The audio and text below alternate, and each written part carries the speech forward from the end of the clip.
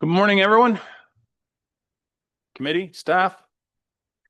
Anybody else that wanders in? That's good. It's 10 o'clock somewhere, so we'll call the meeting to order. Is there any declaration of interest related to any item on today's agenda? Not seeing one. If one should arise, of course, you can declare it at any time. Items for direction or discussion. We first have the corporate financial update as of September 30th. I believe Sue is Garrett. Garrett's taken that. Okay. So welcome, Garrett. The floor is yours, sir. Thank you, Chair, and good morning. In front of us today, we have the corporate financial update as of September 30th, 2025. I just want to highlight to everyone, this report is a point in time. The numbers within this report agree to the numbers that are showing in the year-end projection column within the open book. And currently, the county as a whole is projecting a surplus of $259,500. But that projection is based off of actuals up to September 30th, 2025. So with the last 3 months of the years, these numbers could fluctuate for a variety of reasons, which I'll talk about. But we will bring back a final year-end surplus deficit report once the 2025 books are closed off before the 2025 audit, with recommendations on how the year-end surpluses and deficits should be funded. As I mentioned, overall, the county is looking at a surplus currently of $259,500 over its $78,362,800 budget. Attached to the report is a summary Excel that provides each department's current surplus and year-to-date spend, as well as high-level financial statements that summarize each department's surplus or each department's current spend. As a reminder, the financial statements will show a year-to-date budget column.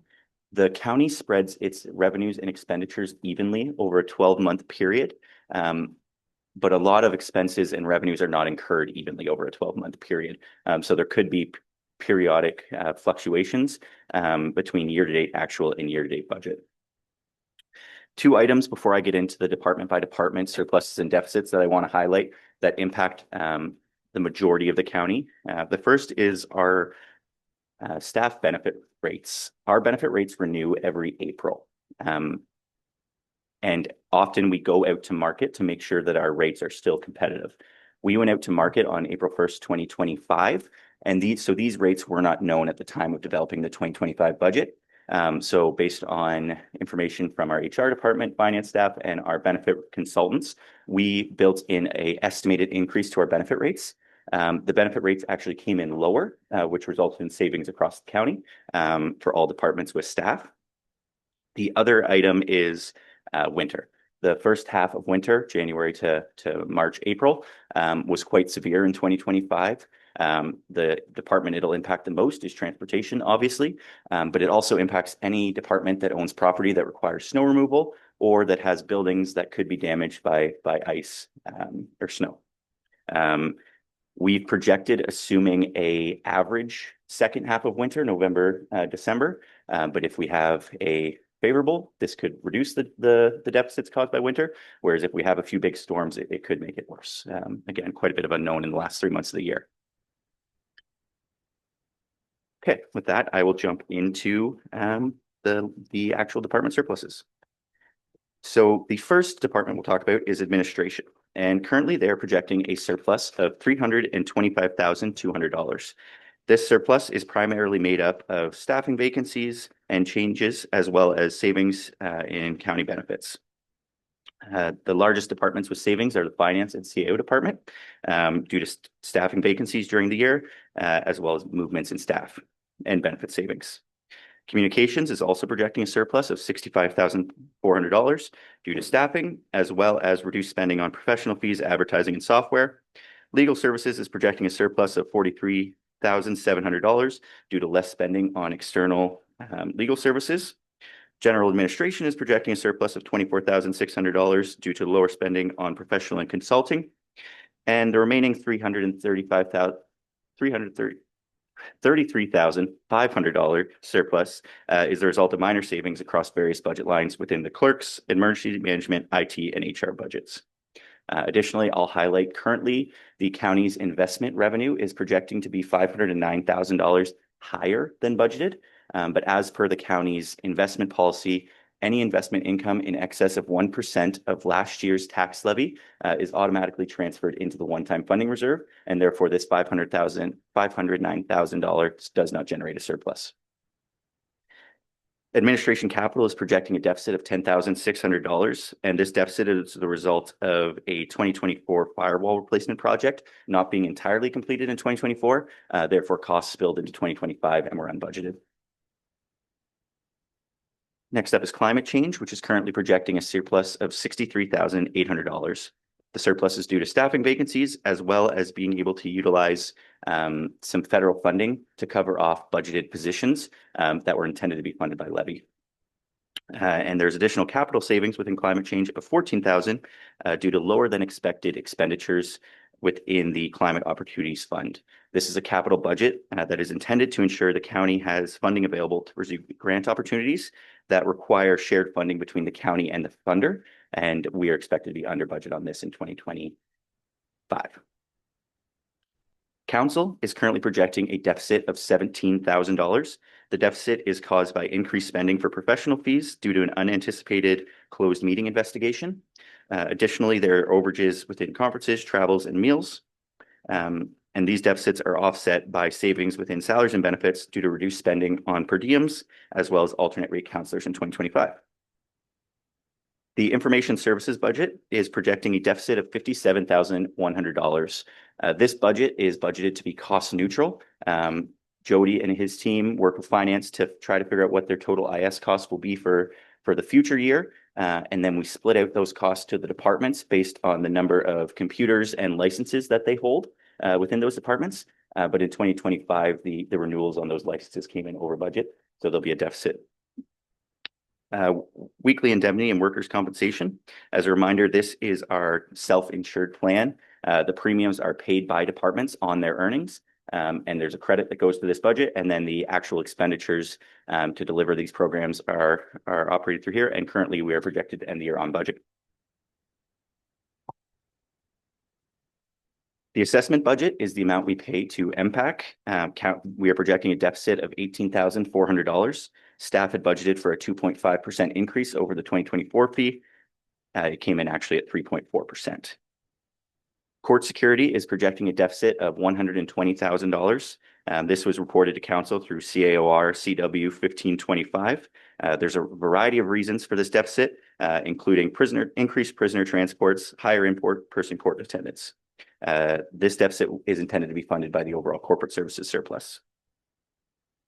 Provincial offenses is projecting a surplus of $89,600, and this represents Grey County's portion of the provincial offenses, as this is cost shared with Bruce County based on population.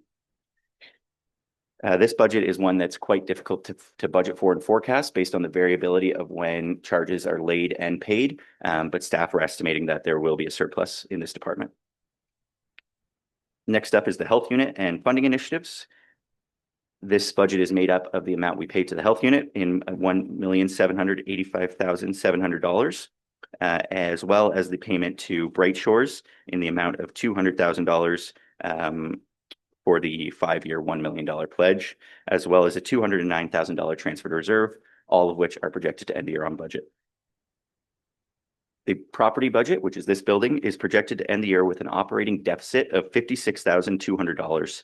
This deficit is the result of significant overages in repairs and maintenances in 2025, primarily due to the building's heating and cooling system, as well as the elevator.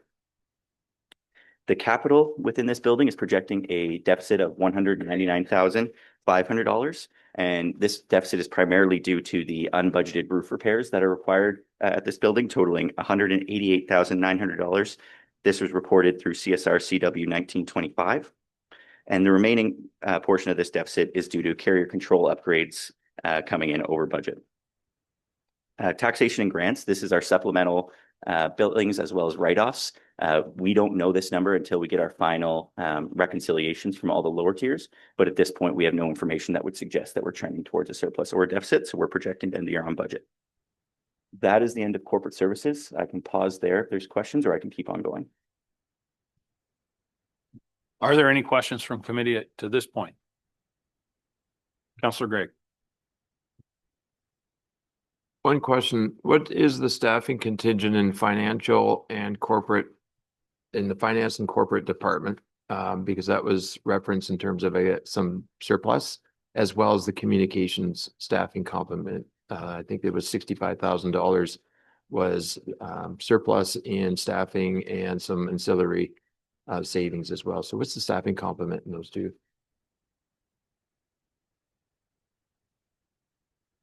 I might let Rob speak to communications, but for the finance department, we're a department of 22, and we've seen vacancies throughout the year due to mat leaves, as well as individuals seeking other opportunities outside of the county, and then the time it takes to fill those positions. The finance sector, especially for CPAs, is quite competitive right now, so we've struggled with that. Yeah, I will say though, within the communications, that's 65,000. That is also the professional fees and other expenses. So that's not entirely salaries and benefits. Rob, do you want to speak to communications, please?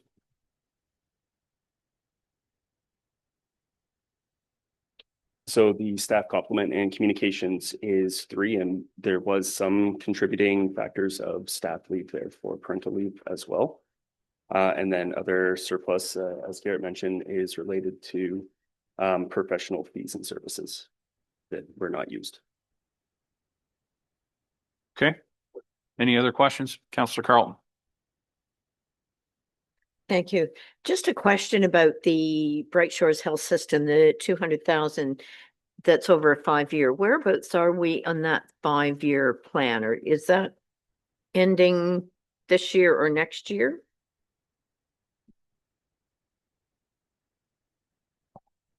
I can double check that when I get back to my desk and confirm, but I believe we're on year 3 of 5, right? It's 2025. So I believe there's 2 years left.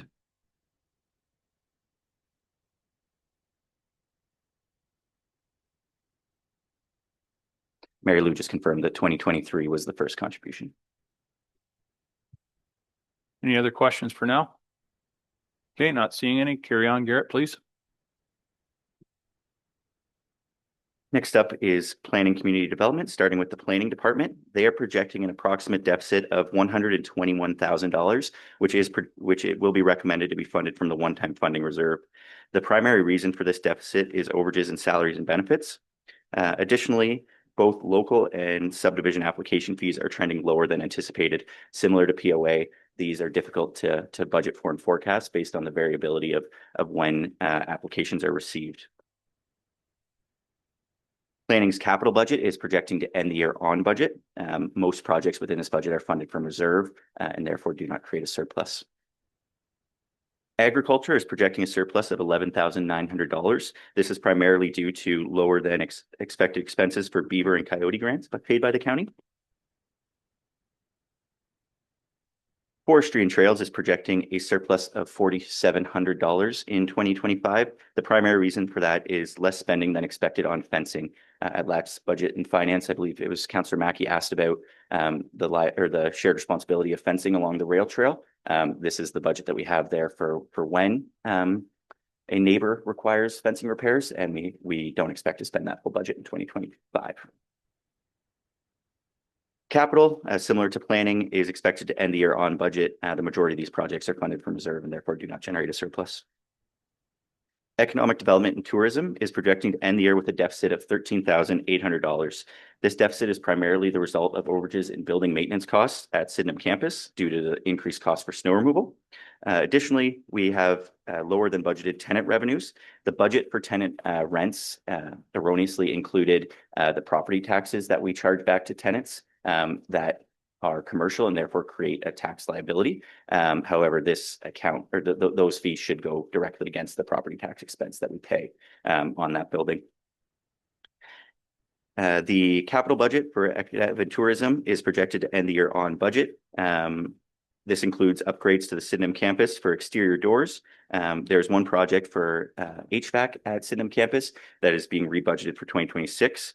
Again, projects are funded from reserve, therefore do not create a surplus. Grey Roots is projecting an operating surplus of $66,700. This surplus is driven primarily by staffing vacancies as a result of the Village Lean pilot, as well as benefit savings.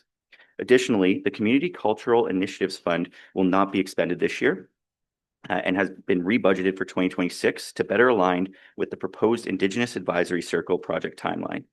Additionally, Grey Roots has seen higher than average revenues for admissions in 2025 due to some very popular exhibits.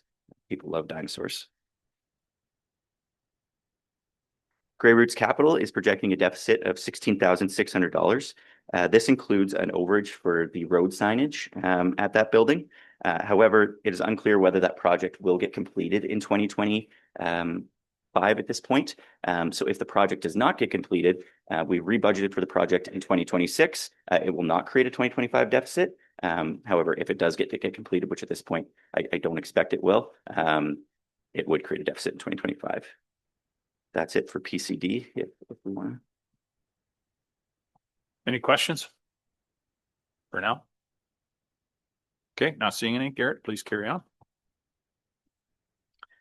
Human Services, we'll start with Ontario Works, which is projecting an operating surplus of $34,200. The primary reason for this is lower than budgeted expenditures for non-shareable costs with the province. These costs are related to funerals for non-social assistance recipients. Overall, social assistance payments are trending under budget as our caseload growth has not been as high as we budgeted. However, these costs are funded 100% by the province and therefore do not generate a surplus for the county. However, within the Ontario Works Administration budget, which is 50-50 funded with the province, there are some savings within staffing for vacancies as well as benefits. Ontario Works Capital is projected to end the year on budget. These relate to the computer replacements for those staff, and they're occurring as the year goes on and are expected to end the year within budget. Early Learning and Childcare is projecting an operating surplus of $126,500. This surplus is the result in the changes to the provincial funding with the Canada-wide Early Learning Childcare Program, or CWELC. At the time of preparing the 2025 budget, we did not have our 2025 transfer payment agreement. And when we got it, the municipal contribution that's outlined in that agreement was lower than what was in the 2024 agreement, which was used to inform the 2025 budget. However, staff do expect to spend a bit more than what the minimum required municipal cost share is in order to maintain our current services within this program. There are additional programs that have quite specific requirements that staff don't expect to be able to spend within the year, and these funds will then be returned to the province. I believe Tara Cockrell talked about this when we got the CWELC funding agreement. Early Learning and Childcare Capital is the $1.95 million for the Hanover Early On build. This project, we've purchased the land and are currently designing and expect to award a tender in late 2025, but the construction will happen in 2026 and therefore has been rebudgeted for next year.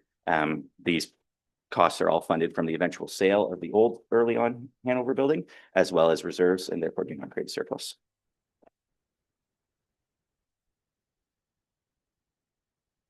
Housing is projecting an operating surplus of $348,700. Housing has seen significant savings within salaries and benefits due to temporary vacancies and benefit savings.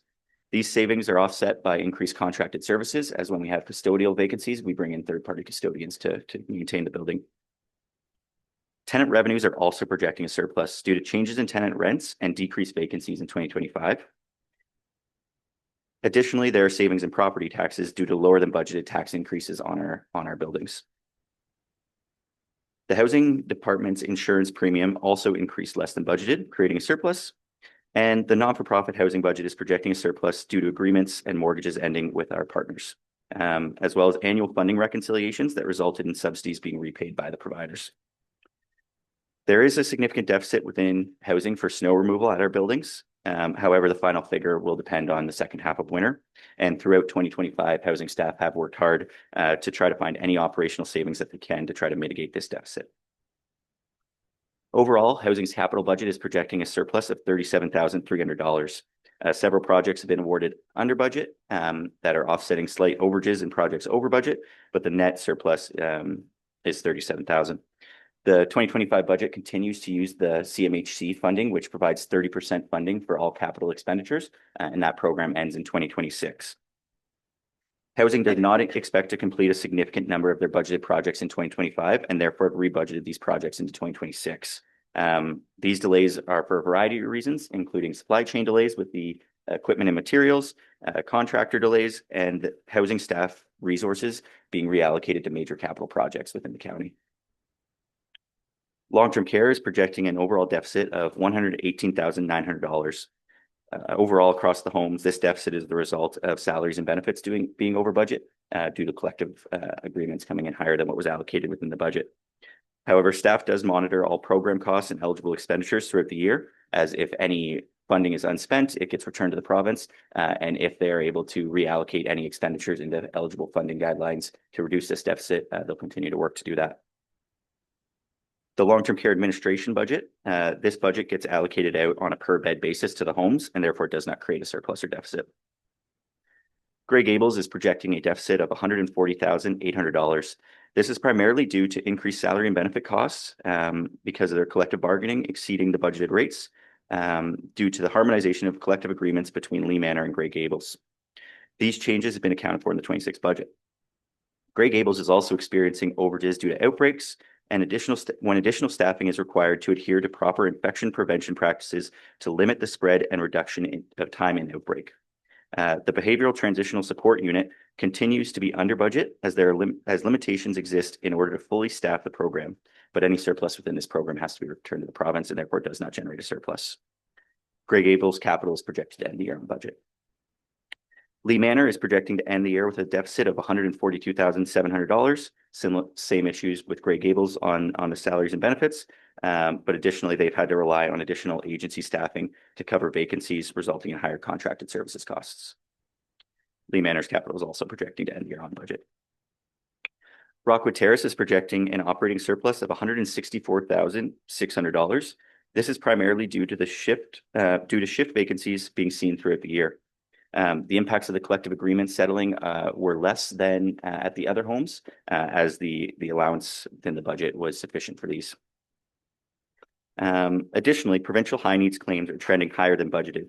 This indicates that the home has more resource-heavy residents and claims are being submitted to fund the proper care. Rockwood Terrace is also seeing additional resident revenue as more residents are paying the current ministry rates for preferred accommodation, which increases every July.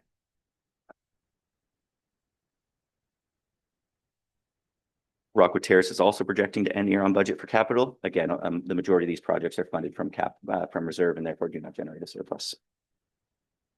The long-term care redevelopment budget includes $51,222,800 worth of expenditures. We do not expect to spend that full budget as construction did not start as early as expected, and the progress draws have not been as much as budgeted. However, these are funded entirely from reserve, provincial grant, and external financing, and therefore do not generate a surplus in the current year. And the remaining budget has been rolled forward into 2026. Paramedic Services is projecting an overall surplus of $241,300. The primary reason for this surplus is an increase in the grant to the community paramedicine for long-term care. Staff had budgeted an increase based on the expected, but the actual increase received from the province was quite a bit higher. This resulted in the $172,400 that was raised for levy to operate this program not being needed in 2025. Additionally, this budget has seen savings due to group benefit savings as well as lower than expected enrollment in OMERS from our part-time staff. And staff are also seeing a trend in reduced lost time within this budget, which results in reduced spending on salaries and benefits as well. However, this number can vary greatly as the year goes along and in the last 3 months of the year. These savings, though, are offset by overages within medical supplies, medications, and patient care equipment. As our call volumes continue to rise, this results in increased consumption of these supplies, but the cost of these supplies are also increasing at a rate much higher than standard inflation. There are additional overages in computer support and software due to the delays in transitioning to a department software or to a new department software and some unforeseen costs within the migration to the new system. Paramedics capital budget is projecting a deficit of $93,900. This deficit is a result of two duty supervisor trucks that were budgeted in 2024, but the conversion did not happen until 2025.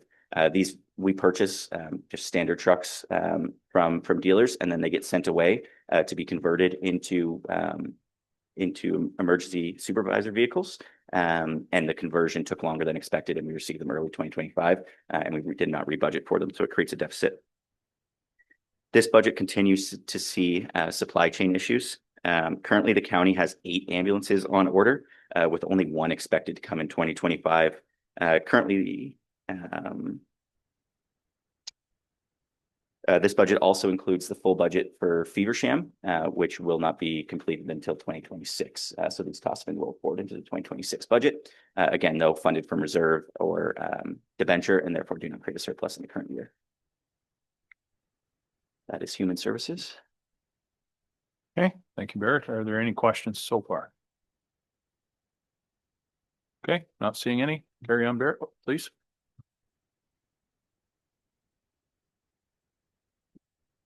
Lastly is transportation services, which is projecting a net operating capital deficit of $261,400. This is made up of an operating deficit of $99,800 and a capital surplus of $738,400. A severe winter in the beginning of 2025 significantly impacts this budget. The winter control budget can fluctuate greatly year to year depending on winter. Not just the amount of snow we get, but when we get the snow. Back-to-back snowfalls can create significant pressure on this budget. Examples of things that are variable within this budget are increased staffing costs for our plow operators due to their overtime to maintain the county roads, as well as overtime for our mechanics that are required to maintain our fleet when there's additional breakages due to increased kilometers being put on the vehicles. Overages are also seen for materials such as salt, sand, fuel, and de-icer, as well as vehicle parts due to increased consumption during strong winters. And there's additional overages in contracted services as external parties are brought in to remove snow when needed. The county does have a dedicated winter reserve with a current balance of $505,000 that is meant to mitigate the impact on the winter maintenance and cost fluctuations. Staff have projected for an average second half of winter, but the actual timeline and severity will impact this projection greatly.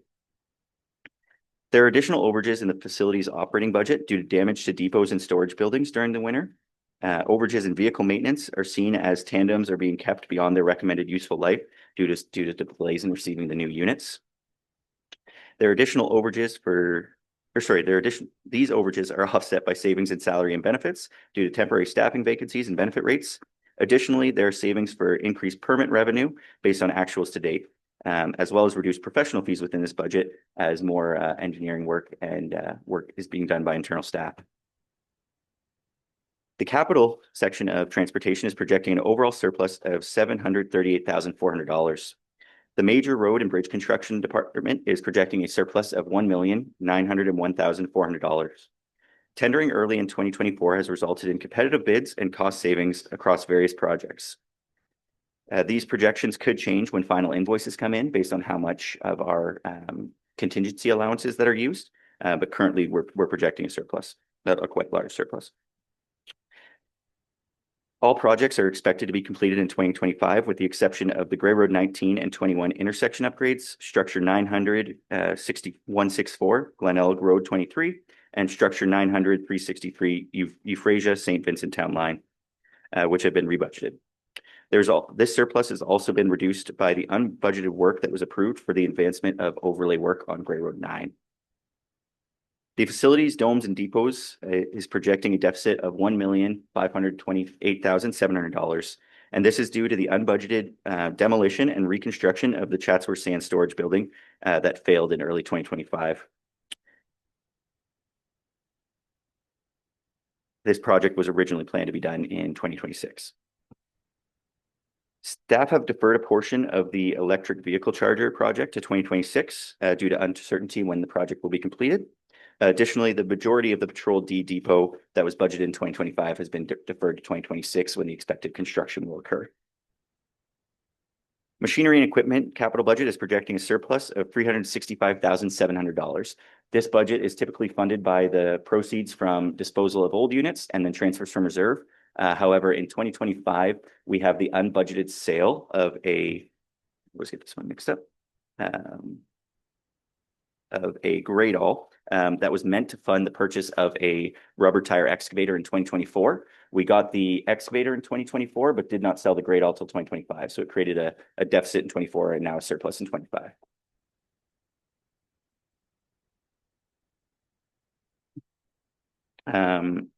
Similar to paramedics, as mentioned earlier, there are currently 5 budgeted tandems on order, and we're unsure whether we're going to receive any in 2025. Therefore, they've all been rebudgeted for 2026. The electric half tons within the budget have not been ordered as of the time of this report, as staff were waiting for the electric vehicle chargers to be installed before completing that order. And to be safe, staff have rebudgeted for those 2 half tons in 2026. And that's it for the report. And again, I just want to remind that this is a point in time projection. This report will bring a final surplus deficit report once the books are closed off. And yeah, I'm happy to answer any questions. Thank you, Garrett, for that very thorough report. Are there any questions from committee?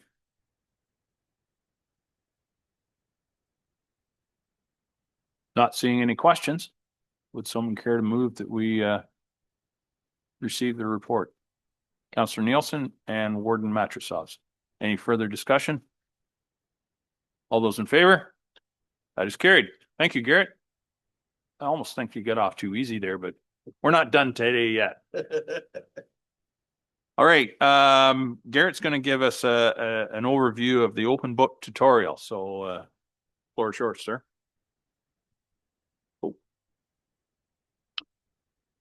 Thank you. Again, we gave a brief tutorial at the last budget and finance, but we thought it'd be prudent to show you again and kind of explain the layout of the 26 draft budget open book document. It's meant to look and flow very similar to the previous budget package that's been used. At the front, we have a summary of department-wide information about the county. This year, we've added in the staffing requests that were presented at a previous budget and finance committee meeting, as well as level of service change requests to try to highlight the major things that are changing within this year and next year's budget.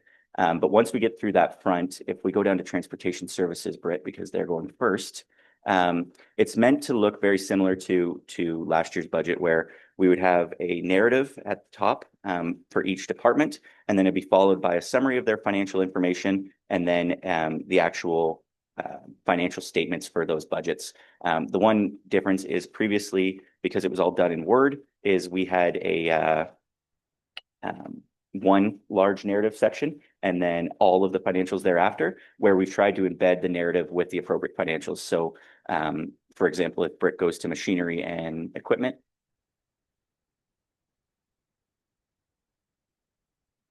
you'll get the write-up just for machinery and equipment, and then it will be followed by the financials for that department alone. The other enhancement that you'll see this year that was not in last year's budget is you'll have the 10-year capital for those departments right with the financials as well, where previously that's always been a separate document, and that'll be the last one there on that. And these are gross expenditures of the budget. They are not the levy of the budget. And then I can pass it off to Sue.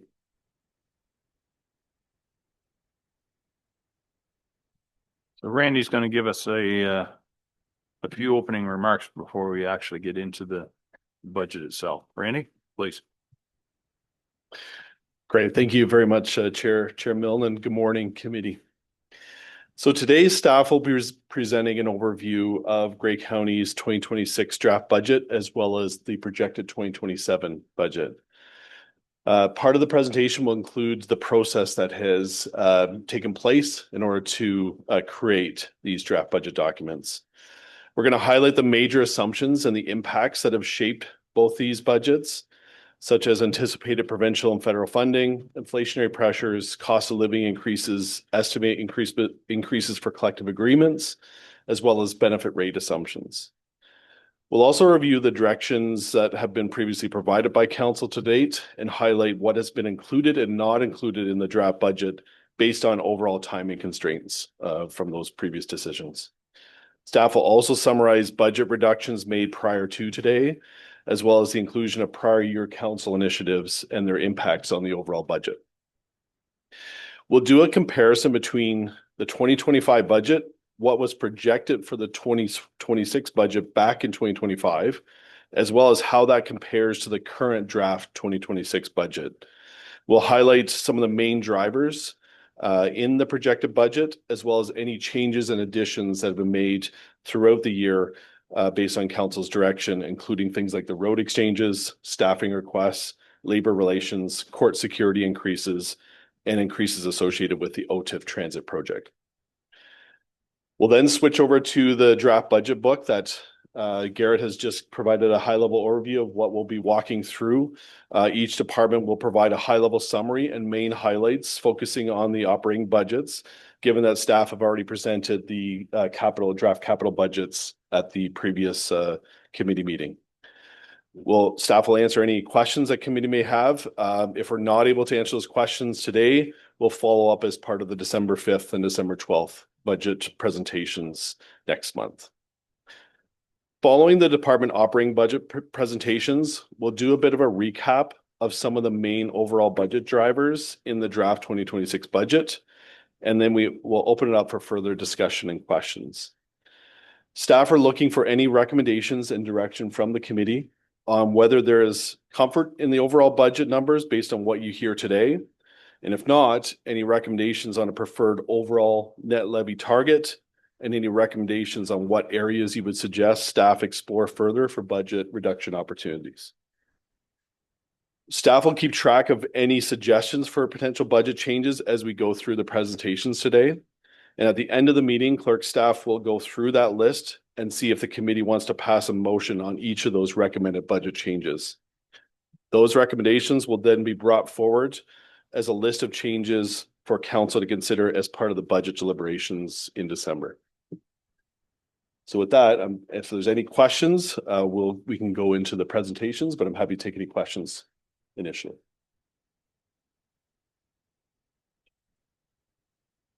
Thank you, Randy. Are there any questions before we get into the budget itself? Councillor Gray. Just as a heads up, perhaps, and it's a little more fair to staff to have the data consider it, just to be able to have staffing complements available, because that's the one item that doesn't just populate off the document really quickly. Also, we would never want to entertain using one-time funding for base budget items.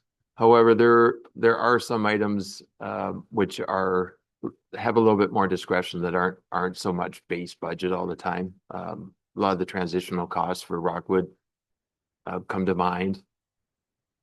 Is there a chance that staff can just with a click of a button generate just a photocopy of all the ins and outs from the one-time funding reserve this year, as well as next year in terms of what's included in the budget? It's a ledger account, so I'm just thinking that's probably something that can be click and show us where we're redirecting some of those one-time expenditures. I'll maybe direct that question to finance staff.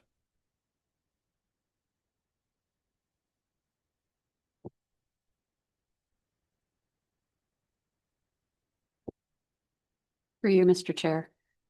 Thank you for your question, Councillor Greg. It's not quite as simple as a click. And we would want to validate some of the information. Again, we're just very new at using Questica. We're still using some of our Excel spreadsheets as well. Basically, we're wanting to compare and make sure that we're getting the right numbers. So what I would suggest is we would bring that back for December 5th. We want to be as accurate as possible, obviously.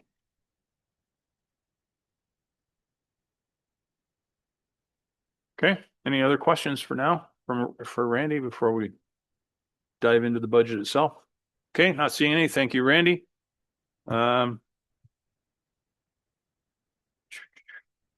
So, Sue, welcome. She's going to take us through a number of things here. I see your name a lot on this list. So, Sue, the floor is yours.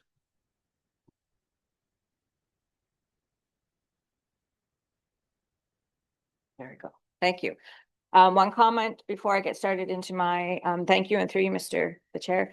Yes, so I have been actually working with Unit Solutions, who is the company name, overviewing our Questica on the reserve continuities. It's sort of a newer product, but we still have some implementation hours we can use, and I have them hopefully building us a report that will allow us to provide council and staff with a more thorough, like a 10-year lens on our reserve. So that is my goal, is to provide, hopefully, cross my fingers, do Happy Dance next year, you'll get a little bit more information and a little bit more at our fingertips as well. So it's definitely in the works, but we're still crossing between a couple of things. So that's another exciting item for me to look forward to do next year. But let's talk about this year, last year, and where we've been, because we're going to go on a bit of a journey today. So let's get started. We have a nice pictogram in here that you'll see, and thanks to, I believe it was Niall that did this for me on my behalf, because I was busy and didn't have the time to make it look as pretty as my words were to begin with. So I will speak with him afterwards on how he used it so that I can get better, more visuals to you, because I do think there's a lot to be said for making things look pretty. So if we go back to last December, that was the first year council endorsed a current year budget and a current year projection. And it was sort of the first dip of the toe into our budgeting software. We didn't really focus on that as a presentation, as we will be today and going forward. Fast forward a bit into the spring, that's when we sort of started really implementing the budgeting software. I did some training across the board, held multiple sessions and operating sessions, capital sessions, and there's still lots to be learned. And I still, in my brain, have lots of things I'd like to change, even from what we've done this year, to add some more information that I think will be relevant. And then in July and September, our financial analysts would have met with directors and their managers on budget discussions. Some started a little early than others, depending on the complexities of their budgets. And then we went into September, which we sort of provided our staffing requests that we had in our budget, which was endorsed and passed at that meeting. We went then into October, where we showed our capital 10-year forecast, which was using our budget book in Questica.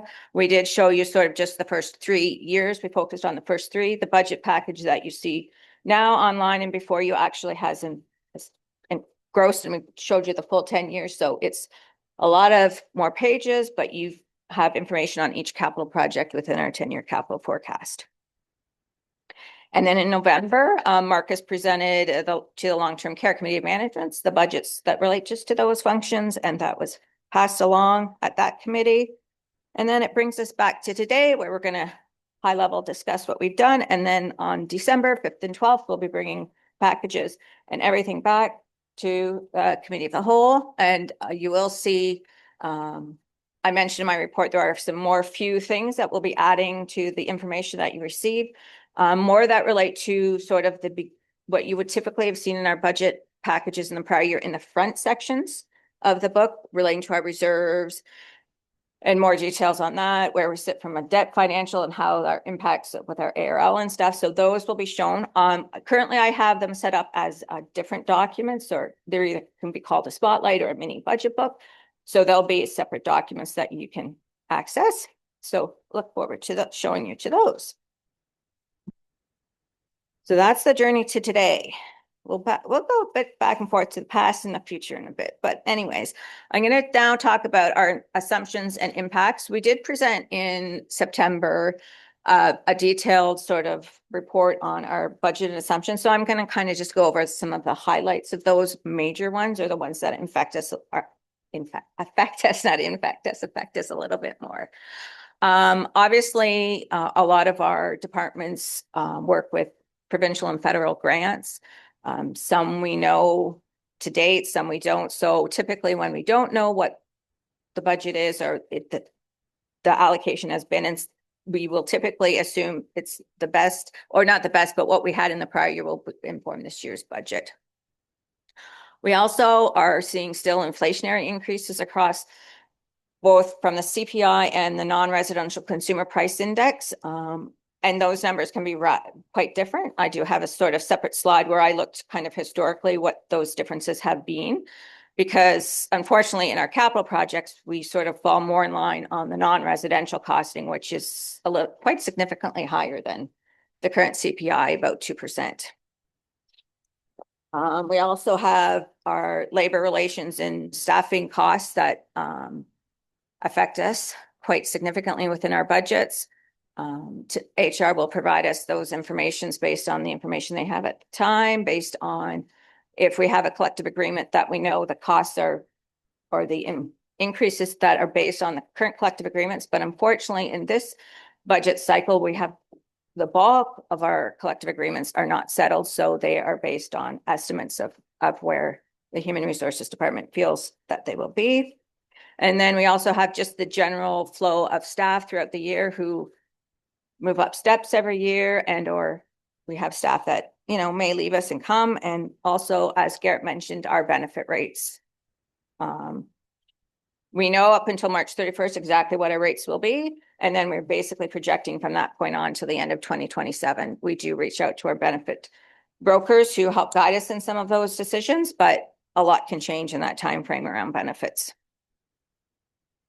So this slide here just sort of summarizes over from 21 to 2024, what the impacts on inflation have been. So if we look at sort of an annual inflation rate across Canada, which may be different in different parts of Ontario, but I thought that was a good sort of lens to see. It was higher and it's come down to around 2.4, which is the same as the Consumer Price Index at the end of 2024. But the last one is that non-residential building. So I got that quarterly. So as of the last quarter of this year, it's sitting at 4.21% over the quarter of last year. And 2024's was 4.31. So if you put that in context of what we actually spend in our capital budgets, we spend currently our overall expenditures are about 115 million, but you take out some of the salary and information and transfer reserves that wouldn't really lie on that. You take that at a 4%, it's still going to range around a $4 million in dollars if you just did some really quick math. So because our capital budgets are quite large, those inflationary impacts are very significant. As Randy had mentioned, we sort of just wanted to kind of highlight so you are aware of what we've put in and not put in because of the timing of when the meetings have had and when the committee of whole happens, and then the next meeting, the minutes actually get fully approved and are on record. So we have included the staffing requests from the September 24th meeting. You'll see the details in the next slide on those. We did include the road exchange based from the March 20th Urban Road and Road Exchange Task Force. And then, but what we haven't included is any implications due to discussions on our planning efficiencies that we've been having and any recommendations from the last committee of the whole, which was November 13th, which was at the end of the day was to defer the Ayton paramedic base. So I do have a slide sort of letting you know what that impact will be when we get to a final, if that stays. So on this slide, so just to refresh everyone's memory, is you will see all of the FTE or staffing requests that are in the budget. You will have a detailed page in your budget book on each of these that basically takes the narrative out of the report that Niall did in September and is embedded right in our budget book. So you will see that in 2026, we have $339,700 included in levy 426. And in 2027, it will be $921,400. So in 2027, you're picking up a bit more of the 2026 FTEs, and then there are additional FTEs as well.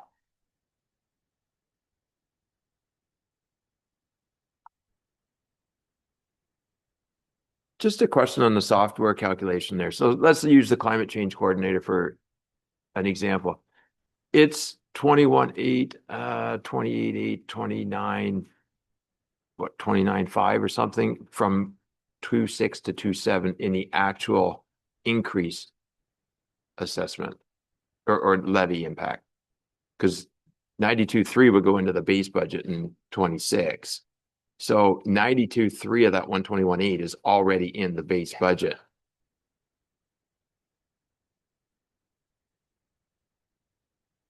Randy? I left it that way because if at some point, if we decided or wanted to change that, yeah, you're correct. The levy is only the difference between those two positions, the impact. But if you were to remove one of those, that would eliminate both of those amounts. So just follow up. I think I see that 921,400 further in the presentation. Is there any, like, is the software perfectly correct that it's not impacting future numbers? And it's just there for illustrative purposes like this? Or is there the possibility that the 921 is actually calculating as an increased levy impact where it shouldn't be? It is not, it is $921,000 in the 2027 levy that was not there previously. So it's not, it doesn't tell you that the levy impact on those positions might be not quite that much in 2027, but overall, in that year, those positions have added that much of levy. Does that help clarify? Oh, It is. I just didn't want the software, as we're getting going here, having our base budget and then running another 921,000 onto it in 27, because that would not be accurate.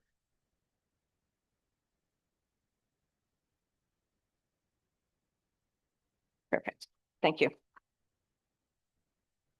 So now, what happens, I'm just going to give you a kind of a brief overview of like last meeting we discussed about deferring a capital project. So I just thought I'd give you a really quick summary of what happens, how does staff do that quickly, and now within the software, which is kind of neat, and Garrett can attest to this because he actually did the work. I just got the end result. But so basically what happens when you look at a capital project and you're deferring it, typically by deferring a capital project into a future year, the costs typically do go up because inflationary impacts. So staff will look at, are there other similar projects in that year that I can, you know, I've already costed one out, and that, and especially in the instance of you're looking at a paramedic base, because we are bringing them on over based on the previous reports. So we've already costed what a paramedic base is likely going to cost us in 2027. So we already had that information. And another piece too is typically the way we fund our capital over a 10-year cycle or whatever, and we typically fund them through transfers to reserves. We also need then to make sure that if we've got reserves and we're increasing our costing, do we have sufficient reserves over that period of time to cover additional costs? So by deferring the 8 in base, that's exactly what Garrett did within the software.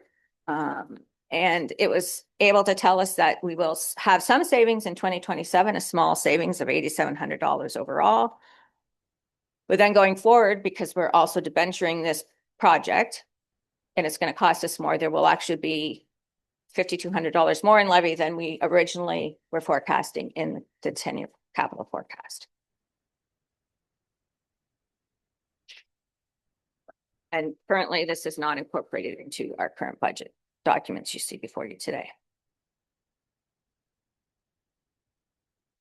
We have, so before today, staff, I mentioned that staff did meet and I think I referred to between a $400,000 and a $500,000 at the last meeting, and I went, Garrett helped me pin down exactly how much we discussed amongst different meetings. And I'm not going to go into specific details because these are not simple one-liners. They're multiple budget lines over multiple departments.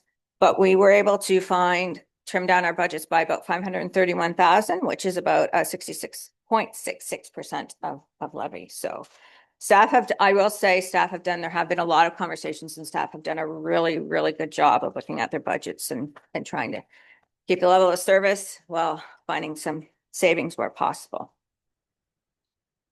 On the next slide, I just want to highlight other initiatives that have been endorsed by council and sort of the impact they have on our levy before we even get started. So our asset management plan recommends, I believe, a 2.55% of our levy each year. So as you can see of that, our levy, that's a 1.75% there. We actually decreased the healthcare funding slightly this year by $9,500 from last year's budget. And our affordable housing reserve is going up, so it's a 0.08%. So between 1.82, 1.1, so about around 1.8% of our levy is already embedded based on other council initiatives that have been in play.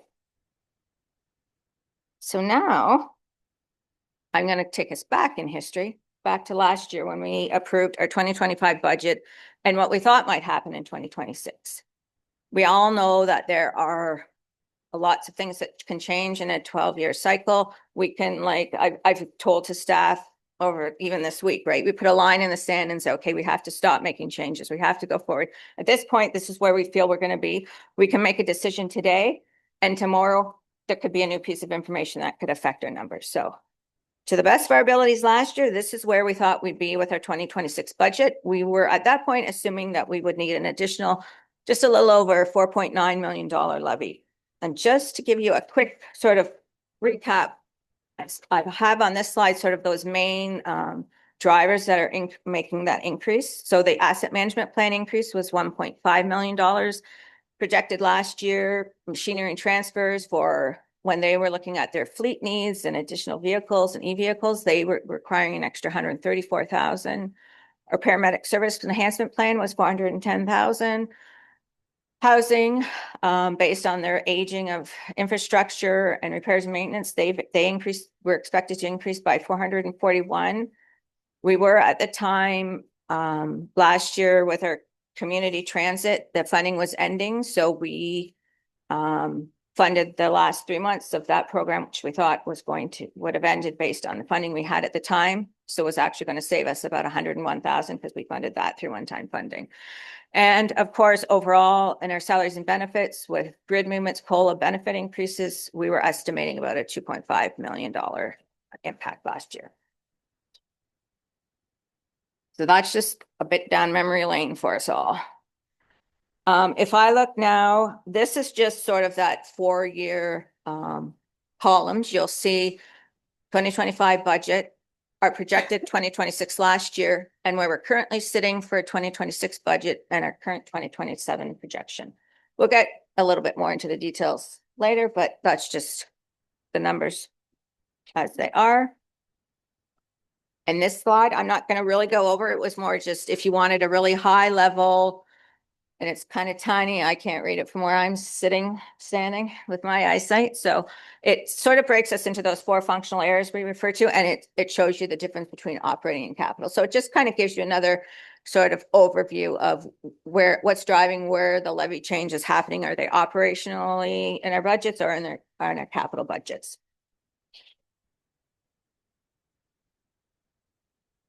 So on the next slide, I'm going to show you. So we started last year with our projection of 83.3 million. And now our 2026 budget that you see before you is currently sitting at $85.4 million, which is a $2.164 million increase over our expected increase. And you can see it's broken down by corporate area. I won't go into the details because we'll be talking those details later. And I did sort of show you this last meeting to sort of highlight, so what's driving that dollar increase that we expected. So these are the main differences. Is this year we've included the roads exchanges of 1.24 million, our staffing increases of 339, which we spoke about earlier. We have some labor relations issues, not issues, but just changes in what we forecasted is impacting us to about 958,000. Increased in expected court security costs of 150 and bringing back in some community transit, which is kind of exciting for us and our people and our community. And on the next page is just a couple more. I increased our supplemental revenue in this year's budget because I sort of looked historically over what we had been raising in supplementals and did sort of realize in hindsight, probably should be higher because we've historically received more than we've been budgeting. So I put that in there this year. And we had some provincial funding changes that we weren't aware of at the time. And that kind of doesn't come right to the penny. And there's lots of other places that have gone up and down, but those are the main drivers for our increase from our expected budgets last year. Does anyone have any questions before I continue?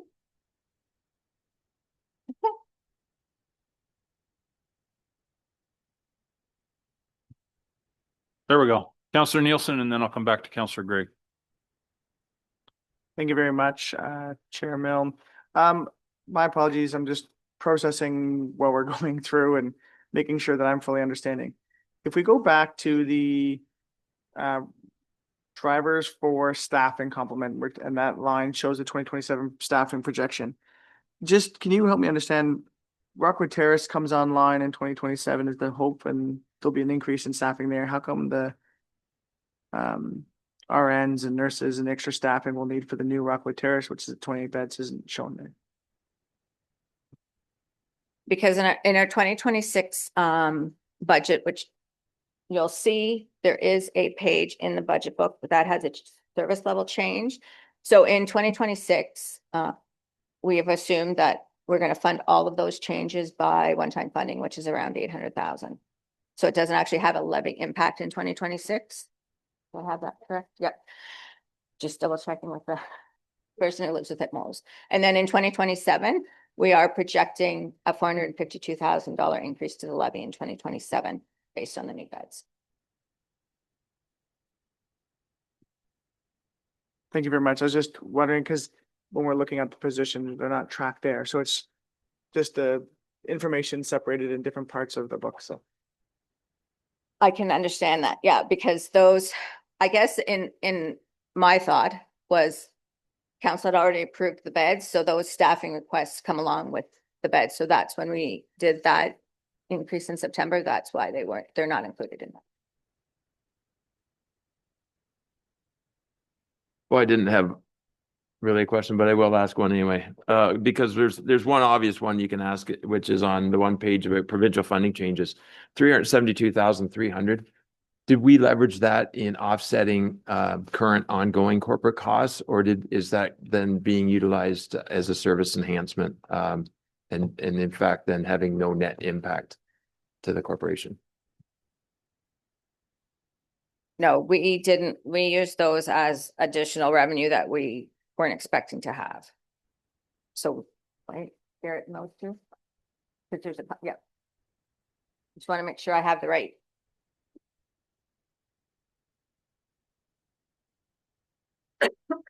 Yeah, that's correct. Yeah.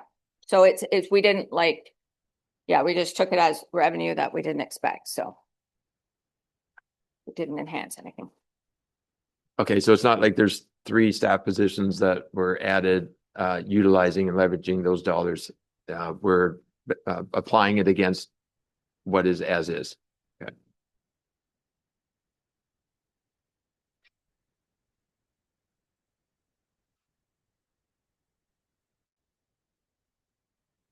I just want to make sure, is there any further questions? Okay, not seeing any. Carry on, Sue, please. Okay. So on this slide, you have in front of you is now we're looking at the lens of our 2026 budget and our 2027 projection.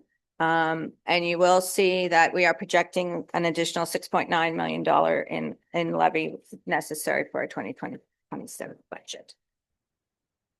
You will see on the next slide is sort of same list as prior. This is sort of our main changes into the levy that are affecting that $6.9 million.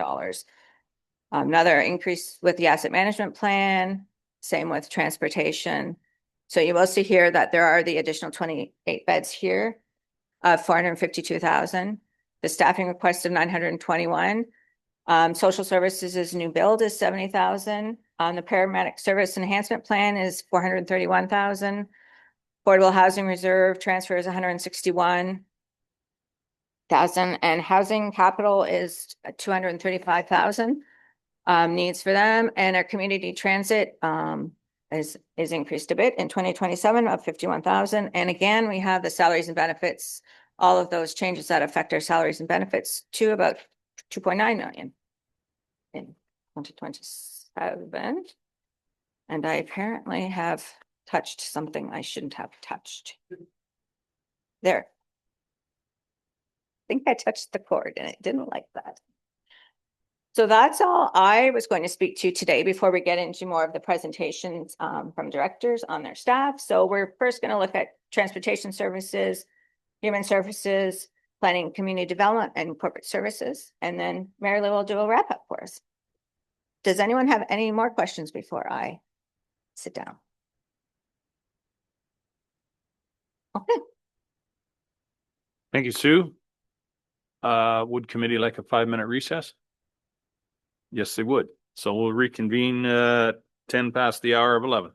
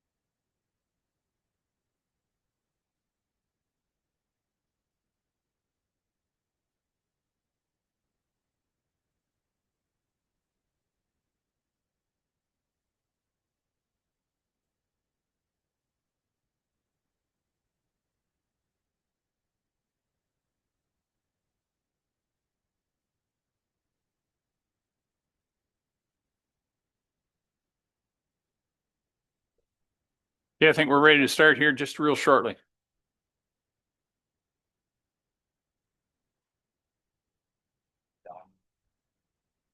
Madam Clerk, what time do we anticipate lunch? What time do we anticipate lunch? Yep. It's the most popular time of the day. Must be honest. Okay, so we'll bring the meeting back to order. Pat, you're up with transportation. Welcome. Okay, thank you, Mr. Chair.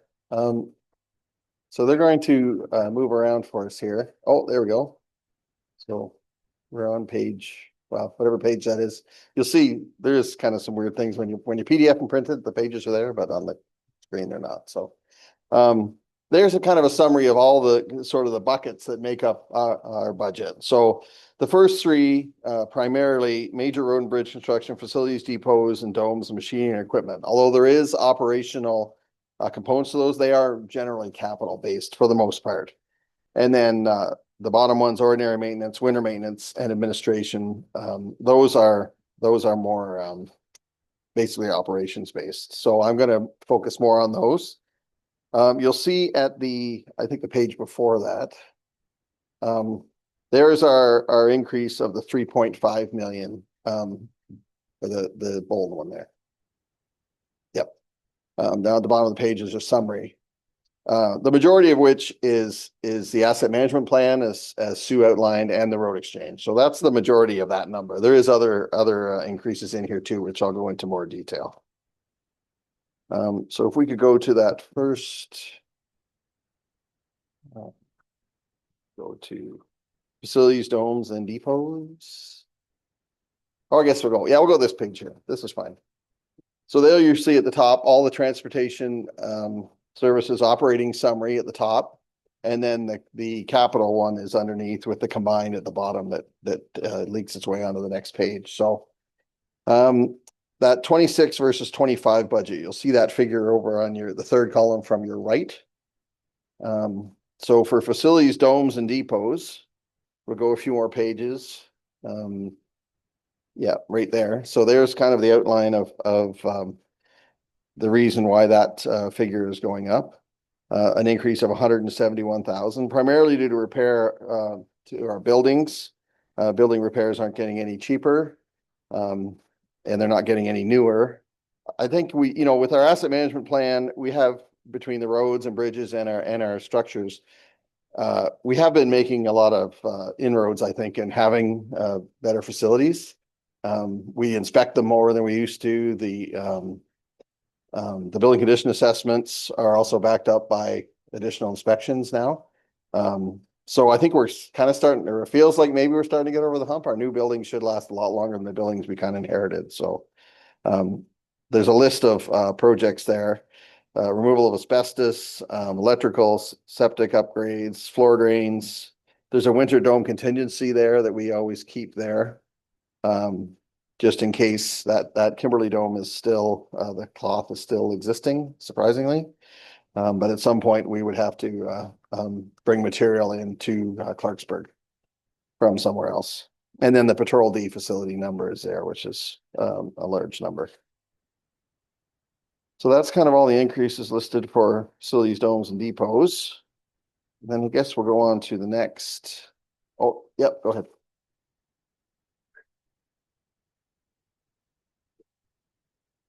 Oh, sorry. Thank you, Chair. I'll just seize the opportunity here. When we're building this new facility in Chatsworth, Pat, which is quite significant, are you able to speak to any savings in material savings, transportation savings as an outcome of that? And 2 years ago, we would have had line items capturing future replacement reserve contributions for that building. And we wouldn't have expected it to collapse. And then it collapsed and we've replaced it. So are you aware of a reduction short-term in terms of long-term contributions for that building? Because as you just said, we're building better, newer buildings now that we expect to last longer. So have we realized a reserve contribution change as an outcome of that new building?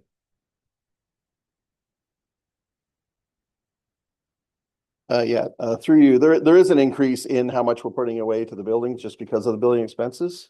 And as far as the Chatsworth structure itself, we were doing a little math. It's part of it is just the shape of it, right? It looks tremendously large. But the footprint itself compared to the dome and the salt building that were there is actually only 28% larger. And if you figured out the volume, because it's not a dome, it looks quite a bit larger. There's also facilities in there. We always ran into a dome. You'd always try to fill it with material, and then you'd have a loader or whatever you were trying to park. You'd have it kind of parked in the door, maybe a road closed trailer in there, jammed in there somehow. So the way this was kind of set up, it has kind of the salt storage area, the sand, and then it has kind of a storage area in between. Ideally, there's another building we were thinking of doing a cold storage extension on. We won't need to do now. So it's definitely larger than what was there. But you know, when you talk to other municipalities, they always say, well, we built that. I wish we would have, I wish we would have done a little larger. And it still came in under what our budget was. We got a very good price on it. So I don't think it's excessive. We'll have the winter to work with it and see how it performs. And then we're anticipating building the same facility, for sand and salt in Ceylon in 26. So if we did find it tremendously large, we could make it smaller, but I have a feeling it won't be that. And then we had a discussion internally, of course, my internal worry, because we don't have to order salt quite as much. I just want to make sure someone doesn't forget to order it. Because you know how that is. If you only have to pay once a month, you don't order as much as if you had to do it every 2 weeks. So it's just a matter of us staying on it and knowing what our quantity is. And it's going to be easier to do anything with compared to a building that's a dome. So anyway, I don't know if that answers the question or not. I went off on a tangent there. Well, I was baking and ran out of salt a week ago, so I know how traumatic it can be. I just want to say I wasn't arguing the size. Like people in the community have commented that it's big, but I wasn't commenting and opposing the design and scale and size of it. I was just wondering, have we realized any savings as an outcome and any reserve contributions? But I think what I heard is no, we're still continuing to increase those reserve contributions at this time. Thanks.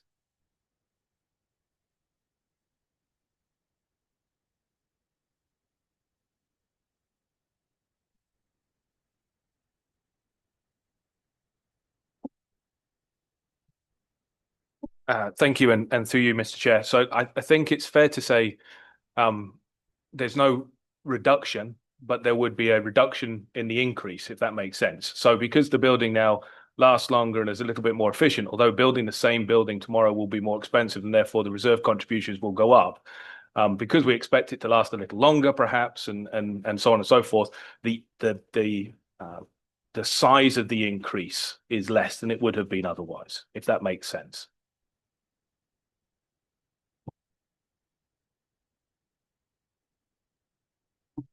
Okay, on to machinery and equipment. A little further down there. Yep. So there's a summary of that increase of 161,000. So a lot of that is for the additional mechanic that we'll be adding this year, next year. Increased equipment prices, of course, we are still feeling some impacts from the tariff as far as expenses goes for parts and that type of thing. And then we've also been adding a bit more to the fleet just for the eventual conversion to electric vehicles. So the electric vehicles continue to kind of, they're not going up in price. We've got a tender that just closed for an electric vehicle, and seems like they've come down quite a bit from what we're expecting. So that's kind of our big increase there. It's just the increase in for the extra mechanic is the biggest one. If anyone has any questions on that, or I know we discussed that previously.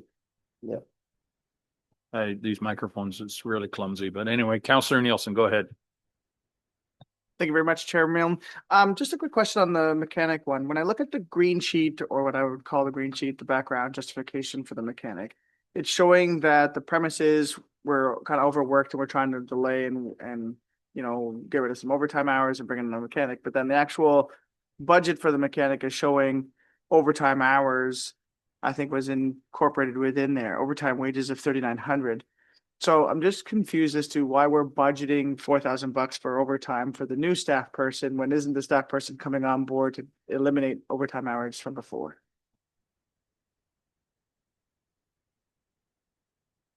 Yeah, it's kind of a two-pronged thing with the mechanics. Just as an example, we're allowed to carry over like 25% of our vacation for the next year. And I was just kind of going over the mechanics. And, you know, they've been on their 25% because we just didn't have enough of them.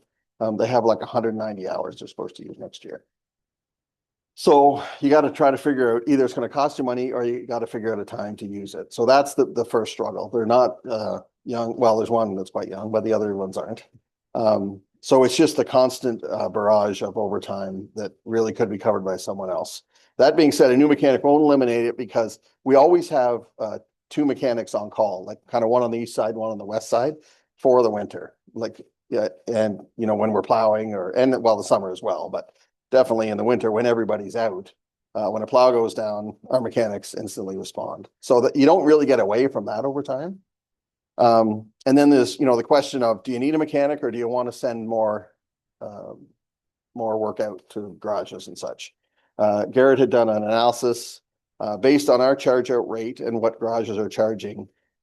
We're quite, even with maybe more downtime than a garage would have, because we'd have more training and some of those things, right? And, you know, we have probably better benefits than some garages would have, and we got to pay for tools and those types of things. We're still noticeably lower on a charge out rate than sending everything out.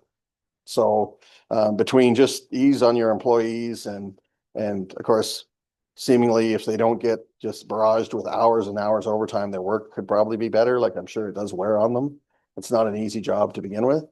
And between that and the fact that it would just cost us more to go out to someone else, then that's kind of what cemented our case for a mechanic.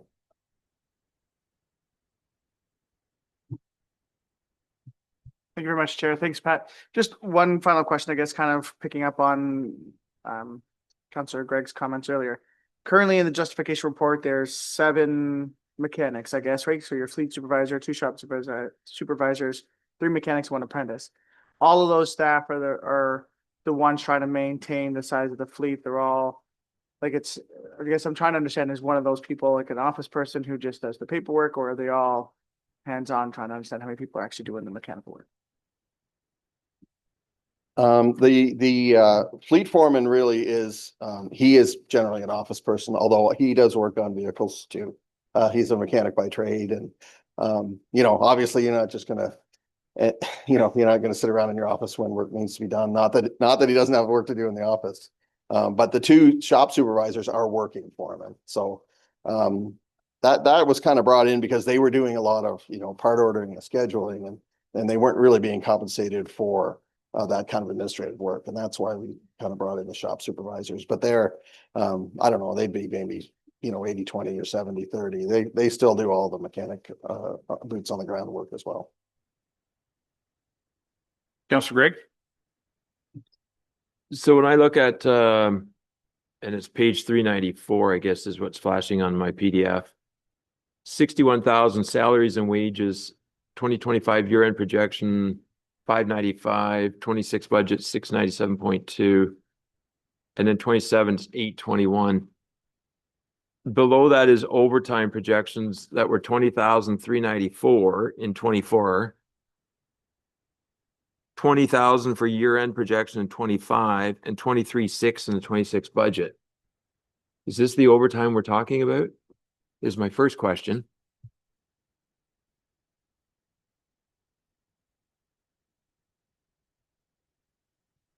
Yeah, on the PDF, it's 394 of 424. But it's under machinery, equipment, and stock operating 26 budget. So I've got the revenues, which I assume 19,500 this year is charge outs for like Bright Shores, as the report indicated. 18,000 budgeted for charge outs or cost recoveries in 26. I'm not sure what the right time of the day is for discussing these roles, if we were going to do it departmentally or circle back to all the ideas of the new roles at the end of the day. But there's one here this is worthy of further discussion and what we're doing. Let's not do some of the work if the charge outs are $18,000 in cost recovery, but we're onboarding 2 mechanics. Let's get rid of some of the work. We can't do it. Let's focus on what we have. Let's work with our lower tier municipalities. If we can share some resources, no and sound, that's the point we're at. We're dealing with a 6.8 after grabbing a lot of growth. And we saw 27's projection. So I'm just wondering, like, do we want to talk about them? Do we want to just raise some concerns here and then circle back later, or as we go to each department? Garrett is indicated he's got something to add here, please. Garrett, go ahead.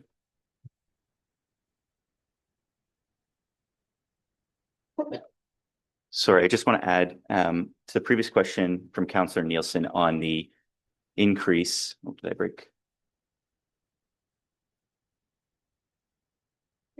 Oh.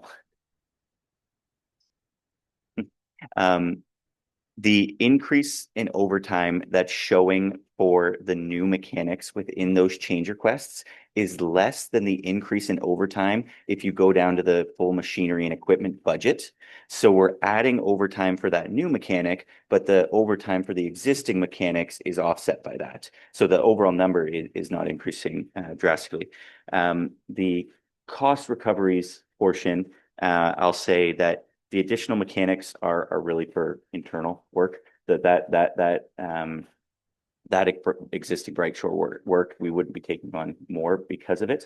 And the reason that the 2025 projections are lower than budget, and then we're asking for more in 26, is, as Pat mentioned, staffing vacancies within 2025 have caused that budget to run under. But that's put upward pressure on the amount of work that the current mechanics are doing, as well as the amount of work that has to go out to external mechanics as well. So the salary and benefits is under this year because we haven't had our full mechanics complement. I just want to clarify that. Okay, does that answer the question? Councillor Gregg? It does. I just think there's more conversation to be had. If could you convince me to advocate for a hiring freeze corporately coming out of today, outside of legislated requirements?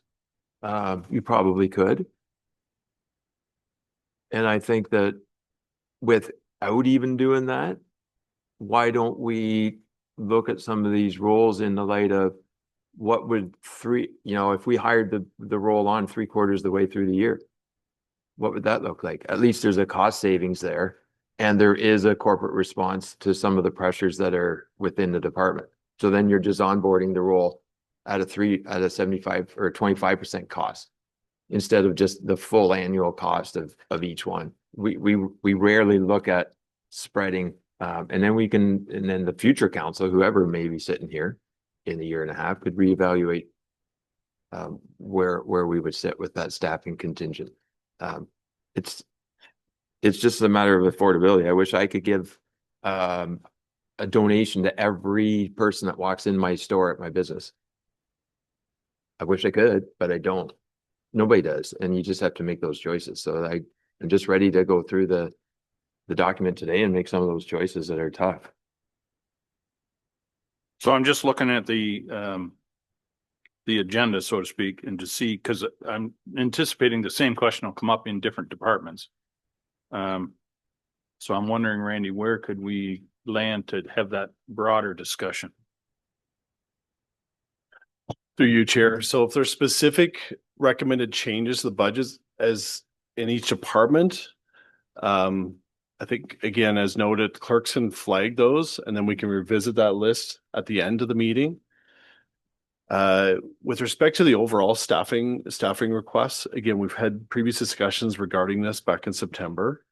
I'm wondering if it makes sense to revisit that again at the end of the meeting in terms of looking at what the staffing requests are and have an overall discussion with this committee. And again, any recommended changes that this committee wants to suggest to council for consideration as part of the budget deliberations, that's one option. Back to the comment regarding the percent increase for the new FT requests. I believe all of them are budgeted at 75%. So we anticipate that we wouldn't be able to hire those staff until obviously the budget has to be approved. And so we're not anticipating to hire those in the first quarter. So we are budgeting 3/4 usually of those positions already. And so that's why you see there's an increase in the 2027 projections in order to account for 100% of those costs for those staff. So I think we've already baked some of that in there. If there's a direction or recommendation that we look at increasing that and not hiring until 2020 or mid of 2026, for example, we can again explore what those reductions are and bring those back to council as part of that, or again, and discuss that at the end of this meeting in terms of direction from this committee. Thank you, Randy. So what maybe I'll suggest is that we carry on with the various departments. And if there's specific things we want to discuss or recommend, we can do that. And as has been noted, the clerk will make note of that. But at the very end of the various departments, maybe we'll come back to the suggestion of an overall discussion on staffing. Is that agreeable to the group? Yeah, Councillor Mackey. Thank you, Deputy Warden. Certainly agreeable to that. Just in regards to the electric vehicles, can you just comment on what our evaluation process is going to be? You know, from a cost benefit analysis to make sure they're meeting, you know, the needs of the county and that we're not overspending just to feel good. Thanks.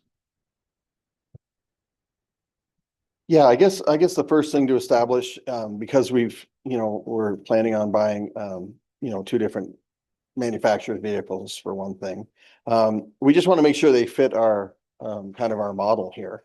We know for some, we were kind of waiting till the Chargers are in. You'll see a lot of the Chargers are kind of up now. They're not all in the patrols yet, but the ones on the building are here. But so we know, like say the engineering guys, for example, that probably an electric vehicle for them is probably very appropriate. They're usually out during the day. It's not a 24-hour vehicle.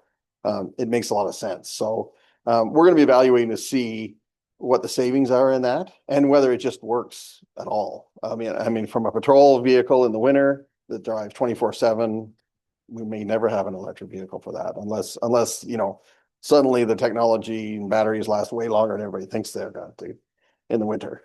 So that's kind of where we're just kind of dipping our toe in the water now, and we'll see how they turn out.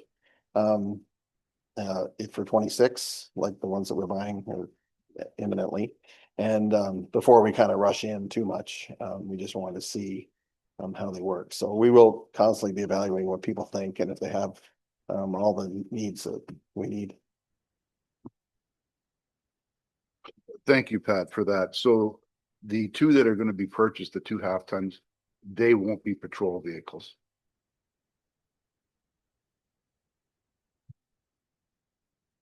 We're kind of going to move around, not right now. We thought probably one will probably be in the patrol somewhere, but it might not be it wouldn't be like a 24-hour patrol vehicle. It might be with one of the guys back in the depot, the lead hand or something. We were thinking.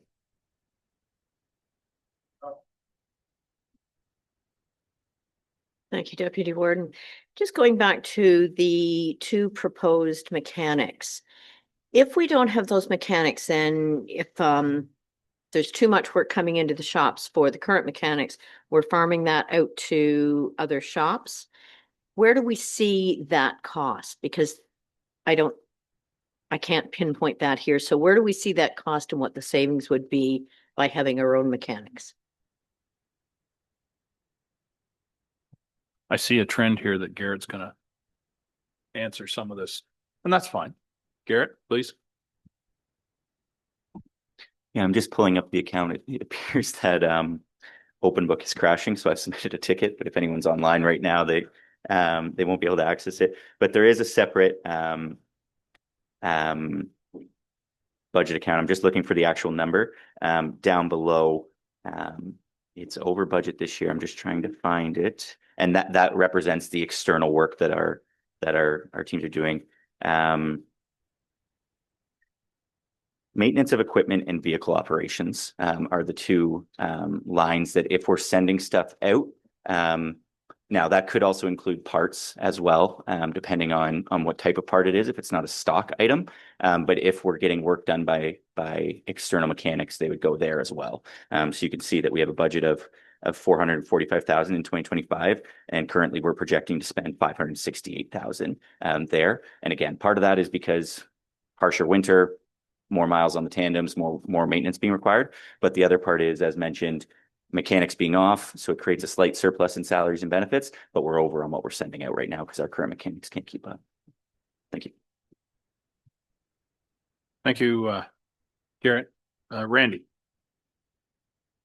Thank you, through you, Chair. And Pat raised some of the reasons why the proposed mechanics.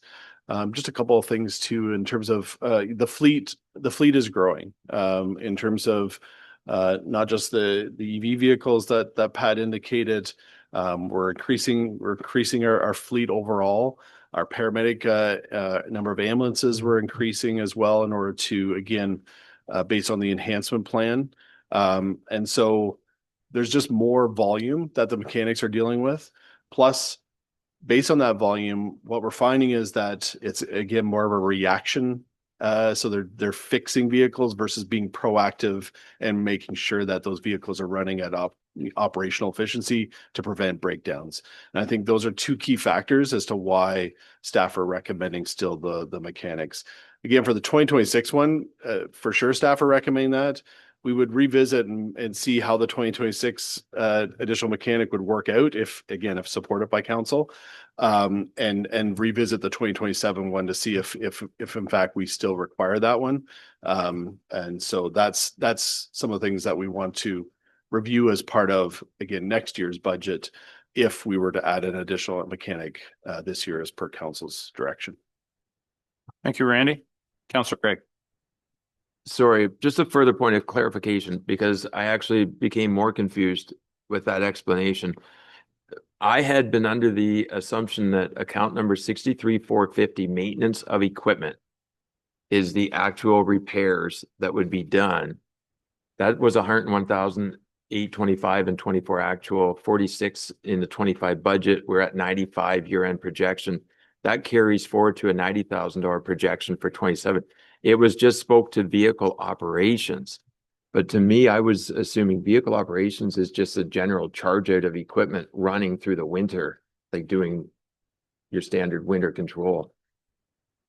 What is the difference between the two now? Because I'm more confused.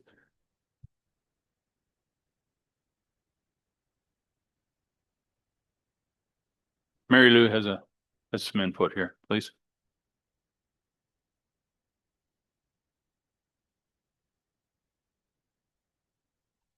Through you, Mr. Chair. So their accounts, both accounts are used throughout departments that have equipment and vehicles. So the maintenance of equipment account could be pieces of maintenance on equipment that is used at the depots for machinery. Vehicle ops tends to be your parts, as Garrett mentioned, anything that you send out to shops, etc. And you'll see those same two accounts used for paramedic services. You'll see it in the ECDEV budget where we send the pilot out for repairs, etc. So it depends on the type of expense, which one it hits. But we use both accounts. Back to you, Pat. Carry on, please.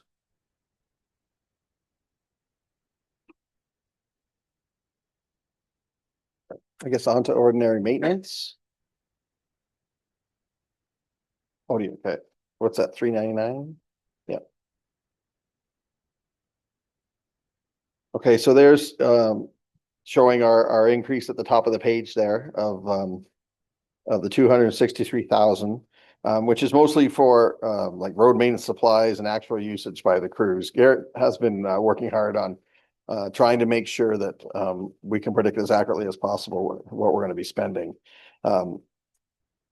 You know, materials and supplies are going up. From line painting, there's a little more line painting done every year because every new road job has paved shoulders on it, for example, and pavement marking. And then we've got our crack sealing program that we do every year because you know, we've got a lot of roads where we've paved the second lift and the top is just starting to show a bit of cracking.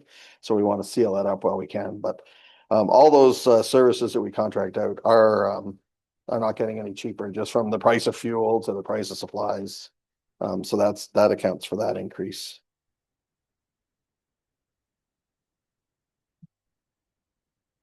On to supervision overhead.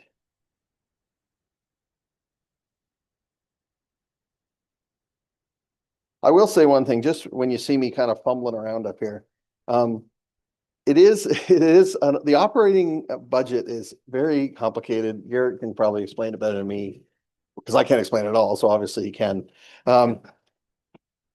But you know, capital is just so straightforward, right? You're buying a truck or you're doing a road construction job, or whereas the way operations works, there's interfunctional charges against, you know, you look like you had a busy winter, but then you put more money into your machinery because of the busy winter. So it is hard to just go through this without having something to drill down in the interactive, which is the hope of Questic, I guess. And we're kind of starting to figure it out internally a little bit, but we haven't had a ton of time just to figure out where those numbers come from. Because you think a number means one thing, but it doesn't necessarily mean that thing. I don't know if anyway, just to show you my troubles, many of my troubles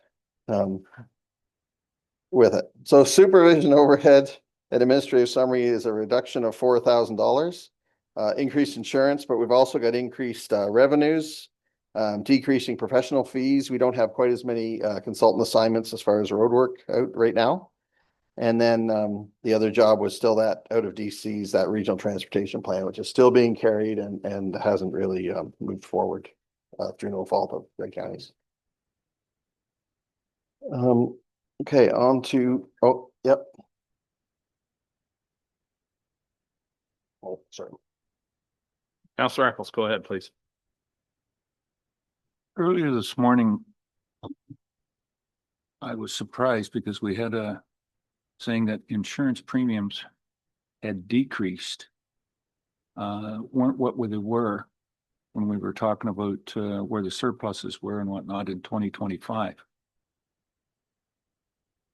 And this one was one that caught me. Oh, we've got notable insurance increases here. So I don't know whether I'm looking at Sue or Garrett, or it's just transportation that is insurance premiums have gone up. Mary Lou. Thank you.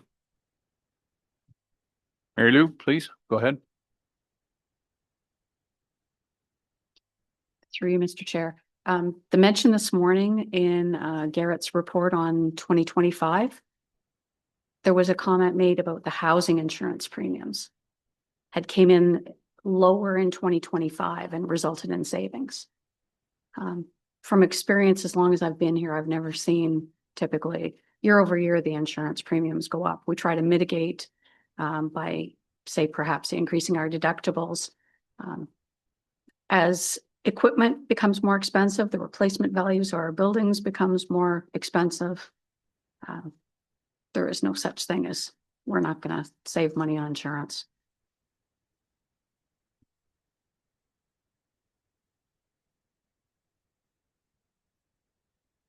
On to winter maintenance. Obviously was a big number last year, as Garrett went over this morning, but so that's our biggest increase of the 596,000. Basically increased costs of our winter control agreements.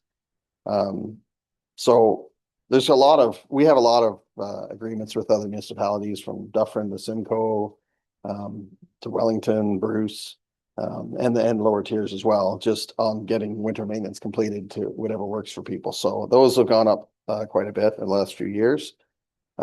Increased equipment use charges, as we use the equipment more, of course, where the charge out rate is going up a bit.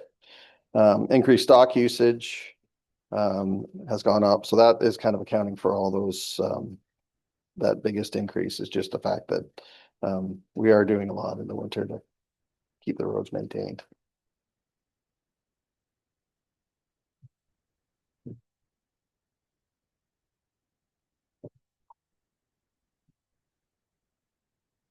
Keep her rolling.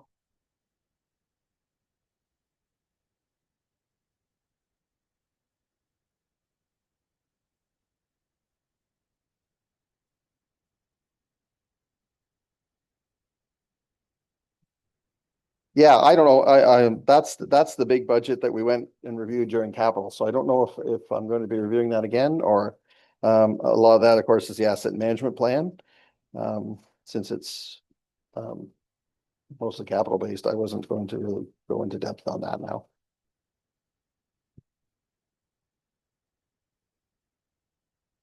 Through you, Chair, as Pat indicated, a majority of this is covered under or capital related costs. And that was previously covered in some of the highlights in the October meeting. So we're trying to stick to the operating to try to not duplicate as much as we can. So I think Pat's highlighted majority of the highlights with respect to operating. Okay, thank you, Randy. So if you're completed there, sir, all good. Thank you. So moving on to Human Services. Anne Marie. Welcome.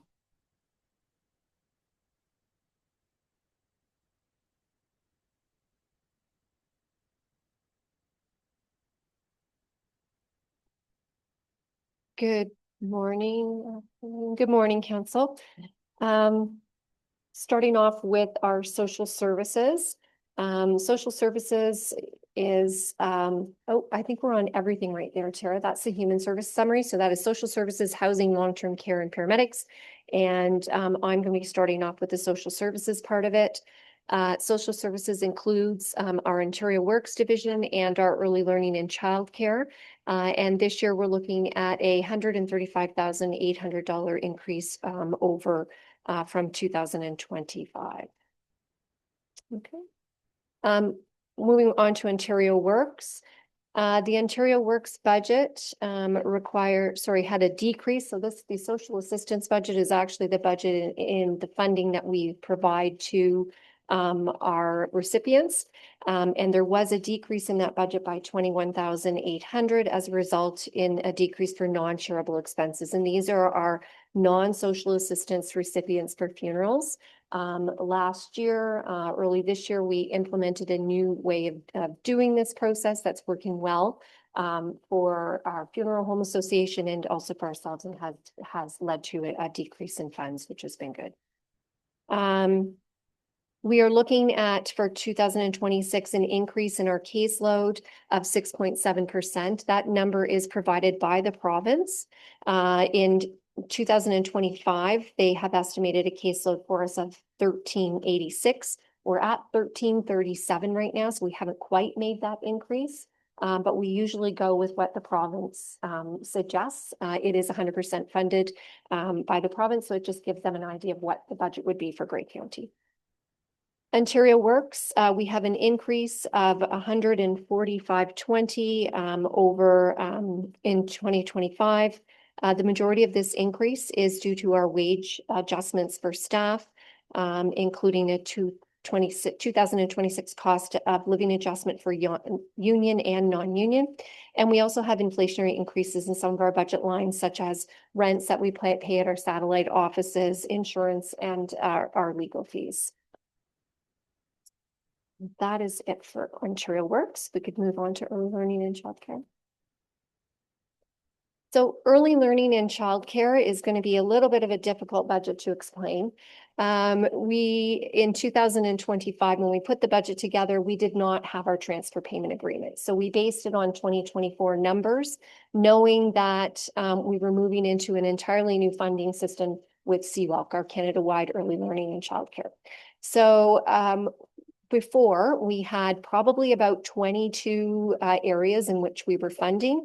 Now that is down to about 8. So on our end, it's a lot easier for us to figure out what funding we can use for what, and also how much as a county, what our cost share is, because there are different cost shares according to provincial, federal, and our funding.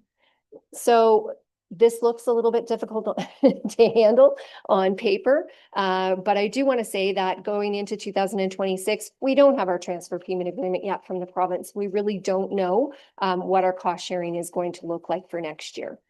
So again, we're basing this on the same amount of cost share and hoping that that comes true. And again, we will provide an update as we did in this January when we do get our numbers. So with this funding, we are looking at an increase of $12,400 for the year. That would go into our licensed home childcare. So the county acts as the licensed home childcare agency that oversees our rostered care child providers. We're looking at an increase of $700 for that, a requirement of $700 compared to the $59,000 that we had in 2025. So it's actually a decrease. And again, this is because funding is shifting around from pot to pot to pot. So really, the story here is it's an increase of $12,400, and I can tell you what those services are that we provide. So early learning and childcare administration. So this is our budget for all of our staffing requirements. Some of our administration had been reduced under the new program, but there were other areas of funding we were able to pull in order to meet our funding requirements. The early learning and childcare priorities. This budget contains funds that allows us to move them around between different funds, because locally we may have a shortfall in some pot, whereas another area may not. So this is actually funding that allows us to sort of even out our funding throughout the different programs and provide the necessary supports. Through the Canada Wide Early Learning and Childcare Funding, this is the funding that goes to our operators so that our programs can be capped at $22 a day. So we receive $18,825 or $825,500 from the province, and we ensure that that money goes to the operators. So it pays the difference between what the cost is per day and what the parents are paying. So the families are paying that $22, and this goes to pay the difference.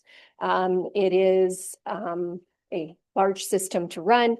There's lots of back and forth between operators, and it's paid out on a monthly basis. And we also have audits throughout the year in which we look at. So it's a big system, but it seems to be working.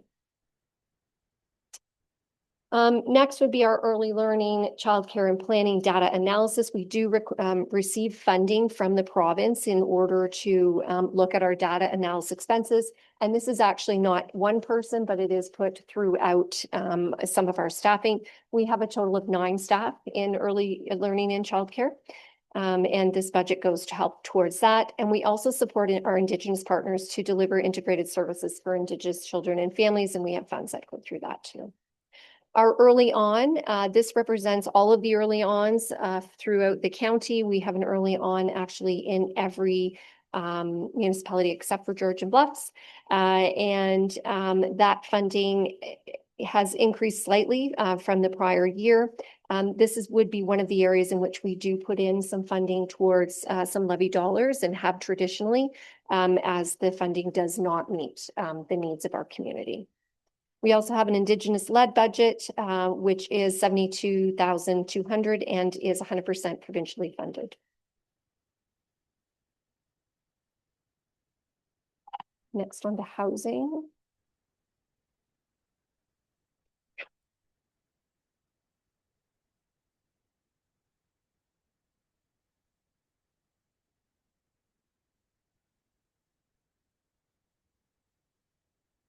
Do you want me to start, Tara? Okay. For housing department, we do have an increase of operating and capital of $511,000. Our revenue this year, we did see an increase in the funding that we've been, rent that we've been collecting from tenants of 62,500. So we have actually put that up for 2026. The federal funding, which we receive, is decreasing by 112,000. And this is offset by our savings of 72,200 from our debts that are maturing on our buildings. Our operating expenditures for administration and our buildings has increased by $155,000. The main increase are our salaries and benefits.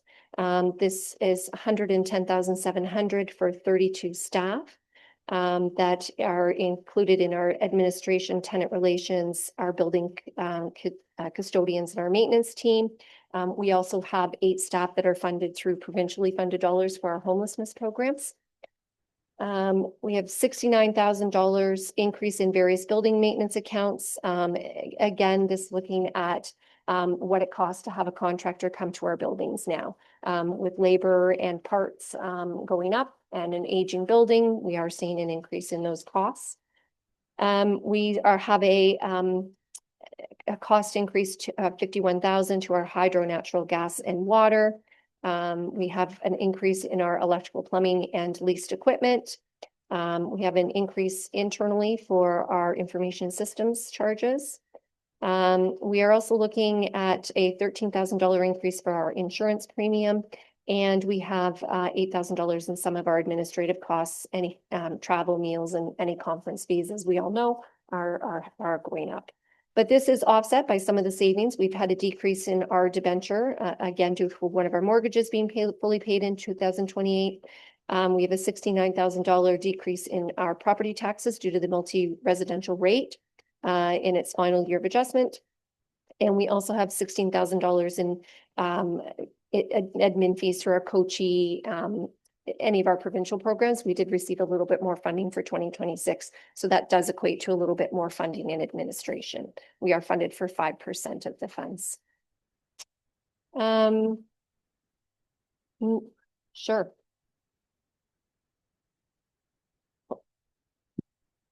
Great. Thank you. Question on that page, Anne Marie. The very first line I had highlighted, 4.473 million in rent will be collected from tenants, representing an increase of 62,500. That's approximately a 1.4% increase in revenues. And I'm just wondering, fees and revenue is part of our budget discussion. So I guess a little bit of background as to what's the determinant in terms of driving what rate it should be increasing, because that level of increase doesn't even offset an increase in the tax rate if you remove the multi-residential impacts, but just the general tax rate is outpacing that.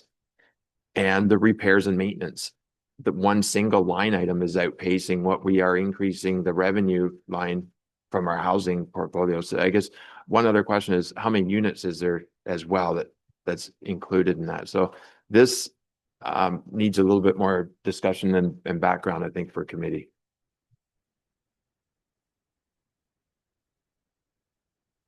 Absolutely. So when we come to rent, the province determines what our rent is going to be. So anyone that is on Ontario Works or Ontario Disability pays $139 for a 1-bedroom apartment.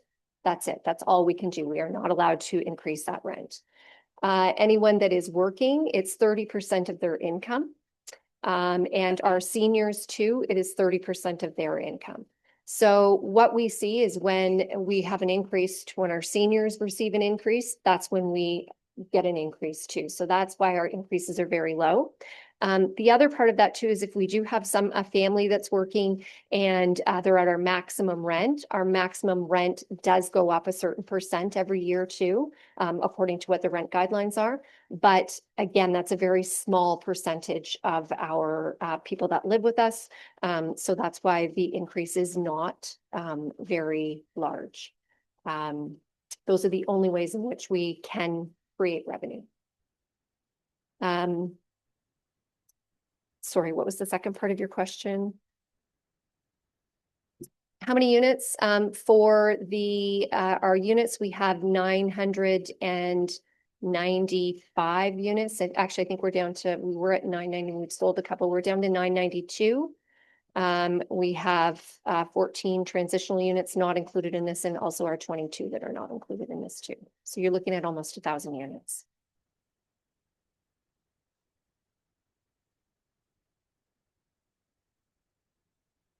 14th Street housing, our revenue, we have increased.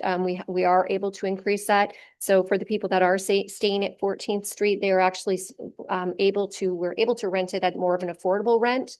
Again, those rents are charged or are set by the province. And it is 80% of what CMHC considers an average market rent. So those are around our 300, our 600, 700 for those that can afford it. For those that aren't working, which is the majority of our people, then it is the full the full section that we would get of their rent out of the Ontario Works for accommodations. So for instance, for Ontario Works, that would be $396. So it is a little bit more than our 139 and does help with going towards our expenses.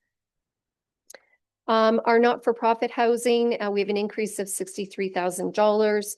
Our not-for-profit housing, their budgets are set by the province. So we fund them in order to meet our legislative requirements.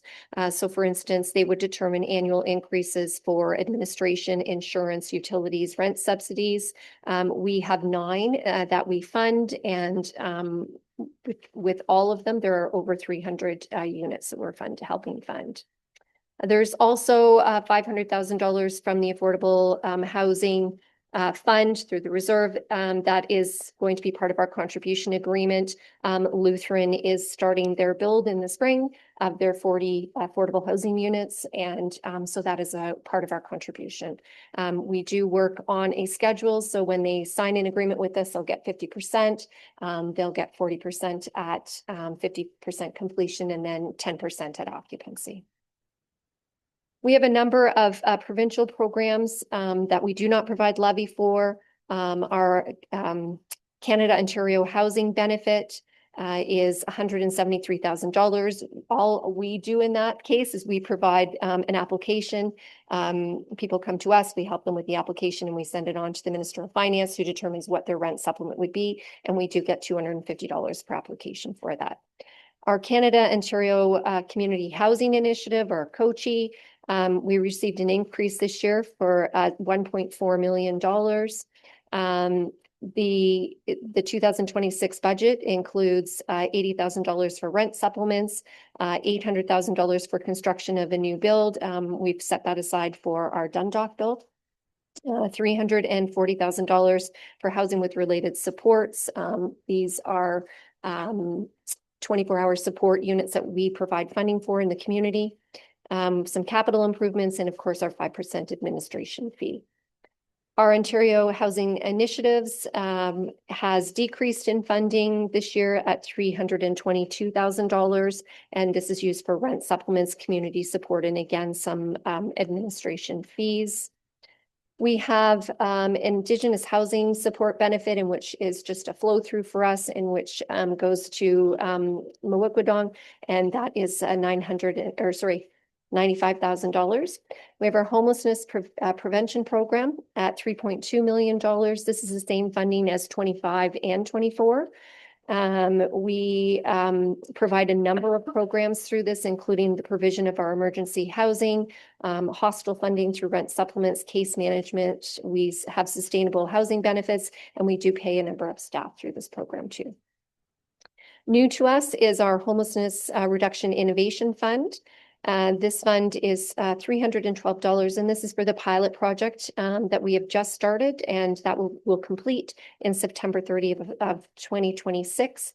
And it's a one-time grant for us to look at the housing first coordinators and how we can, when we house somebody, have somebody work with them so they can remain housed and not end up back to homelessness. And I believe we covered capital projects before, so I'm open for any questions. Thank you, Anne Marie. And it's always interesting to hear how you pronounce the acronyms for all these programs. Any questions from committee? Councillor Mackey, please. Thanks, Mr. Chair. Thanks, Anne Marie, for the report. Yeah, a lot of numbers there. Can you just please go over a recipient of Ontario Disability Supports? The maximum they would pay in a Grey County apartment was 139. And did you say for rent control, it's 30% of income? Because 139 would not be, like, that's like 10% of what someone on ODSP is actually receiving. So there seems to be a variance there. Thanks. So the province has set the rents and it is $139 for a person on ODSP or OW. What they would receive if they were in the community is more than that. So a person on Ontario Works would receive $389 towards, or $389 towards their lodging. So, I mean, neither one work in the community, but that's what that is. So we literally subsidize that amount at the county level. If we were to be a private landlord, we would receive more funding from the province in that. It's something that we have jumped up and down about since the early this is from 1998. So we have been jumping up and down for many, many years. But I don't think that the province can actually afford to change it. So for example, someone that is in one of the own sound, community housing units would pay 400 and some dollars for a one bedroom, I believe.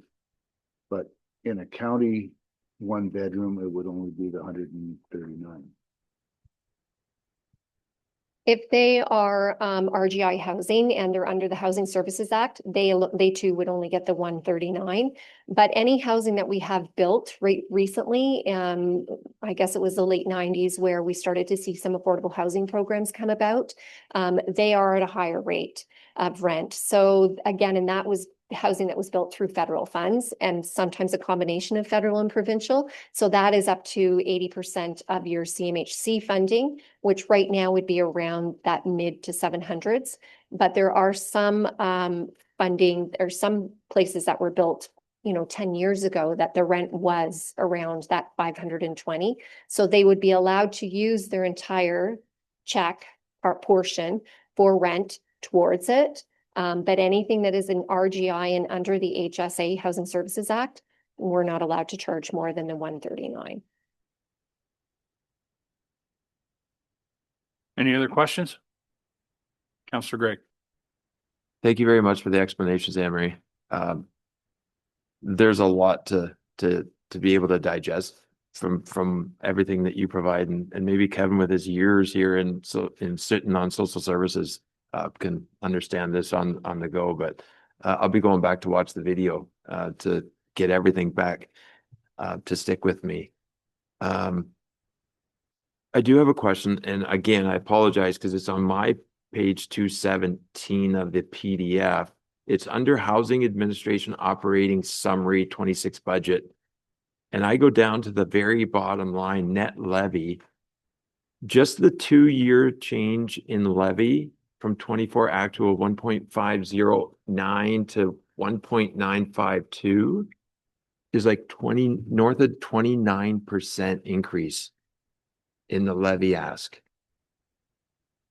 There's just, as I go through the document, sometimes I love what staff have got, the 24 actual and the 25 budget and actual. But when I see numbers like that, it begs the question, like, how can we have a 29% increase in 2 years for certain departments? So I'm just wondering if that could be explained. Thanks. I don't have a computer in front of me, so you're going to have to help me out as to what line you're at. So it's Housing Administration.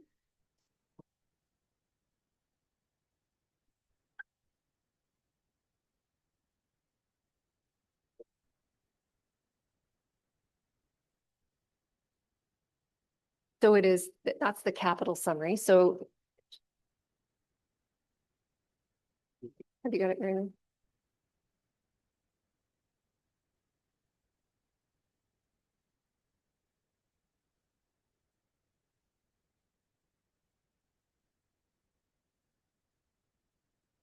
Oh, I see.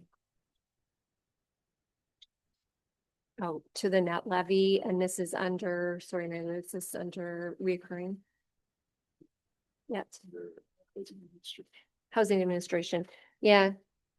So a lot of that is the housing administration for this year. So again, the money that we receive from the federal funding cut by $112,000. And that's been a trend over the last, how many, 7, 8 years now.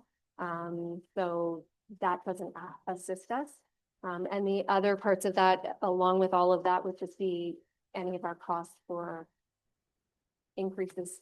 So again, hydro goes up, insurance goes up, everything goes up. So if we didn't have the federal funding dropping off, it would make a big difference.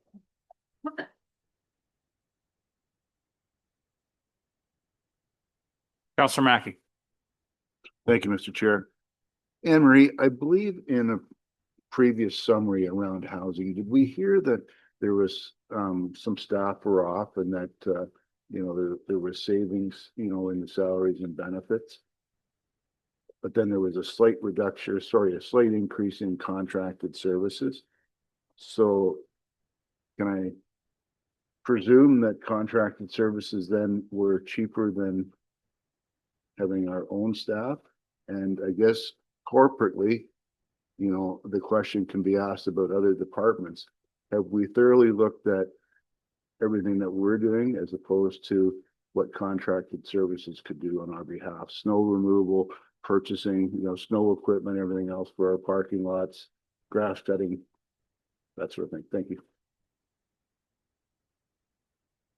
So yes, we did have some staff off this year, various reasons. And with that, when we put a staff person, when we hire someone to come in, it's usually just for something specific. So we don't have them doing the entire job. We would flex it with other staff if we can. So maybe we have somebody in there just shoveling snow or just doing garbage for us. They're not doing unit turnovers. They're not doing that sort of thing. Staff pick up the slack if they can. And if not, if we know it's going to be a short one. So for instance, we had a person that was off with a knee operation for 6 weeks. We can't very well hire someone for 6 weeks. So we piecemeal it together as best as we can. And that's what gets done. So when he comes back after 6 weeks, he probably has 2 units that he's got to clean versus 1 for a move out or whatnot. So it really is a piecemeal. It's not apples to apples that we're doing. And we did have a look at that. I think you can remember a couple of years ago, we were spending a whole lot of money on painters. And so we looked, and it was actually cheaper for us to hire in-house and have somebody paint. And we proved that within our couple of years afterwards, that it was cheaper for us to buy the bulk paint and pay our own labor and do it than what we were paying painting companies. So we have looked at those opportunities. Any other questions? Okay, thank you very much, Anne Marie. So we're going to try to keep going here and try to make up a little bit of time. So I'm not asking anybody to rush, but Kevin, No pressure. we're not getting lunch until we get to the end of planning. So we're going to do paramedics now, and we'll see how it goes. Kevin. Morning, committee. So paramedic services operational budget. The paramedic services budget includes a net departmental requirement, total operating capital of $11,254,700 compared to $9,934,600 in 2025, which is an increase of $1,320,100. This is an increase of $573,000 more than the amount included in the 25 budget for the 2026 forecast. For the operating budget, the 2026 operating budget reflects a $1,169,500 increase as compared to 2025. The Ministry of Health provides a current year funding based upon 50% of the previous year's operating budget, adjusted for public sector accounting board eligible expenditures such as amortization, future benefit, and future WSIB costs without any inflationary adjustment. We lost that inflationary adjustment in year in about 2019.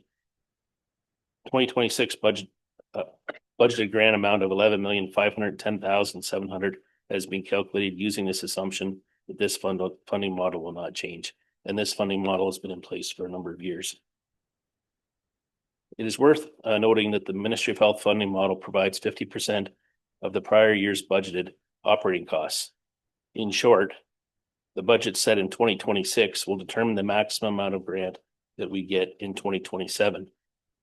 We've taken a prudent approach to assumptions for the 2026 and 27 operating budget to try to ensure the budget is set at a rate that enables us to recoup the 50% of the 2026 actual operating costs.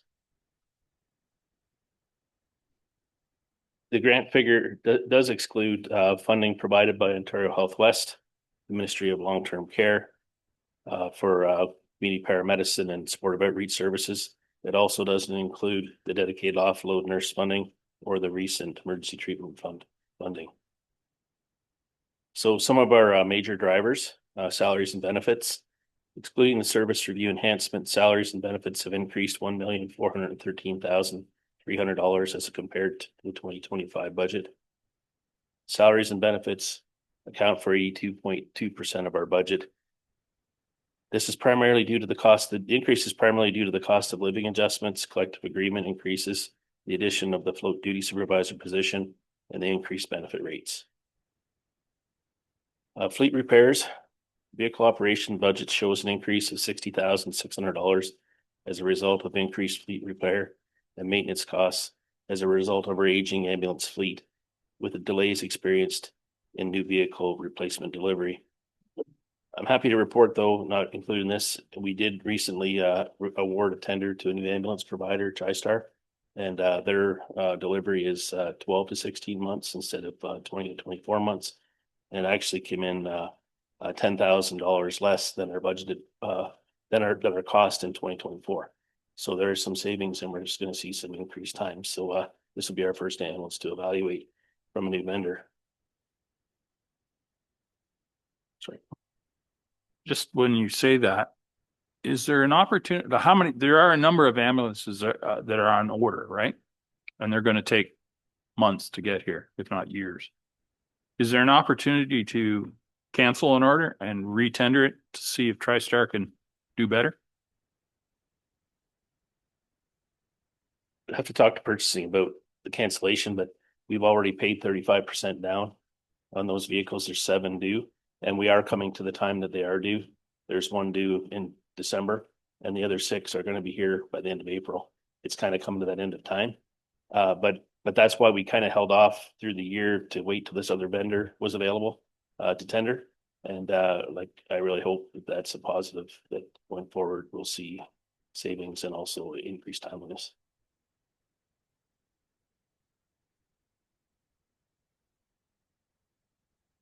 So with that, there was a 14.5% increase in insurance premiums and a $26,200 increase in fleet maintenance cost. For medical supplies and medications, we continue to see significant increases in the price of the supplies. Also, our yearly increase in call volume contributes to using more of these supplies. The 2026 budget for medical supplies has increased by $19,000 over 2025, and the medications have increased by $10,500. For service enhancements, based on projections developed during the Paramedic Services Comprehensive Review in 2022 and the call volume in 2023, staff created a service enhancement plan over 11 years, 2024 to 2034, to ensure that we can meet the response times. The original plan presented to council included 8 new 12-hour shifts, 2 supervisors, a rebuild of the Durham base to incorporate logistics and administration, and 5 new bases, base locations over a 10-year period. During the 2024 budget process, this plan was reduced by about 20%. And the current plan consists of 6 12-hour shifts operating 7 days a week, 1 weekend up staff, 1 supervisor, 7 additional ambulances, 4 bases in Feversham, Ayton, Thornbury, and Cobble Beach. So far in the plan over the last 2 years, we've added 3 12-hour shifts.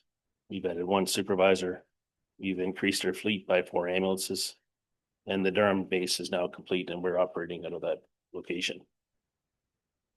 This year, we were advised that Dundalk would require a base to facilitate the needs of the fire department in Dundalk. This was not a part of the 10-year capital plan. And throughout the capital budget process, it's being proposed that due to this, we're deferring 8 to 2027.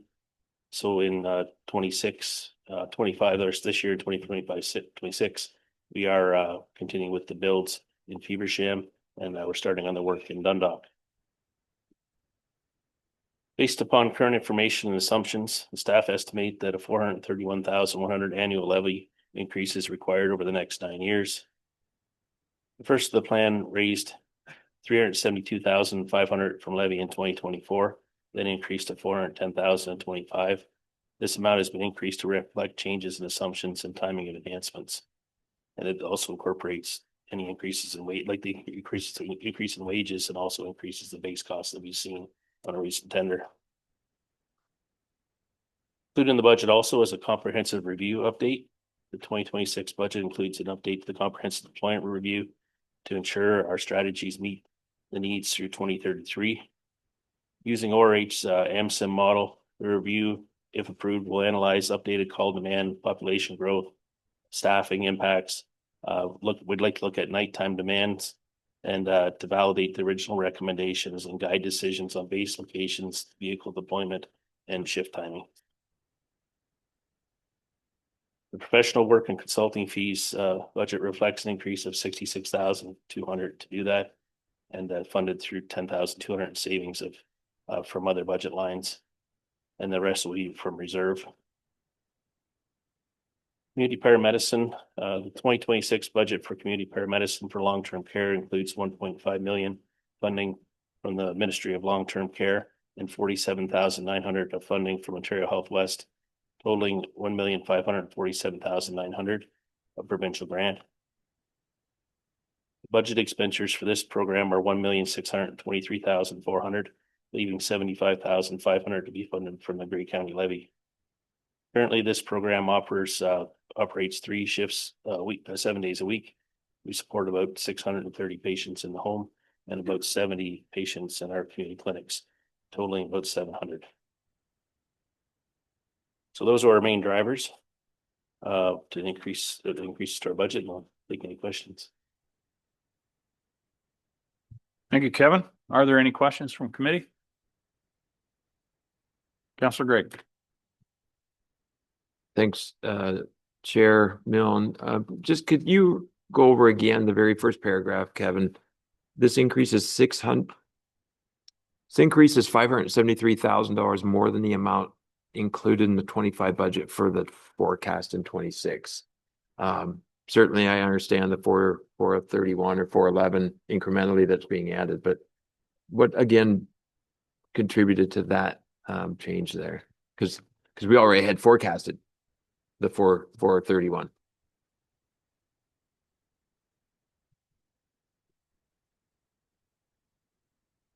I believe a lot of this would be around salaries, wages. Like we try and do our best on assumptions of what 2026 is going to look like. And I'm going back to that statement about we don't want to underestimate what it potentially could be because we don't know some of those rates yet. So it's just trying to ensure that to the best of our knowledge, based upon what we know, that we are preparing the budget appropriately.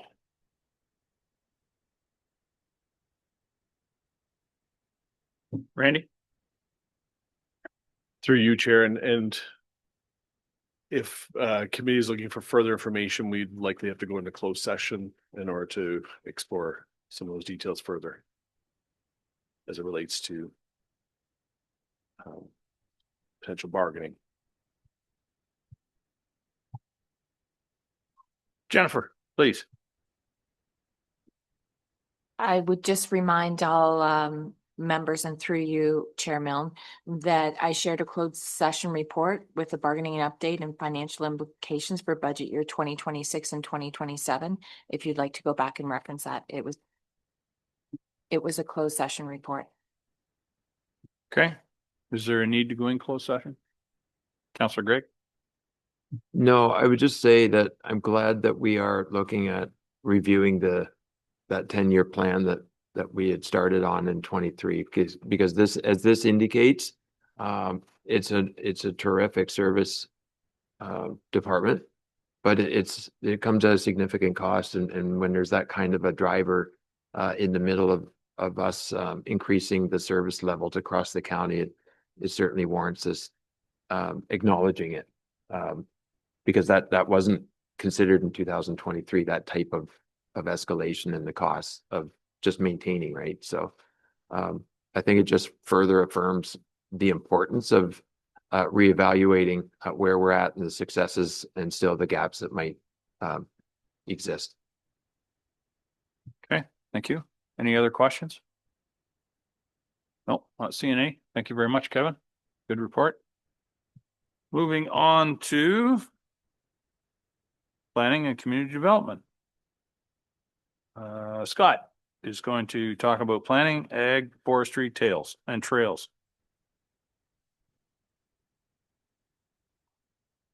Scott. Great. Thanks, Chair Milne, and good afternoon to the chair, members of the committee, and all those in attendance. So yeah, with respect to the planning budget, as we've talked about before, we generally have three components to the planning. We have our core land use planning, we have our agriculture, and our forestry and trails. Just going back to Councillor Gregg's comments from this morning, I believe it was Councillor Gregg. In planning, we are a complement of 10 staff. We have 5 planners, including the director. We have 1 forestry and trails staff member, 1 administrative assistant, 2 ecologists, and 1 planning technician in that regard. And so those are the staff that serve our department in this regard. More specifically, with respect to the planning piece in 2026, we are anticipating an increase, or the draft 2026 budget has an increase of just over about $73,000. That increase is made up primarily of a few factors. One is sort of staff salaries and COLA increases and step increases. Our department is entirely non-union, and the impact of having a lot of young staff that are still moving in the grid, as well as that COLA increase, is about $44,600. So if you think of that $73,000 increase, that's a good portion of it. We are also, as we heard this morning, anticipating an economic slowdown. We've seen it in the latter half of this year and moving into 26. For us, what that means is less in application fees and review fees in that regard. That's sort of an educated best guess, but at this point we're projecting $35,000 less in revenue coming in that regard. And then we do also have some savings, some good news. We are anticipating less in terms of Ontario Land Tribunal matters. So we are anticipating $5,000 less in legal fees in that regard. Beyond that, we have a bunch of much smaller numbers in that regard. We are proposing just a $1,400 increase in training and conferences budgets, and a slight increase in our travel and meal expenses in that regard. As we've heard from other departments, we're not getting into too much in the way of capital in this regard, but as we heard this morning, most of the capital is funded from reserves in this regard. I'll just reiterate Sue's comments from her original presentation this morning, that this budget does not include any of the potential changes on the hybrid planning services model. Rest assured that is still being worked on in the background. We have our finance staff busy working with municipal finance staff in that regard in terms of looking at the numbers, and we've also been developing a draft memorandum of understanding. So any future financial impacts from that will come back to county council and municipal councils via separate reports in that regard. So from a core land use planning perspective, that in a nutshell is where we're at, but happy to take any questions if there are any through the chair. Very efficient. Questions from staff, committee? Not seeing any. So just to clarify, Scott, did you say that the budget proposed for 2026 does not reflect any changes regarding the planning model? Is that correct? Yeah, the draft 2026 budget, the projection into 27 isn't including any of those hybrid planning services. So just as a bit of a reminder to committee members, We had 7 of the 9 municipalities express an interest in those services. And based on the knowledge to date, and based on that was the fact that that was only an in principle expression of interest, we haven't been able to include the numbers in this regard. So our thought is that hopefully in 2026, we'll be able to provide both county council and municipal councils that are interested a more complete financial outlook on which they can make that decision as to whether or not we want to pursue this model further or not. Very good. Thank you. Any other questions from committee? Councillor Mackey. Thanks, Mr. Chair. Scott, I know none of us have a crystal ball, but with the potential changes happening with the conservation authorities and our partnership with them for the trails, our trail, you mentioned a staff working with trails. How is the funding recognized with that trail position? Thank you.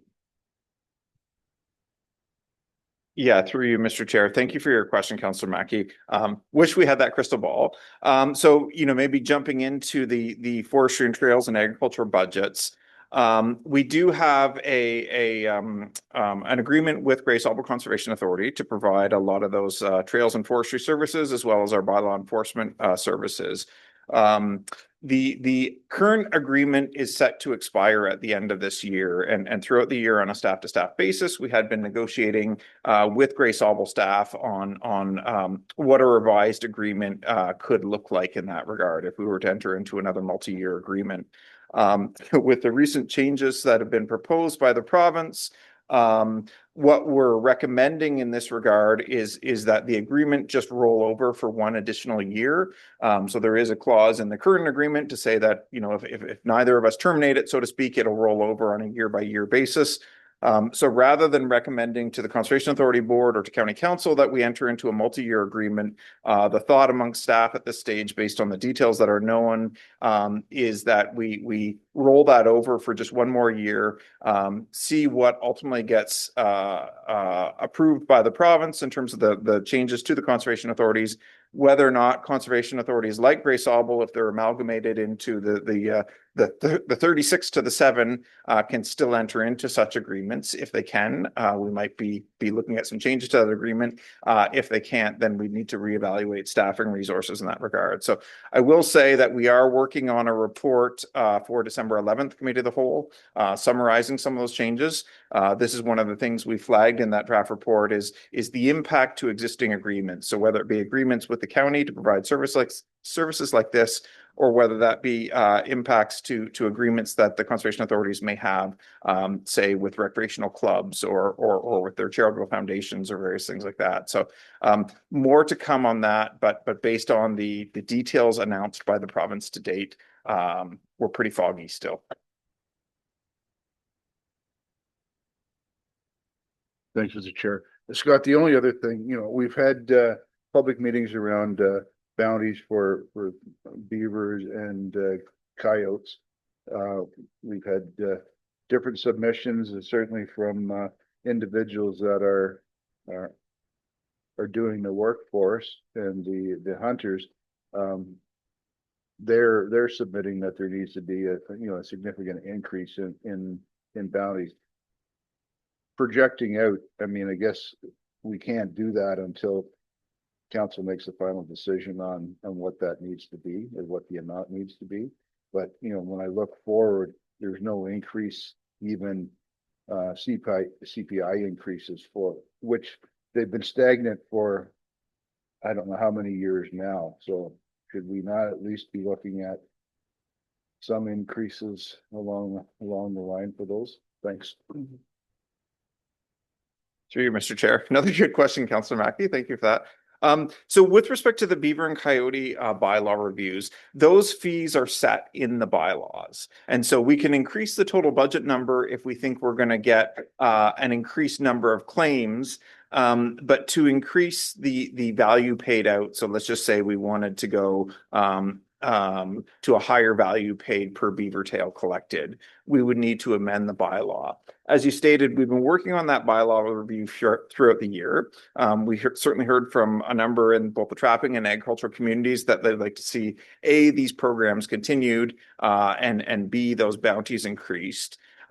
We did also hear from members of the public and from some of our Indigenous communities that weren't in support of these programs, and some were saying that the programs are actually counterintuitive to what the county is looking to achieve here, based on the fact that stressed populations tend to breed more, and we see increased numbers when we have these bounties.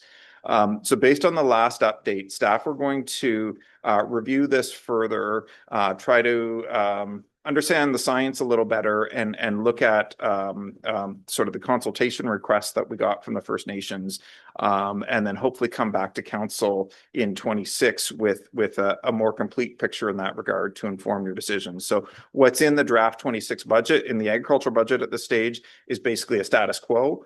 So we would continue to have those bounties paid at the current rates as per, as you said, the long ago bylaws. But we aren't proposing an increase in this stage at this stage. But we are committing to further work on those bylaw reviews and to give council more information on which to base a future decision. Okay, any further questions? Not seeing any. Have you got more to go through, Scott? The agriculture and other? Sure.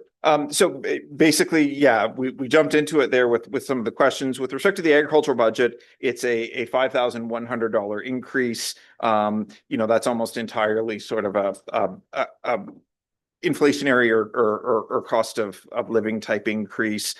Just for committee's benefit, the agricultural budget is made up of the bylaw enforcement on the county forest management bylaw. It's made up of those beaver and coyote bounties in that regard, and then it also includes the contributions to Gray Agricultural Services as well as 4-H in that regard. So that's the agricultural budget. If it's okay through the chair, I'll just jump right into the forestry and trails. The forestry and trails, we are projecting an increase of $125,400 here. This is made up of a few factors. One is we're projecting less forest revenue coming in based on the harvest that we're intending to do in our county forest next year. The budget document says a $33,000 decrease in that regard.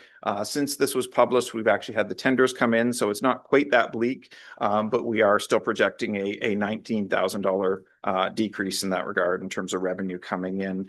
One of the other reasons for this increase in this regard is with respect to the buckthorn project that we've been doing in our county forests. In previous years, including this year, we've split that between levy and funding from reserves. So this year was a 50-50 levy and reserves.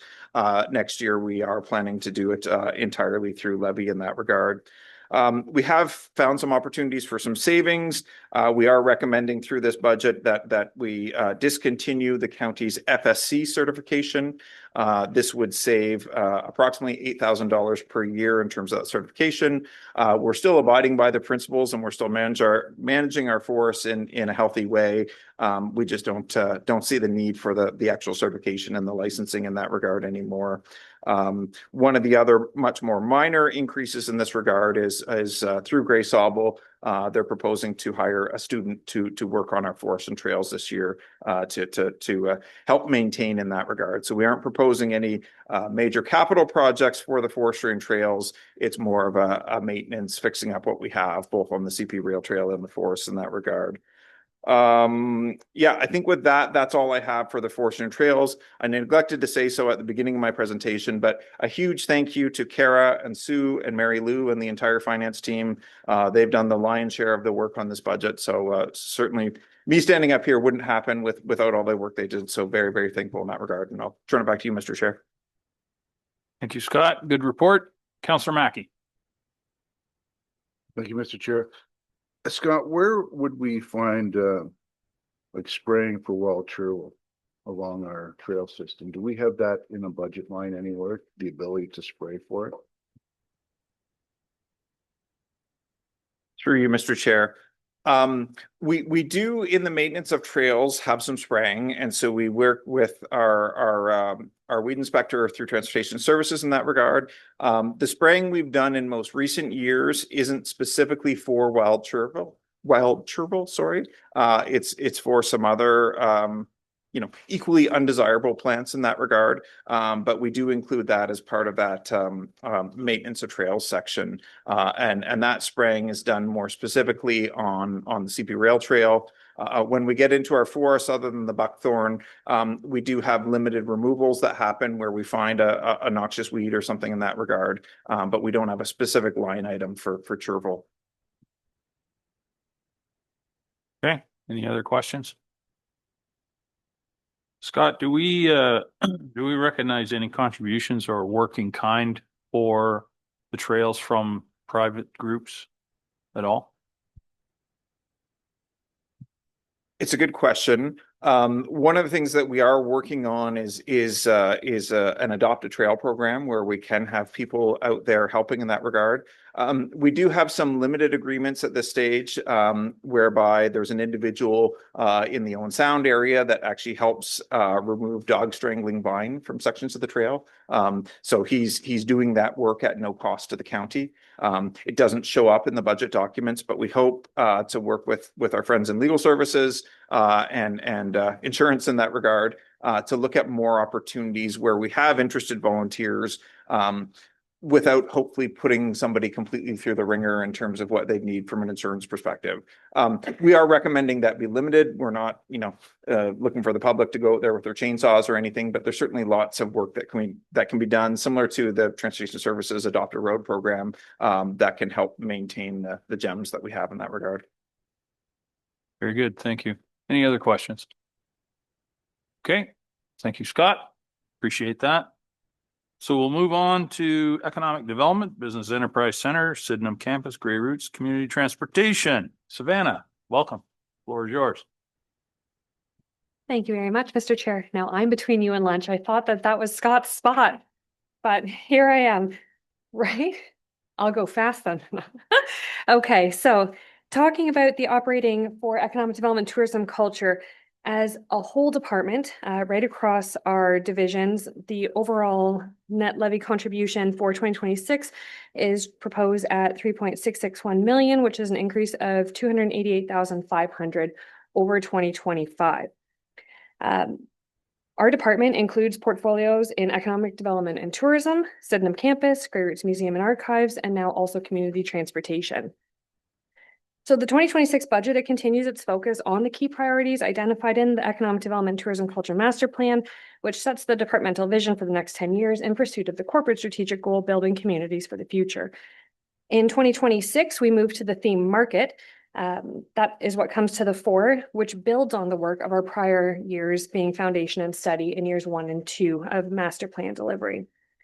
So in addition to sustaining relevant operations, this budget also reflects improvements realized through departmental lean training, including a streamlined organizational structure, consolidation of purchasing practices across the department, and software efficiencies to reprioritize staff resources.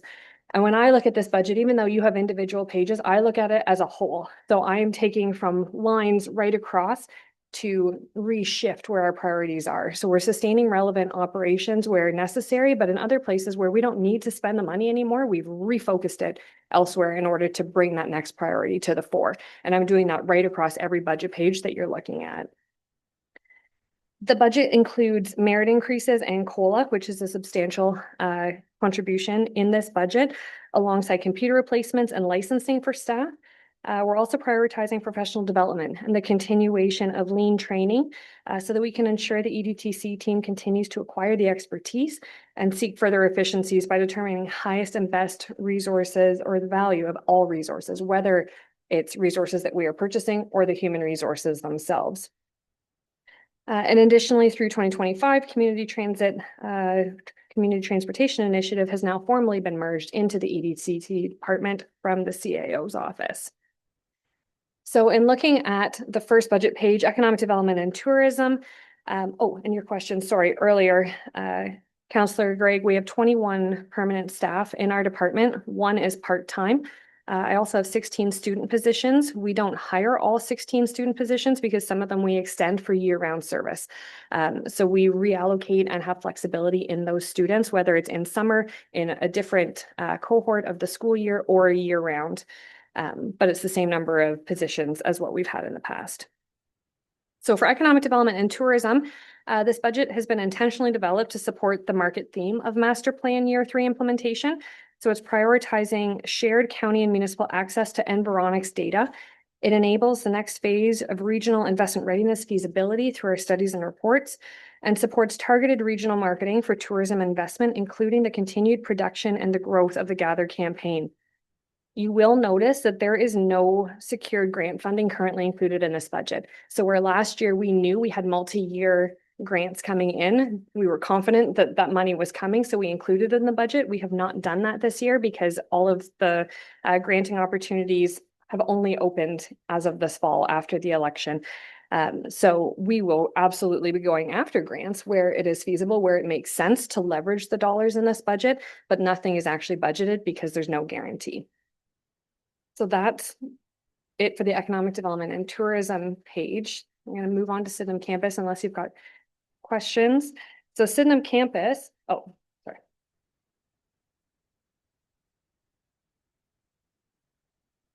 Oh, sorry.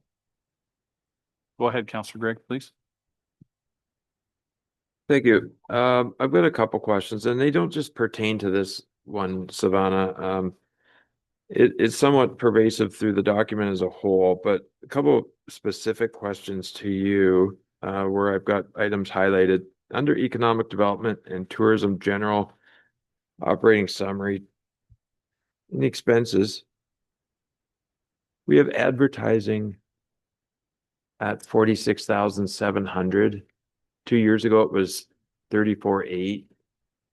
I mean, it's holding steady. We budgeted more this year. If I go down, subscriptions and publications is $58,000. The actual year-end projection this year is 19,800. 2 years ago, it's 18,700. Promotion and public relations goes from 56,000 to 105,000 in 2 years. There's one at the Grey Roots. I believe it was $600 budget this year. The projected year to spend is 7,000. So it's in the budget for 7,000 again in 2026. And it's not just this department, but depending on direction from, I guess if I could get a little bit of explanation for those, because those are big jumps. But depending on direction from the committee at the end of the day, I think there is some opportunity for staff to drive a little deeper into some of these line items, professional development, staff training. These are places where there are substantial jumps over a couple years. And it does motivate taking a closer look at it when you're looking at 5, 6, 7, 8% increases in what you're going back to the taxpayer for every year. So I would just hope that's something that staff can sharpen the pencil a little bit more for and identify as something that it's increased substantially in quite a few departments, not just taking aim at yourself, Savannah, but these ones are just an opportunity for me to speak to it. And if you could expand, that'd be good. Absolutely. Through you, Mr. Chair.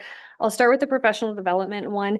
It has been growing in our department, but a big piece of that is because through 2024, I lost 3 staff in our department as part of our budget reductions. So trying to look at, and I had told you at that time that we were going to start lean exercises and really understand what capabilities we had internally with the resources we had left so we could get that highest and best value. So that's what we have done over the past year and a half. We've been piloting, we've been testing. We now have a really good, strong, lean foundation in place. And that included some of that reorganization of staff. But I also need to make sure that they are trained to the level to be able to do what it is that we expect of them. So I think this is, from professional development, that's an area that is really important to me, important to our team development, to ensure that we can deliver our best value to you and to your municipalities. So that is one area. In terms of the advertising, you will notice that image and graphic development and internet advertising below it have been reduced. So we actually cut $28,000 from advertising. Even though it looks like it has increased, we have gotten rid of those lower numbers to pull it up.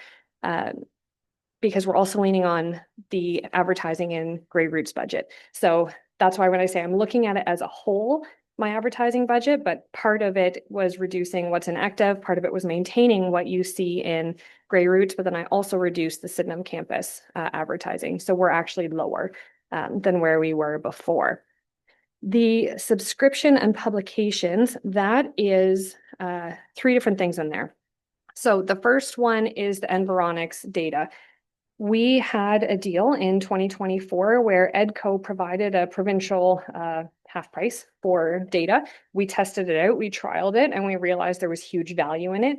They enabled us to maintain that cost for 1 more year. They will not let us maintain that cost anymore. But that is one of the most used things by every one of your municipalities is that Environics data, and having good data in our hands to understand what is happening today, to be able to forecast out, understand where the spends are in the municipality, who the visitors are, where they're coming from, how they're spending their money.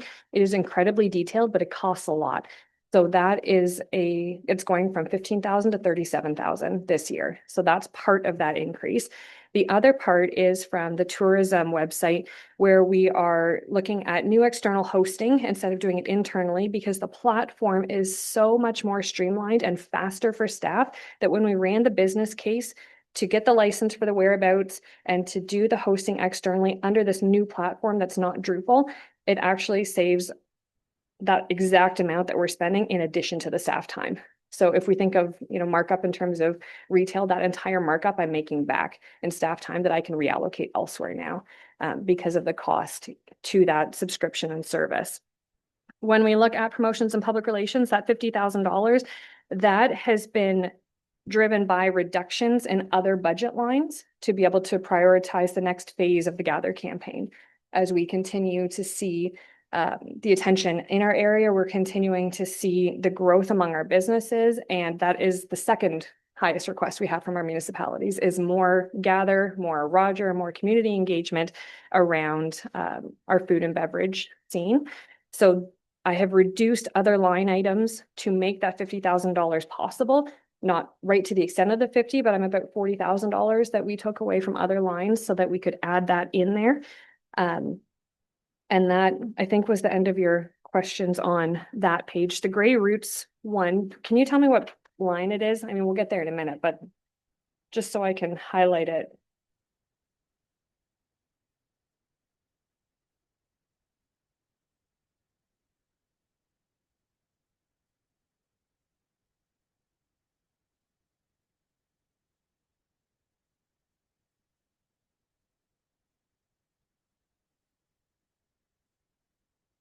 Is it the subscription publications too? Is that the one you're talking about? Okay, yes. So the subscriptions publications for Grey Roots, that is pulling in the movie license that we now have, as well as the Goose Chase app. Those two equate to $7,500. We didn't budget for them last year. We took them out of other lines as part of that lean trial. But this was a way of us being able to provide greater offerings to visitors without having to add staff, so that we can do things virtually with staff, or we can put a movie on and I don't need to have additional staff in the building. So that's where those line items come from. The Goose Chase is also offset by other departmental contributions towards it because it's used for staff engagement. So our early on and childcare sector, they have used it quite a bit. Long-term care has used it. So right now it lives in our budget. We don't know if that's where it should stay forever as more corporate departments start to use it, but that's what those two numbers are. Thank you. And that's a perfect lead into my last question, which I think is right on the screen in front of me. There's a line which is rentals and revenue for Grey Roots. And I think it's $4,000 on a continuum.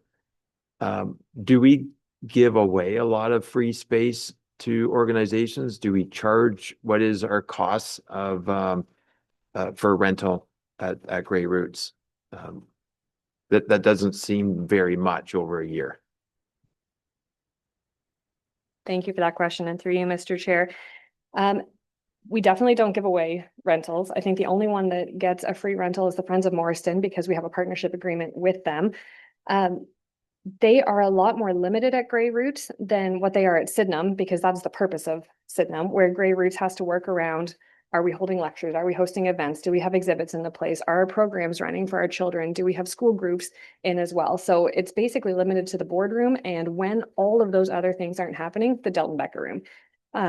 We do want to look at the fees and services bylaw. We look at it every year. So that comes to you in February, where we look at the price and the cost. We make sure that the cost to the rate to the renter is what our cost is. So it used to be less than the staff time that we have. It's not like that anymore. It's a break even, but we're not making money on rentals when it comes to Grey Roots, and the availability is limited. Want me to keep going? Yeah. Okay. Oh, sorry. Thanks, Mr. Chair. Savannah, not a budget question, but I just wanted to say, after, around advertising, going to the attack games on a regular basis, seeing Mr. Mooking and the Gather campaign on the big screen, job well done. It looks really good. So it is good advertising for Grey County. Thanks. Thank you. We really like that partnership. It's awesome. Sydenham Campus, that is the next one. So Sydenham Campus continues to support the crucial workforce development, entrepreneurship, and innovation in this region, including the targeted growth of Georgian College's skilled trades and apprenticeship programs. So the anticipated revenues for Sydenham Campus are $157,900 in tenant revenues, as well as an additional $14,700 from Children's Services. $80,000 of this revenue every year goes into reserve to pay for capital to help offset those costs, so that we're not putting more of our levy dollars into that. There is a note though, and Garrett made note of it for the year-end projection. You will also notice in this one that the revenues are down because we put the taxes for the property where they're actually supposed to be. So we had them in revenue. They're not supposed to be there. They are supposed to go to an expense line. So they do go there now. So they're offset. It just looks like a decrease. Sydenham's increased cost really comes from snow removal, waste removal, and cleaning supplies, which makes absolute sense given the weather that we have and the fact that our visitation is growing. In the month of September alone, we had 4,000 people go through that building. So it is doing very, very well. The Business Enterprise Center, which is also at Sydenham, this budget is supporting the Startup for Business, Expansion and Succession, which leads directly to job creation right across the region. We are guesstimating this one. We think that the provincial funding of $181,800 will be coming in 2026. We do not have a TPA. We had a call with the province last week and they said you will not know your number until next year sometime. So that's where we are. You will notice reductions all through that. There was a top up for the last 2 years. There's no guarantee this is coming. They are looking at it. That was part of our delegation at AMO. But it is not guaranteed, so we're not budgeting for it. We hope we get it, in which case it's an even better news story for Business Enterprise Center. And then Grey Roots Museum and Archives, 2026 budget. We are continuing to build meaningful and inclusive relationships and partnerships, prioritizing that interactive programming. So the success of our 2025 Lean pilot, we are now going to fully operationalize everything that we tested through new exhibit, program, and event models, which will create access, return visits, and deeper engagement. So we do anticipate steady visitation resulting from the innovative changes, as well as the introduction of the Wild Weather traveling exhibit, which is coming next year. On the theme of market and to support the newly launched website, we'll be refreshing marketing efforts with greater alignment through tourism. So this is part of that consolidation of all of the purchasing that we're looking for, where Grey Roots and tourism are now doing it together instead of apart and buying individually. So we can get better economies of scale there.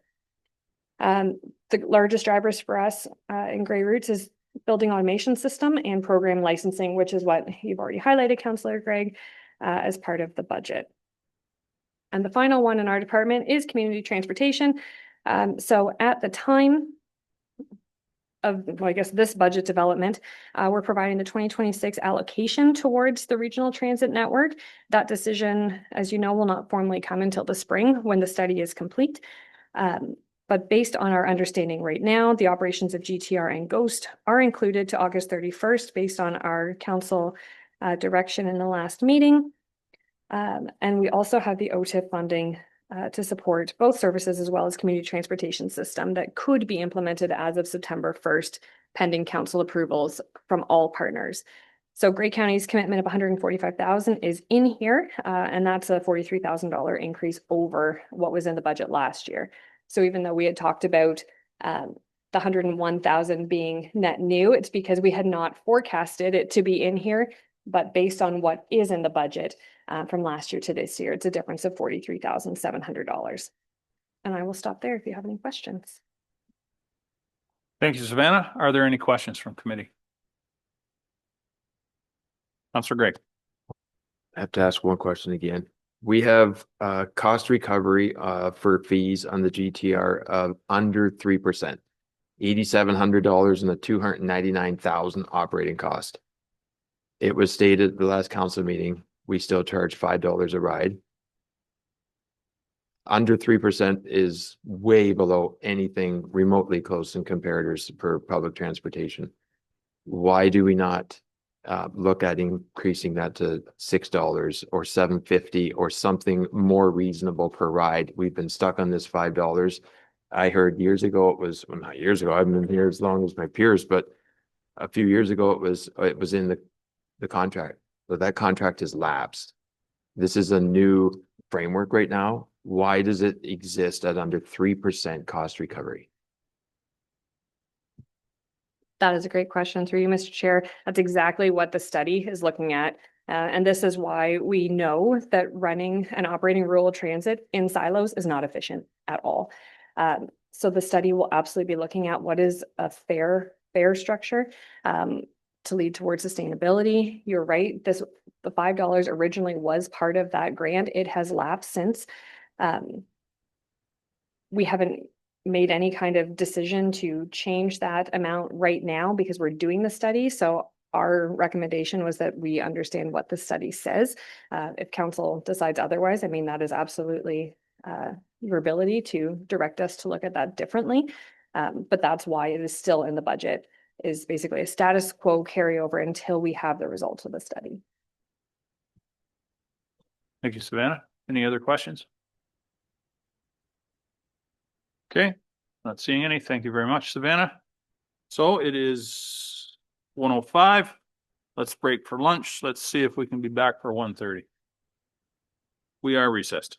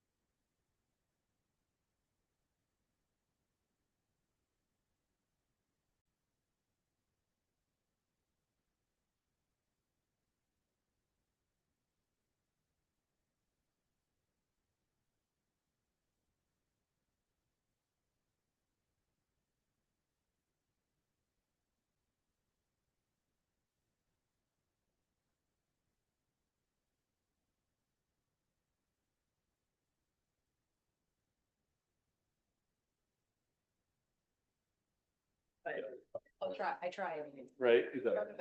Yeah. Just talking about backup options for. Okay, I think Madam Clerk, are we ready to resume? Yes, we are. Okay, I'll bring the meeting back to order. We're going to start off with long-term care, human services. So Jennifer, the floor is yours, please. Thank you very much, Mr. Chair, and good afternoon, committee.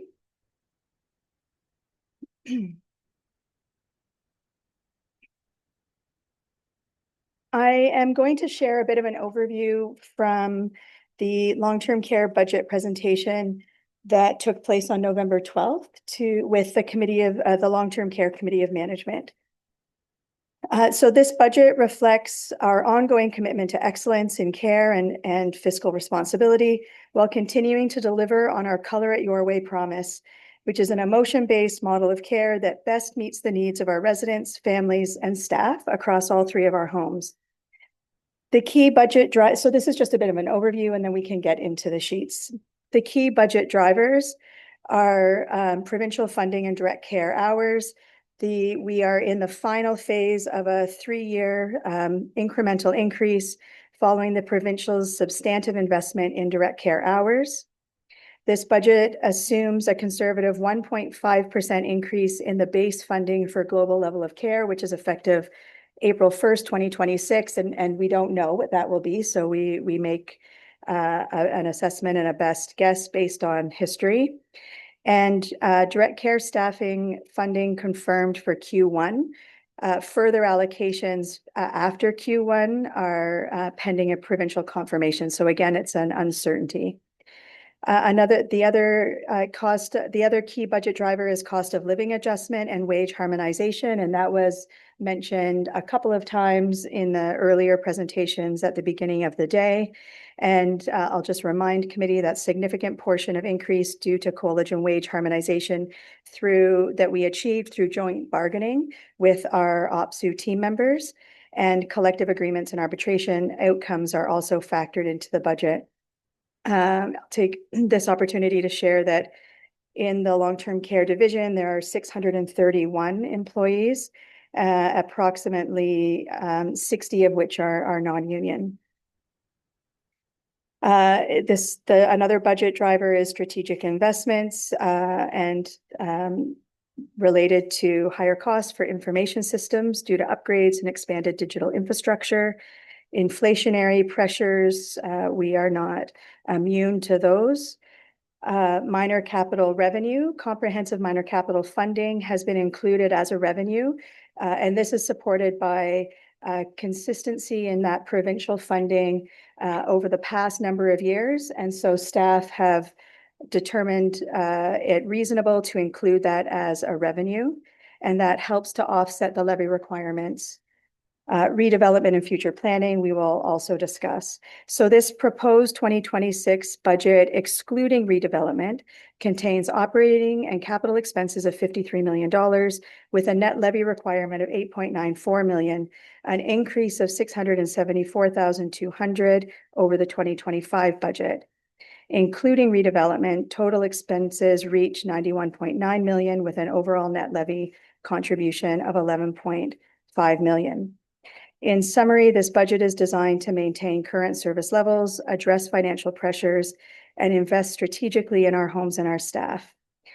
And so and as I mentioned, the Long-Term Care Committee of Management spent a significant amount of time on the November 12th meeting getting into the details of what you see on your screen. So the overview I have addressed. And I guess maybe I'll look to committee. Would you like me to go through all of these sheets? I did a bit of an overview and a summary. Is there specific questions? Mr. Chair, what do you recommend? Maybe I'll ask committee, how would you like to proceed? You want to, Jennifer, just continue with the presentation and we can ask as we need to go or ask questions as needed? Go ahead, Councillor Gregg. I can probably ask my questions pretty straight away. Sure. And then I get them probably all asked.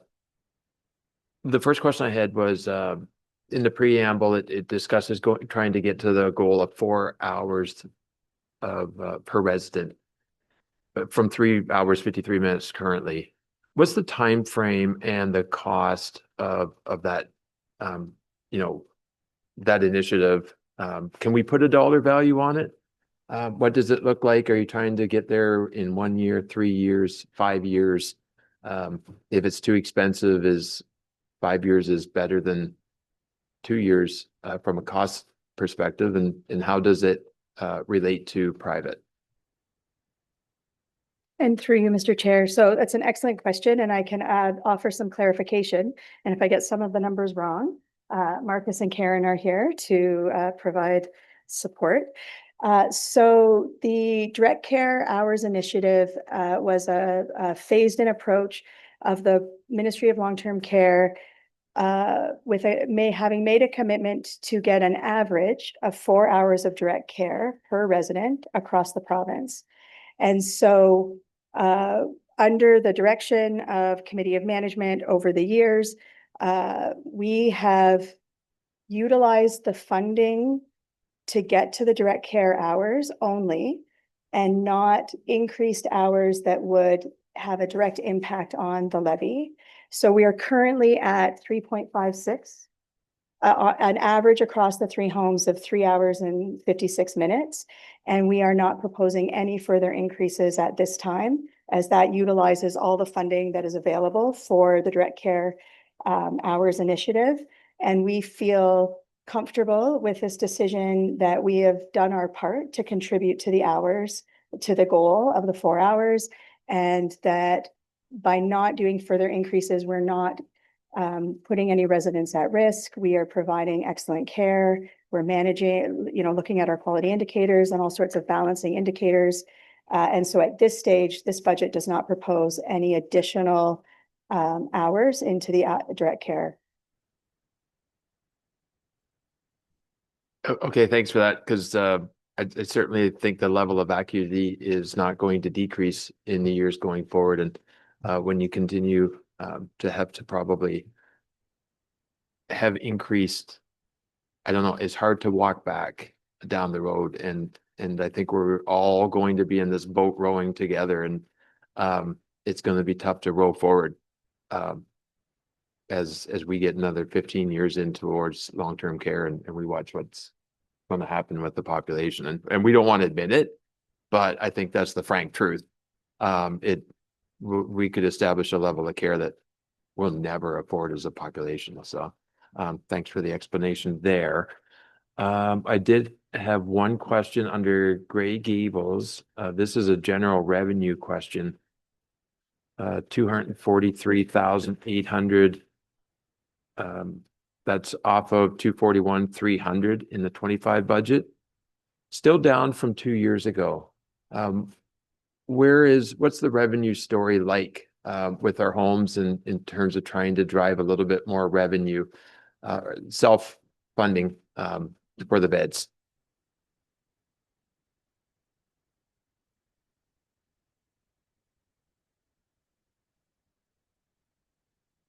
So thank you, and through you, I'll start, and then if I'm going down the wrong path, I'll call a friend. Again,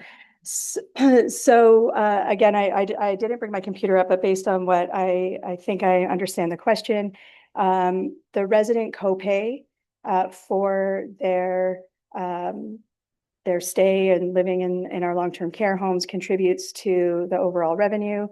And that copay is determined on their accommodation. So preferred accommodation, which is either semi-private or private.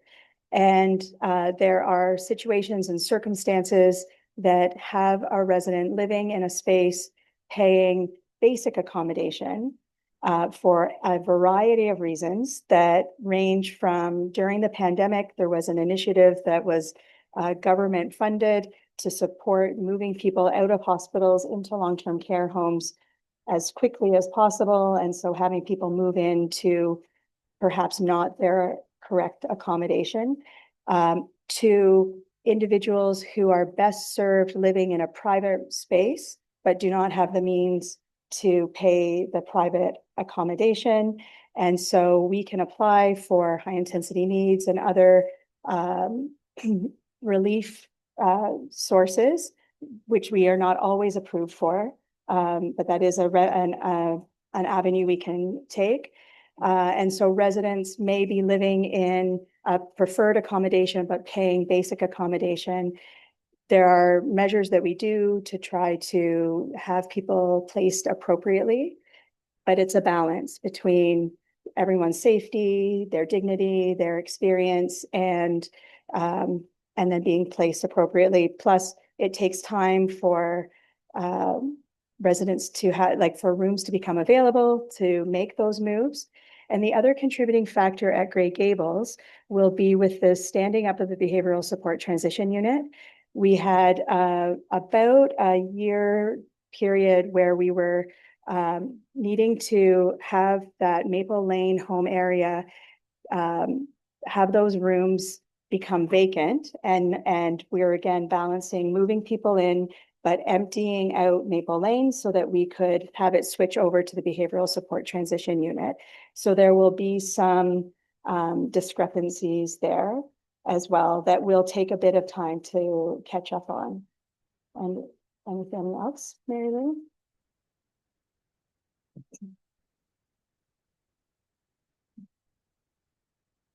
Thanks, Jen. The only comment I'm going to make is it's very similar to housing, Councillor Greg, in that the province sets the rates.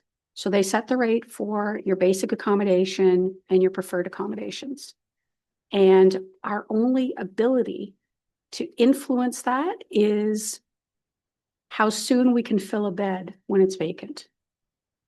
And as Jen mentioned, sometimes we have people that are put in a preferred accommodation because there's reasons for that, and we get recovery from the province. If somebody couldn't afford to pay the basic rate, what happens is the province pays us the difference. So they ask us for our occupancy and our revenue midway through the year, and they adjust cash flows. So say, for example, I'll just use like simple math. If they thought that we're going to have $100,000 in revenue and we tell them we've got 120, they reduce our cash flow. But if it was 80, they're going to increase our cash flow.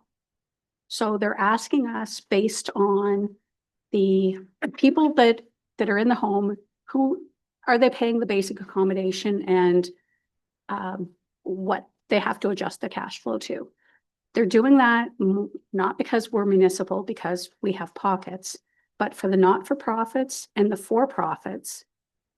If you had a large number of people come in that couldn't pay the full basic rate, then they're having trouble paying their bills.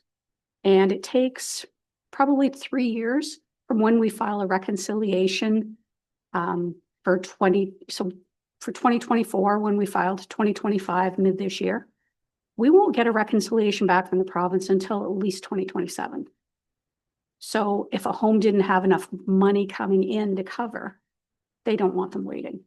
But the short answer is we have no ability to set our rates. I'll also just add, and then I'll turn the microphone off, that our full funding is based on 97% occupancy too. So there's also this drive for not just financial reasons, to make sure we maintain that 97% or higher occupancy. So we are cautious not to be super picky. Like, we want to be thoughtful. We want to move people into the appropriate room that they can afford. And at the same time, if we dip below 97% occupancy, then all of our funding is at risk. It starts to become based on your actual occupancy versus 100% for anything 97 and above. And then the other reason to be kind of supportive of this, again, we want people moving into the right place and the right space that they are eligible for. But also, we're trying to support a system that is fragile with ALC bed numbers skyrocketing, and there's a lot of pressure on long-term care to be the answer to freeing up space in the hospital and supporting people in the community who are in crisis. And so it's a mixture of balancing all of those things. And sometimes the unintended consequence is slightly less revenue in the preferred accommodation, not that we don't pay attention to it and watch it for it. Okay, I appreciate that, because I think in the report, it had the 3 different tiers of escalated revenues listed. I don't know, the private was 69 cents a day or something was the new fee, but it doesn't matter. It was in there.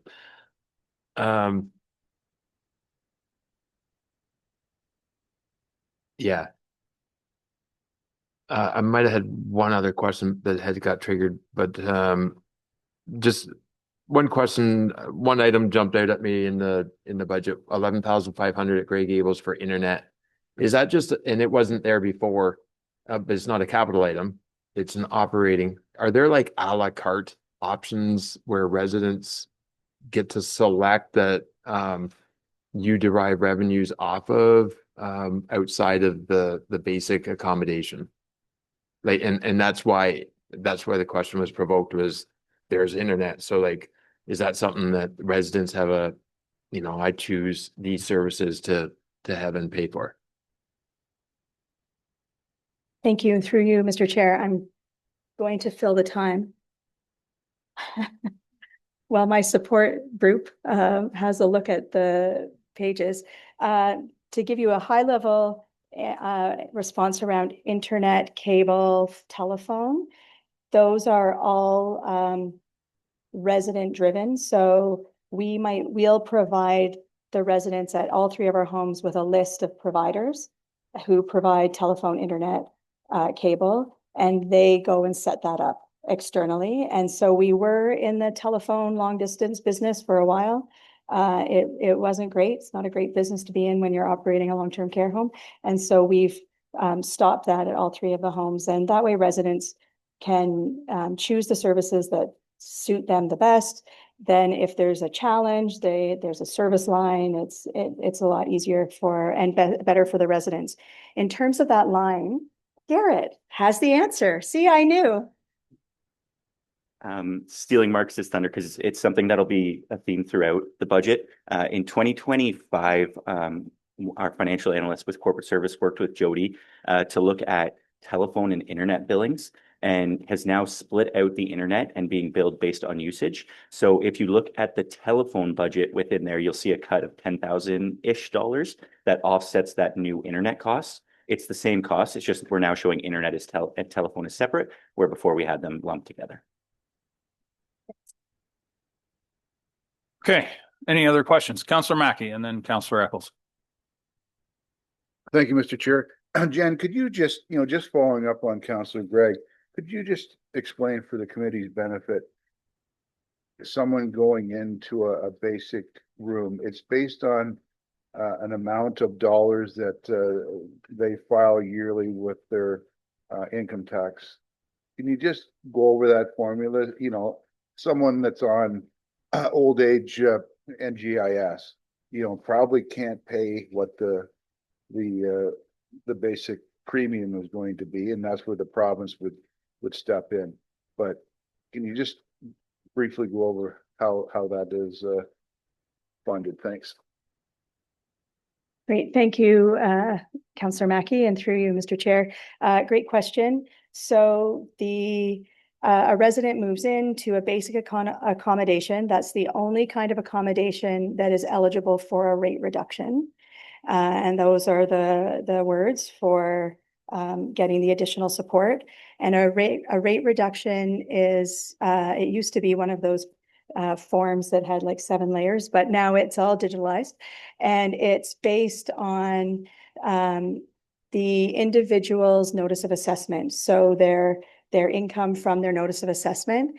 And that way it takes into account what their old age security, guaranteed income supplement, whatever benefits they're getting from the province. And so it's a calculation that then determines the amount that resident will pay as their co-pay to the home. The province tops up the remainder, and there's always a small amount left at the end of the end of the calculation for each month. That's called comfort allowance, and I'm actually not super clear on what our comfort allowance is right now. Do you know, Marcus? It used to be about $158, but I haven't looked that up lately. And the comfort allowance is the money that is left over for the resident to use to pay for cable, phone, internet if they wish, their hair appointments, kind of any incidentals. And it's not a lot. The comfort allowance hasn't gone up in a while. And so every year around June-ish or maybe May, we send out letters reminding people to bring in their notice of assessment. It's an annual process that happens every year. And when spouses move in, we work with spouses, or a spouse is still living in the community. We work with them to support them to get their benefits from the province sorted out, because there's ways to support them so that they're being seen as individual, kind of having two houses, two homes, instead of trying to manage with their incomes together. So there's lots of support to help people. And so that's an overview of that process.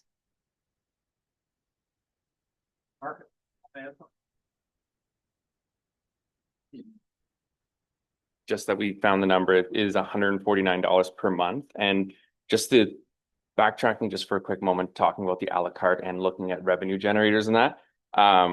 We had previously in the homes cable that people would be able to purchase a package and all that kind of stuff.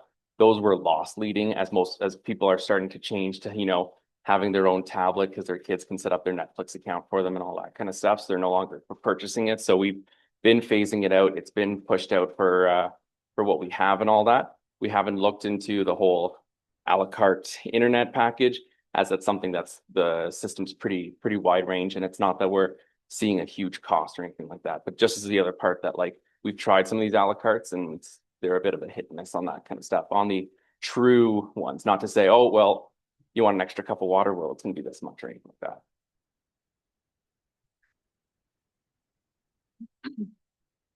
In the overview, in the third paragraph, it says the 2027 long-term care budget, 64 million, with a net levy requirement of 112 million.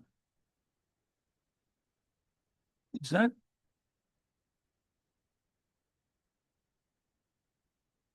So the levy is okay. Yeah. That still seems to be fairly high. Thank you. Yeah, there's an extra one in there.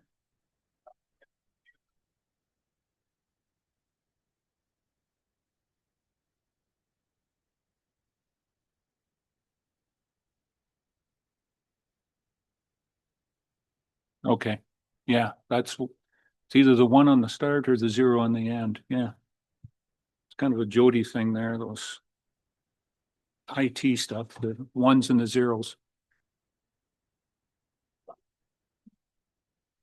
Thank you very much. Okay, my job's done here. See you later.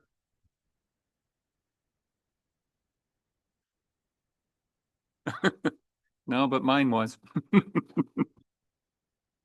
On, Jody's been very cooperative so far today. Let's not pick on him. Any other questions for Jennifer before we proceed? Do you have anything else, Jennifer, or is that it? Okay, good. Thank you very much. Moving on to long-term care development, redevelopment. Mary Lou is going to speak to that one, please.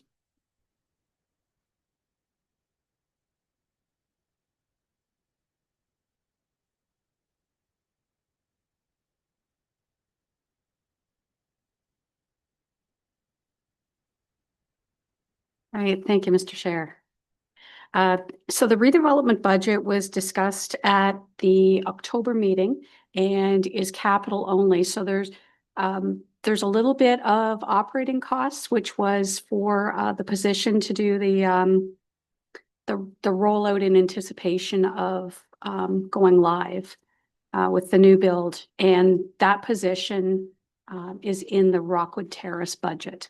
So there is no operating impact in this one, and we've already discussed the capital portion. Thank you, Mary Lou. Any questions? Nope. Very good. Thank you, Mary Lou. Okay, corporate services. Don't go too far, Mary Lou. You're up for administration and assessment, court security, health unit, healthcare, and education. So, welcome. Thank you. And in the schedule, I lumped those all together so that I wasn't just coming back and forth in between people. So I won't speak to the first page that is on the screen. It talks about what departments are under corporate services, and I think you're all quite familiar with that. So I'll move on to the administration budget.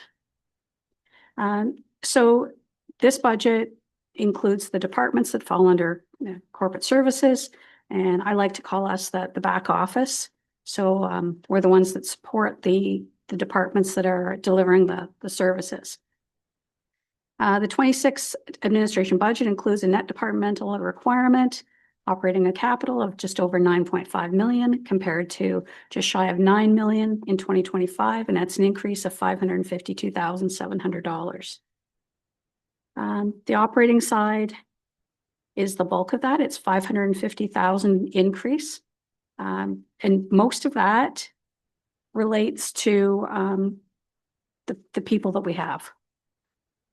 So I'll start with general and administration and general government. So we've already touched on this when Garrett did the corporate financial projection for 2025. We've budgeted just shy of $2.9 million in investment income for 2026. That's an increase of 154,100 over 2025. We are seeing interest rates decline. We do have a number of investments that are still extend to future years. So we have money sitting in our bank account. We have some money in GICs, and we have some other investment products. And we've tried to stagger those so that not everything matures at the same year. So as he mentioned previously, any revenue budgeted from investments that exceeds 1% of our own purpose levy goes to the one-time funding reserve. And that's used with funding what we typically call non-recurring expenditures and unexpected costs. And so as a result, we've budgeted $2,150,300 as a transfer to the reserve in 2026.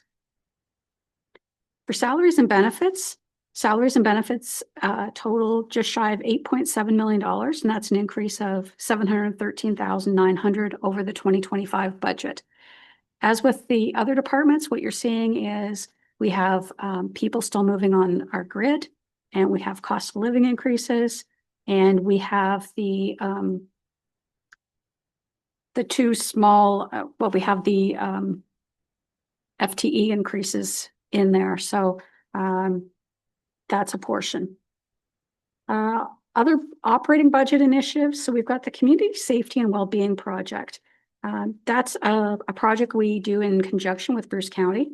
It's an increase of $30,200 to support our share of the coordinator position, which is funded from reserves. 2026 budget includes $30,000 funding for social pinpointing. And that's a digital engagement platform that makes it easier for the public to share ideas, provide feedback, and participate in decision-making. So it offers a user-friendly participation tool and presents options to engage in more engagement with the public, and as well collaborate with member municipalities. As I mentioned before, when we talk about salaries and benefits, there's $89,500 to hire an additional law clerk to support increased demands with legal services. Some of that work will largely be occupied just by virtue of the road exchange project. There's a lot of legal work required for that. And we also had a student position in corporate services as well. And then there are the capital projects that we discussed at the October meeting. And with that, I'm happy to take any questions on corporate services. Thank you, Mary Lou. Are there any questions? Councillor Nielsen, and then I'll come back to Councillor Gregg. Thank you very much, Chair Milne. Just a general question further to Councillor Gregg's comments before around the working capital or sort of one-time funding reserve and the ins and outs. The book itself doesn't have any of the reserve balances, and I know you said that for the December 5th meeting you could have that information. Is it possible, or is it a challenge to have just kind of the same concept for the reserve balances across the county with in and outs? When we're seeing just it's covered by reserve and there's money going into the reserve, it doesn't necessarily paint the picture for the health of the reserve or an understanding of how much money. Like, again, when we talk about the corporation as a whole, it's hard to remember, okay, all these ones are coming from the same reserve. So if that's possible, I'd appreciate that. Through you, Mr. Chair. And yes, it is absolutely possible. So in the previous budgets that we prepared, I'd say old school, where it's an Excel spreadsheet and it was on 11 by 17 paper and we had to spend all our time folding those. that information is there. We are just doing obviously some work validating that. And we are very mindful of looking when somebody says, oh, I can fund that from reserve. Well, do they have enough money? There's a bit of a juggling exercise because, for example, housing may have budgeted a number of projects to be funded from reserve in 2025. So we can't just take what was in the 2025 budget to come out and go, boom, that's our opening point. We have to sit and go, oh, wait a minute. We had to carry those over. So it's a complicated multi-tabbed spreadsheet that leads to the overall spreadsheet that Sue's trying to work with to put in Questica, but if it nothing else, it'll be available in what we would call the old school way. I'm just going to make a comment on one-time funding because we have looked at a number of options and you won't be aware of any of the options that if they show that they're funded from one-time funding in the proposed budget, that's already been a conversation between CAO, the deputy CAO, and finance. And being mindful about, is this a recurring expense, which you're just fooling yourself unless you're going to fund it every single year, or is it truly something that is an anomaly? And those are the ones that we look at and say, those are the things that it's appropriate to use one-time funding for, or as a bridge if we were going to phase something in. Thank you for that. And speaking to the one-time funding, I mean, the report here was just, or your discussion was just commenting on the investment income that goes right into one-time funding. Is that the main source other than any like operational surpluses at the end of the year that go into one-time funding, or is there other sources of funds that go directly into one-time funding? That's a really great question. Nice segue. So the majority of the surplus comes from two places. One is the investment income that exceeds the 1%. And the other is if there is surplus from corporate services, it tends to go there. If transportation has surplus, we bring a report with motions in it, asking to direct that to their reserves. Housing, no different. Long-term care, the same, because they have demonstrated needs. Corporate services, we would transfer to a reserve if we have a plan in place and we've come up with, here's what we need to do, and we need to have a means to come to that amount. So I'll use an example for communications with Rob's AV equipment. We have a regular transfer to reserve based on what we think that it's going to cost. At the end of the year, if we have surplus, and if I said, maybe we know his reserve is inadequate because we've already got an updated price, we might recommend to put some of the money there so that his starting point is easier. Otherwise, we're just writing a report saying, I'm going to fund that difference from one-time reserve. But those are the two primary places. And some municipalities would put it all to one reserve and then divvy it out later. I've seen studies where it's been suggested that's not perhaps the best idea, because there would be no incentive for a department to have savings. You look at the province and it's spend it or lose it. So there's an incentive that if they keep the money for their departmental needs, because we don't have a department that won't have needs. But corporately, like if you go to the back office departments, then most of ours, unless we're doing a project and we don't have funding, would just go to one-time funding. And for example, that's how we're paying for when we go to do the software replacement. It's coming from one-time funding too. Only if Dean's all finished. Okay. We're going to circle back to prior year surplus before the day's over, because we had $4.4 million in additional surplus that we took from the taxpayer last year, and we need to show that. And it's 6.2 million over the last 2 years. But now it's a little early yet. Just to comment a few things here. Some of my notes, I see under salaries and benefits, administration operating summary 2026 budget. This is page 61 in my document. 26 budget is $6.665 million approximately. And 2 years ago, it was $5.361 million. That's a 24% increase in 2 years. And in 2027, it's projected to go to $7.2 million, another $550,000 on the shoulders of 24% in 2 years. I'll just go back a couple pages. I think the 2026 budget includes $30,000 funding for Social Pinpoint. That does sound like a neat product that was on their website.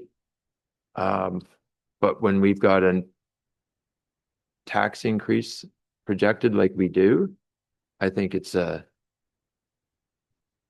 nice to have, but not a need to have type item. And I wouldn't be in support of the $30,000 expenditure for that item. The engagement platform exists for all county ratepayers at this time, and you're welcome to contact. I see the warden looking at me, or Councillor Neil. Oh, she doesn't want to be contacted by the ratepayer. They can contact Councillor Dickert or Councillor Nielsen. There's a variety of other engagement initiatives that have been in place for years, and I just think that's something that we don't need to venture to. There's $40,000 for enhanced shift assignment and acceptance scheduling software upgrades for 24/7 staffing. Could that be spoken to a little further? I recall about a year and a half ago some discussion about investing in new software that was going to support and make or elevate the efficiencies. Maybe that was only for long-term care, but I wonder if I could get a little more information about what that initiative is all about. There's some transfers to reserve, but again, this is, I think later in the day, when we maybe talk about prior year surplus and opportunities to realize it for the taxpayer. That's the time for discussion there. So those are my comments there. A question or two, Mary Lou. Thank you. And I'll try and capture everything. I'm going to say you have to be very careful about looking at the prior year surplus and saying it immediately that it's available for future use, because I'd have to go back and look. We've probably used a good chunk of that. So it does get taken into account when we're developing budgets. So it's not sitting in a reserve just for the purpose to earn interest. We look when there is surplus and determine the most appropriate place to put the reserve, the funds. And you can say that, yes, we did raise more money that year than we anticipated. For 2024, for example, one of the largest reasons we had a surplus is in long-term care. There was a requirement to increase our resident care, so the actual hands-on care. We were getting somewhere in the range of $1,212 per resident per month. It said it was going to go to $1,305 to $1,700 and some dollars per month per resident. And there was no formula on how that would be calculated. We talked about a mid-year, a mid-range, and go to $1,500 and change. It was my recommendation that we go with the lower level, because if we came in at the $1,500 and they only gave us just over $1,300, what was going to happen was not only would we have an in-year deficit, we were going to create more funds to make up on the next year's budget. There was no rhyme or reason to what we received. We got over $1,800 per resident per month. That created a surplus, and it's gone back into the long-term care reserves, which has assisted, because overall, the 3 homes show that they were in a positive, but there were 2 homes that were in a shortfall in the reserve. So globally, between the 3 homes, we have, I'd say, corrected the balance that was in that reserve by virtue of the province gave us more money than we'd anticipated. Had we known what money they were going to give us, we would have budgeted accordingly. but you don't find out until, I think that one was May or June perhaps. So that's one. The comment you had on, I'm just gonna have to go back to my page. The software with the engagement. And just as a comment, if you choose to remove that, or you want to make some adjustments, that was coming from reserve. So that does not reduce the levy. And you had a question about the enhanced shift assignment. I would need to go and look at a project sheet just to get you that information. Unless, Jen, do you have? Okay, perfect. So, through you, Mr. Chair, the HR project on scheduling optimization for 24/7. This is something that was contemplated in our RFP when we adopted Dayforce, and it was in the report when we came to you. We are ready to begin the project next year. So we'll pull from reserve for this portion, and it is meant to, so right now, if a shift is going out in long-term care, it goes out via a messaging system with StaffStat, but it doesn't talk back into our systems. So someone gets the message, shifts available, they have to make a call, somebody has to take that call, somebody has to enter it into the system. The program, and we're thinking we'll use a system called Vocantis. It was recommended to us by Dayforce and has an integration built. We'll still have to pay for that integration, but it works for other upper tier municipalities that have 24/7 long-term scheduling. So then it gets integrated back in. So if I'm a PSW and there is a night shift available on the weekend because somebody has called in sick, I can choose whether I want that to be received on my phone, by email, by getting a call, or by text. And if I accept the shift, then it is automatically sent back into the Dayforce system. No one has to schedule it. No one has to accept. It's just by seniority given out and by seniority assigned. So it is meant to create efficiencies within our scheduling departments. On the weekend, for instance, in paramedic services, if it's at the nighttime, the ARs or the duty supervisors would be doing these phone calls, and other work is not being done. So this system would allow other work to be done and less mistakes with our payroll, and less mistakes with our management team and the administration team, so they can focus on other tasks other than scheduling.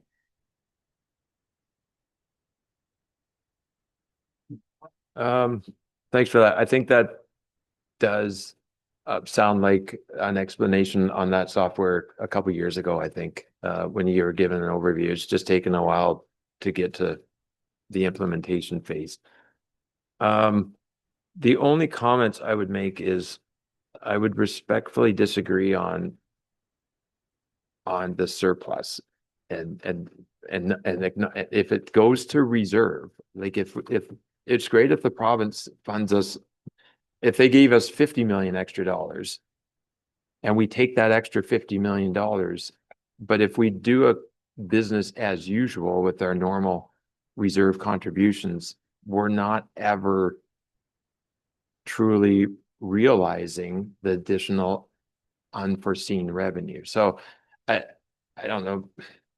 I understand what you're saying, but I do think that when we have tough years, we should be looking closer at it, because effectively it's 5.5% of our natural tax levy, $4.4 million, 800,000 is every point.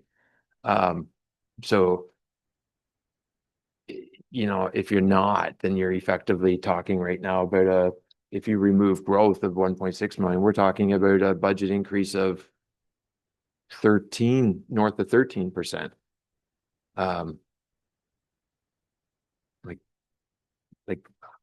So I think we have to look at recognizing it further. It definitely goes into our reserve contributions. But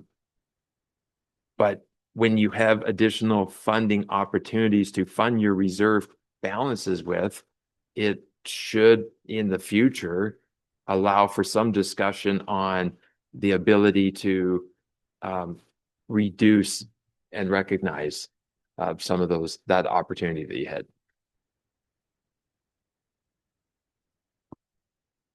Thank you. Just with a comment on, we'd be north of 13% without growth. 1% is 800,000 roughly. So we're at 1.8 million in growth. So we're just over 2%. That's assisting the overall tax rate. So when you're sitting over 6, yes, we'd be over 8 without that growth. That's correct. The one thing I would say, and I understand where you're coming from about the need to be mindful about increases. And yes, that money has benefited that reserve. And what it's doing is correcting what the reserve balances should be, because not only have we reduced contributions to reserve in prior years, but everything, going back to the original slides that Sue was presenting, everything is costing more. So our buying power isn't going as far as it would have with capital projects. And if we had known that we would get that direct care funding, we would have budgeted for that funding level. You're right. And as a result of getting that money, it's going to right-size the reserve. We might use some of it to maybe reduce the amount we borrow for Rockwood Terrace redevelopment. It's all going to benefit the taxpayer. It's just the timing, and we are very mindful about how we're spending the money. We're not going out and just saying we can do projects because there is a reserve balance. And on the flip side, you should never use your current year surplus just as a mechanism to reduce the next year's balance on your budget. Because what's going to happen is that's just a temporary means. And when we start looking at the end of the presentation about the next steps and where you want to be, if we defer some things to 2027, that helps 2026, and we're going to make 2027 look worse, which is the advantage of having a multi-year budget with a forecast for 2027, so that we're mindful as what that's going to impact as our starting point. Thank you, Mary Lou. Any other questions? Okay, you've got court security and others. Oh, Councillor Gregg has another question. Go ahead.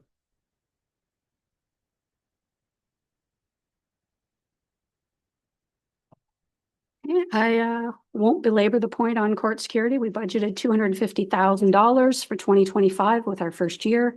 We've already had a report come that it's about 117 and change over budget, and we've increased the budget to 400,000 for 2026. Also recognizing in hopes that the province, with their change in standards, assists municipalities such as the city of Owen Sound with their court security costs and increases the funding. Any questions on that one? Okay, not seeing any. Carry on, please. Councillor Mackey. Thank you, and through you, Mary Lou. When we're talking court security, are we including transportation? Is that where some of the increase has been in prisoner transportation? So that's all part and parcel of court security?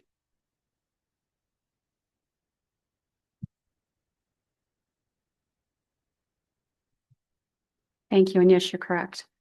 So the City of Owen Sound's agreement with the province is for prisoner transport and court security.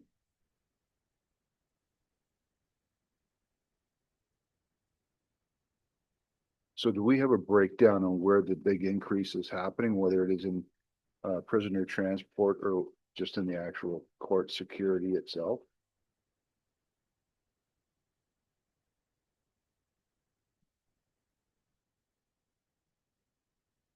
It's been a number of months since I had a conversation with Owen Sound's treasurer. I'll have to go back and look at the email exchange. I can't remember off the top of my head, other than the fact that they now had to have uniformed officers as in addition to civilian. That is a part of the driver, and that came out That was like in July with basically you need to do this immediately.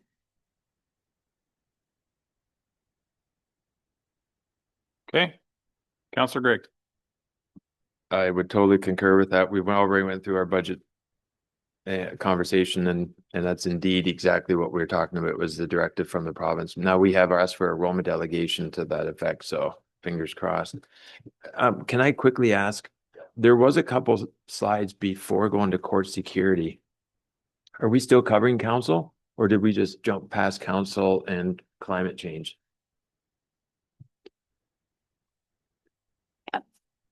Through you, Mr. Chair. Yes, so I'm covering we are skipping around a wee bit because I'm covering versus going back and forth to the podium. I'm doing everything that I'm presenting on and then everyone else will follow in their order. Okay, any further questions on that one? Okay, carry on, Mary Lou, please. Thank you. Okay, so the next one is assessment. So everyone knows that we pay MPAC on behalf of all municipalities in Grey County. So we have a budget of $2,770,600. It's an increase of just over 86,000. And in the financial projection to year end, Garrett mentioned that we were slightly overspent because we budgeted a 2.5% increase and it came in over 3%.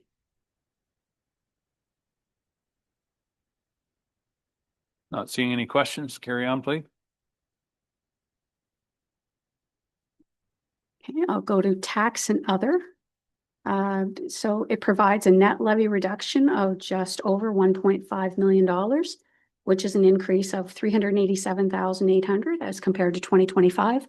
Sue spoke to that earlier in the presentation where we increased the budget for supplemental taxation. Okay, any questions? Not seeing any. Okay. Last but not least, health unit, healthcare and education. Health unit, we have a levy requirement. We've estimated at $1,743,400, an increase of 25,000.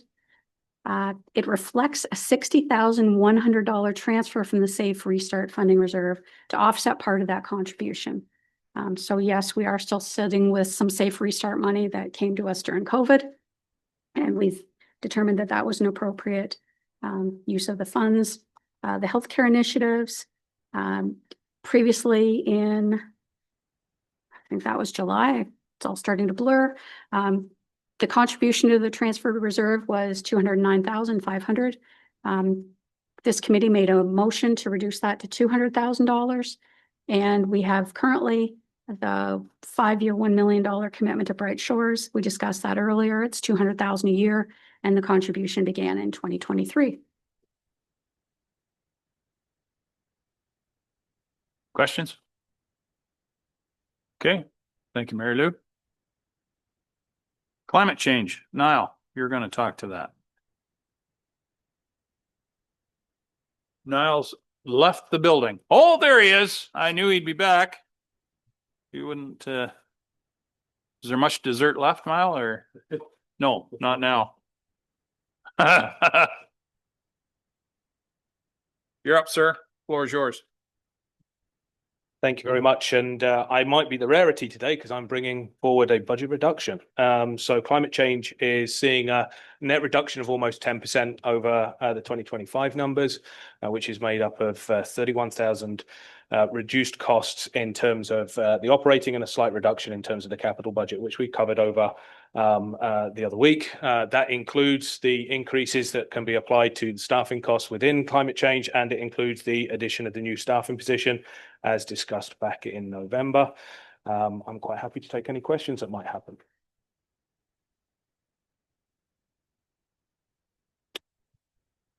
Thank you. Any questions? Councillor Nielsen, go ahead. Thank you very much, Chair Milne. Just I guess a comment on the climate change coordinator position. I mean, council gave direction at the last council meeting that we're looking to have the review. The item in here suggesting turning that into a full-time position with the county rather than the contracted position for reasons because, you know, it's difficult to get contract and stuff. But my question, I guess, is that a logical idea in 2026 to turn this into a full-time position onboarding? Or should we maintain the contracted position kind of the way it's been going so far, given the fact that we're reviewing the whole Going Green and Gray system in 2026?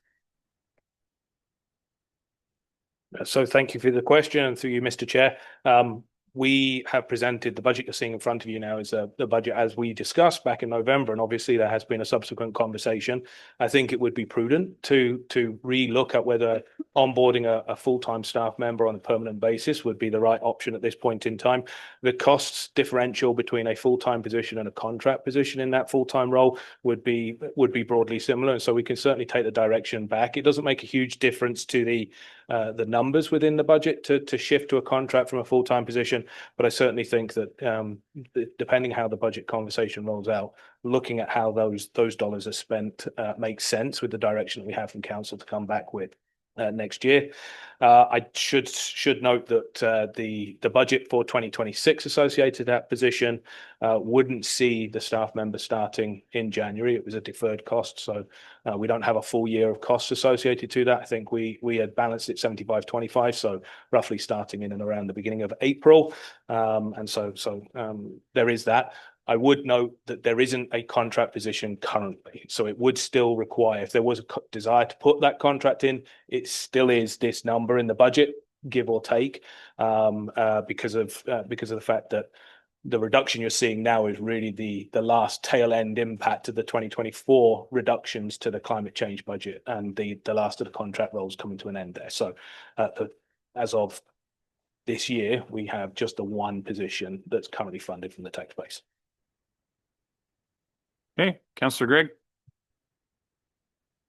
The only thing I would add to that, though, is if you get into actually, when you bring on an employee, there's all sorts of additional ancillary costs, and some have to get a vehicle and so forth.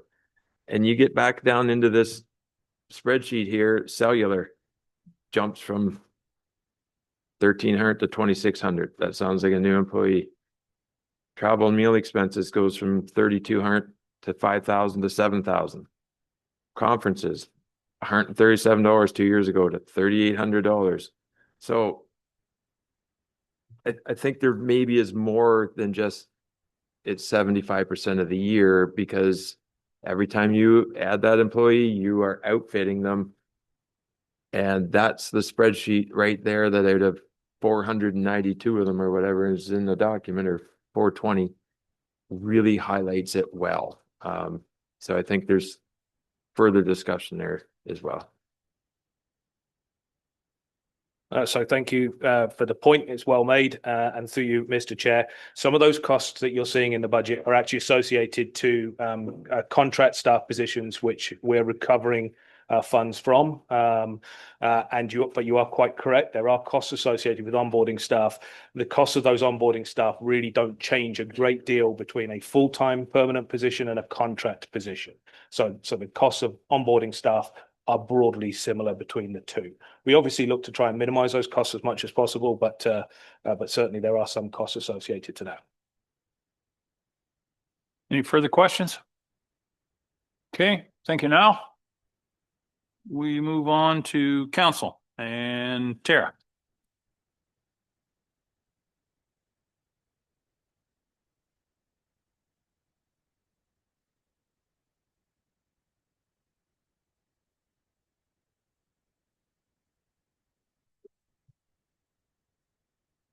Thank you, and through you, Mr. Chair. The 2026 council budget is seeing an increase totaling $47,600 over 2025's budget. There's a slight increase noted in association membership fees, anticipated increases in the number of per diems to be paid in 2026, and a cost of living adjustment of 2.8% for council members. Conference and travel expenses have increased in the 2026 budget, reflecting current spending and anticipated inflationary increases related to hotel room costs, mileage increases, and food cost increases. With an incoming council in 2026, new computers and cell phones will be purchased and are proposed to be funded from reserves. And as in past terms, there's a 2-day joint orientation scheduled for November of 2026, coordinated by all of our collective municipalities and offered to all elected officials across Grey County as well as senior staff. The cost is expected to be about $20,600 and funded through reserves. That orientation will focus on fulsome information related to governance matters, parliamentary procedures, legislative updates, and team building elements. And it will be also funded from reserves. Thank you, Tara. Questions? Councillor Mackey. Thank you, Mr. Chair. Thank you, Tara. Can you just, for our benefit, the cost of living adjustment of 2.87, which is a little bit higher than CPI, but, and maybe the question is for Jennifer, but where that figure, how that is derived? I know there's a different formula, I guess. So if that could just be shared with the committee, please.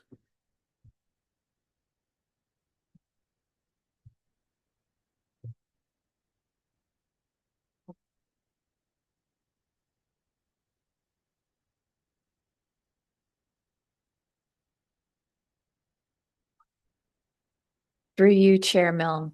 The formula that we use to establish non-union and council proposed cost of living adjustment was established as we went through our non-union market evaluation and council evaluation in 2023. I was asked to bring back a compensation policy that dictates how we calculate that formula. The formula is calculated by an average of 3 factors: our collective agreement, our arbitrated rates, our 10 comparators, and also the past year's average CPI. All 3 rates are put into a formula and are averaged, and this year that equals 2.87%. Thank you, Jen. Any other questions? Councillor Matt or Greg, please. Thank you for the opportunity. I think that this budget committee and council should be reviewing our current policy for 2026. It's an election year. I'm not sure what would motivate councillors to be able to get to every conference, but I think it's our duty to recognize that all the conferences and meals and additional costs that go with that continue to escalate. I think it would be prudent to scale it back at the county level to 1 conference paid for by the county taxpayer. And if you want to go to other conferences, it's, at your own will at the lower tier municipality. But there is some degree of masking that occurs when we have elevated budgets here because the microscope is on the lower tiers. If you could just, for me, Tara, expand a little bit on travel and meal expenses. Again, it's went from 80,000 to 125,500 in 2 years. Conferences is way up. There's a bit of professional consulting fee. There might have been a little bit of dialogue about enhanced fees because it is an election year and for training purposes. This is one of those items where, and I said at the start of the day, I don't advocate to use a current year one-time funding as part of base budget funding. But if this struck me as a bit of an example where there could be that consideration given if it's occurring once every 4 years and we're not contributing to it. The other one is, how much do we pay the Great Lakes and St. Lawrence Seaways Initiative for a membership? We just had a cleanup, a shoreline cleanup in our community, which was fantastic. But at the end of the day, I had a cleanup done by my business that outperformed, and that's no disrespect to the cleanup crew because it's still great, but we picked up way more garbage in our community than what was the outcome of that cleanup day. And I'm just wondering, what's the cost of being part of this organization? Because when I go on their website, I see a really cool mapping tool. So if the Conservation Authority was successful in getting some grants and a project occurs, then that website is highlighting for whoever might go on it. But I haven't seen results coming from, and this is, please don't be cited, because I know our honorable warden is a member of that membership, as is Mayor Body.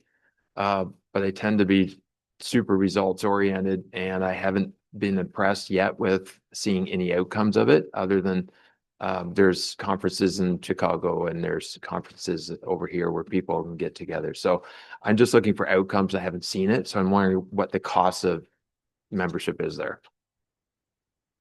Thank you. I think Mary Lou has the costs on the sorry. Thank you. $7,700 per year for the annual membership for the Great Lakes and St. Lawrence Cities Initiative. Just to be a part of the association. Councilman Gregg, go ahead. So it's been really we can't just rely on staff just to have to take every anecdotal piece of information. So can I just make a motion that we recommend to council to remove that membership for 2026 from the budget, that being the Great Lakes and St. Lawrence Seaways Initiative membership? Certainly, I'm going to say, I was going to suggest, we said at the start, we were going to, Brittany was going to keep track of notions that wanted to be discussed or voted on, and we'll do that when we get to the end. So she's taken note, or Tara has taken note. Do you want to respond to that, Tara? Go ahead.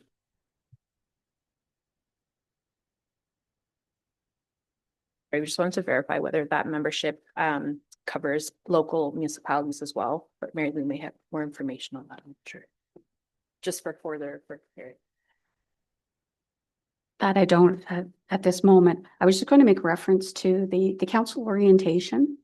That is covered from one-time funding. So that is not a levy driver. Also, we do contributions to reserve for the refresh of the computers as well. And they're on a 4-year life cycle. And coincidentally, that's your term of council. I'll do, while we're talking, I'll do some looking and see if I can find that out about Great Lakes. Just further to the orientation as well, this will be at least the 3rd term where we have done a joint orientation. So for next year, we're going to start setting money aside, knowing that this is likely something that we'll keep doing based on the support that the contributions by all of the collective Grey County municipalities, and just the benefits of having all of us in the room together, having the same information and really realizing some efficiencies there. So we will be saving for that in the future. Just on the question on the travel and meals, that one in. Madam Warden, please. Thank you. I just want to contribute to the information that's being asked. When a county is a member of the Great Lakes and St. Lawrence Cities Initiative, so are the member municipalities. So that means that each and every one of these our municipalities can participate when it comes to things like the concrete, the return on investment, perhaps some of the questions that you're asking. It depends on how much the organization, pursues it, how much the communities pursue the opportunities. The town of Blue Mountains, for example, twice has earned the $7,500 WEGI award for small town environmental initiatives that help with healthy water. So there are different offerings depending on each of the communities. I think it's a healthy question to ask. I'm honestly putting my county hat on here, and doing what we all need to do by putting aside our mayor and our deputy mayor hat and thinking as a county. The value is, and yes, the fee is more because it's done by population, by municipality, but philosophically, if there's an issue with that, with the municipality, you might look at then whether or not the lower tier would perhaps decide that they're going to not do that membership and retain participation within the organization through the county level instead. That's the flip side of the coin to be considered since this topic has been introduced. Certainly, it is going to be hard to be able to pinpoint, again, concrete factors when we're in advocacy role. So when we're rolling out the Blue Economy Economic Transformation Plan, and now built into it is tourism, because some of us were there saying, wait a second, we're not all big city ports. We're not all shipping. There's a lot of vitality that comes to a community by being either adjacent to the water or nearby the water, and how we benefit. So let's make sure we're fostering our tourism as economic development as well, and not just from a perspective of large cities, which is the way the organization was initiated. Back when it was initiated by the Mayor of Toronto and the Mayor of Chicago, and one of the founding members, the Mayor of Collingwood, Terry Geddes at the time, Ellen Anderson, also very much foundational in that, said, no, we need to talk about what's happening in smaller towns too. So that's how it got started. It went from that very small enclave of beginnings to now over 400 members. The membership is increasing because of the value of working together and advocating together at Ottawa, and of course on the other side, down at the White House, and also to further the relationships that we're building with our neighbors in our First Nations communities as well. Since 2022 to today, we now have representation on the board and full participation with members, including just as close by as Manitoulin Island, and hopefully very soon from the Bruce Peninsula as well. That is something that happens, that dialogue happens regardless as to what's happening across the border, regardless as to how it's genuinely the perspective of looking at the entire Great Lakes watershed basin together and looking past the boundaries that are drawn on the map. So it would be hard to give a concrete number to that, a financial number to that, but I would not want to see that voice not there and present in front of the policymakers at both the provincial level as well as the federal level. So I hope that helps provide some background. Thank you, Madam Warden. Any other questions or discussion on this piece? Councillor Eccles. There's one that's missing there, I think. Are we still a member of TAPMO? Yes? Okay. It just wasn't listed here, so. Okay, that's good. I think that one is results oriented. And I think we're also a member of the Leafs fan club, right? Yeah. Tara, go ahead. That comes with a cost sometimes, but just going back to Councillor Gregg's question of the travel and meals. I do recognize that is a large increase, and in hindsight, I think the number that we budgeted for the 2025 budget was a little bit on the low side. I think we've been budgeting 98,000 for multiple years in a row, and we were seeing higher than normal hotel room costs, food costs, CR8 rate policy change partway through 2024, I think. So it's probably the number that we're putting forward now.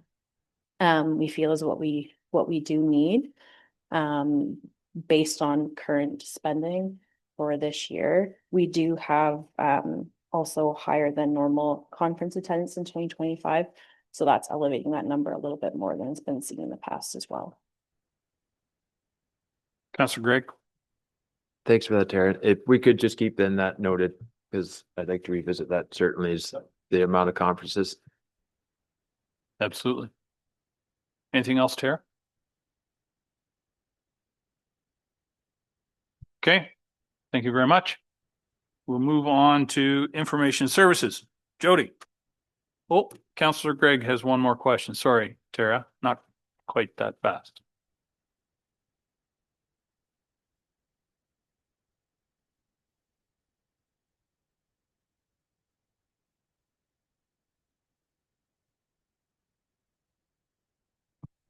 Thank you, Mr. Chair and members of committee. So for IT, we have, aside from the capital, we have two budgets, the IT operating and the information services budget. IT operating, there's no big changes this year, and the impacts were discussed by Mary Lou in terms of administration and corporate services. So including myself in IT, we have 15 staff members. We have 4 on the business solutions team who deal with software, custom development and websites. We have 3 in the GIS team. And we have 7 on the infrastructure team, which includes our 3 help desk staff. IT cybersecurity is everybody's responsibility, but our infrastructure team is doing a lot of the heavy lifting there in terms of policies and configuring firewalls and the software on our computers that keep us secure. We also have 3 students annually, 1 for each department. So as Garrett mentioned this morning, the information services budget is essentially the cost of running and securing the network. It is distributed to the other departmental budgets through an interfunctional cost and recovered that way. And 3, used to be 4, now 3 of our capital projects where we're making reserve contributions are offset by funding that goes through those interfunctional costs as well. And that's relevant, and I am going to come back to it. Overall, the IS budget is increasing by $102,000. We are also showing the internet costs going directly into this budget now, which was mentioned earlier. So that looks like a $50,000 increase, but it is just redistributing costs that are elsewhere in the county budgets into the information services budget now. So there's a few areas that I would like to highlight where the increase is tied to either expanding or new services. And then I'm going to come back to the capital thing. The capital project. But a lot of what we are seeing is just sort of increases on our software licenses, either, with inflation, minor increases, or sometimes a little more than inflation. So in terms of software, the ones that I would like to call out, we have an increase of $5,000 in door access control. So this budget includes the software for a lot of our buildings outside of this one and outside of long-term care. That software is licensed both by the number of sites or doors that we have and the number of users, and that $5,000 is really just accounting for an increase in the number of buildings that we are managing under that software, mostly the new buildings and paramedic services, and anticipated for the new Flesherton or Ceylon Depot. We have a $10,000 increase in our software that we use for IT service management. So this is the platform that allows us to manage IT tickets. We track assets. We automate some of our workflows in terms of creating new user accounts, signing the triage, doing call outs, things like that. And there's other tools in there that align with IT best practices in terms of change management or problem management. It is also the IT knowledge base. So this software is used by departments and corporate services other than IT. We're using it for comms, we're using it for records. And the idea is that we're going to expand that a little bit more for corporate services next year to potentially also include HR. So other applications, like Adobe, we're seeing, as I said, some small increases in inflationary costs. We've got software now for cybersecurity training, for desktop security, and all those things have gone up a little bit. The biggest driver for increase in this budget is what used to be a capital project for our main server hardware, which I've spoken about that before. So the idea is in 2026 that hardware is due for replacement, but rather than doing a capital project and putting something, just replacing like for like, we want to start using essentially hosted services or infrastructure as a service. Ultimately, the costs are very comparable, whether we went on-prem or whether we went to cloud-hosted services, but it is increasing from what we had projected before anyways. We've done a lot of research through this year to find a solution that is the most fiscally responsible, but also meets what we need in terms of functionality to continue to deliver services.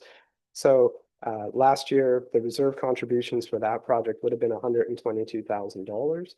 In the IS budget now, I'm showing $175,000 a year.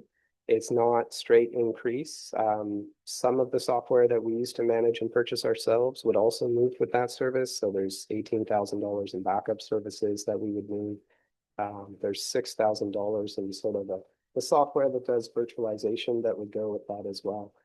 You will recall that I spoke to council earlier in the year looking for license fees that were higher than budgeted in terms of licensing at long-term care. And we didn't reflect the true cost, obviously, in this year's budget or next, but we were able to basically eliminate those costs moving to this infrastructure as a service model as well. I'm showing Microsoft costs in this budget as a little bit lower. Microsoft costs don't actually go down. That's just something else that we're moving in terms of Windows licensing into the software or the hardware as a service model. Also in that budget, there is $6,000 additional professional services that would only hit the budget next year in terms of implementation costs for infrastructure as a service. And the one other addition that's noteworthy is we've included around $10,000 or just over $800 a month to do a direct connection by fiber from this building to that hosted hardware provider, which would ensure that we move things that are currently hosted here and you can access with a lot of traffic and no lag. Their uptime is reliable. We put them somewhere else, so we're not having any performance issues just going across the internet. That is the information services highlights in a nutshell. Thank you, Jody. Good report. Any questions? Not seeing any, so all the information is good. Thanks, Jody. Moving on to property with Anne Marie.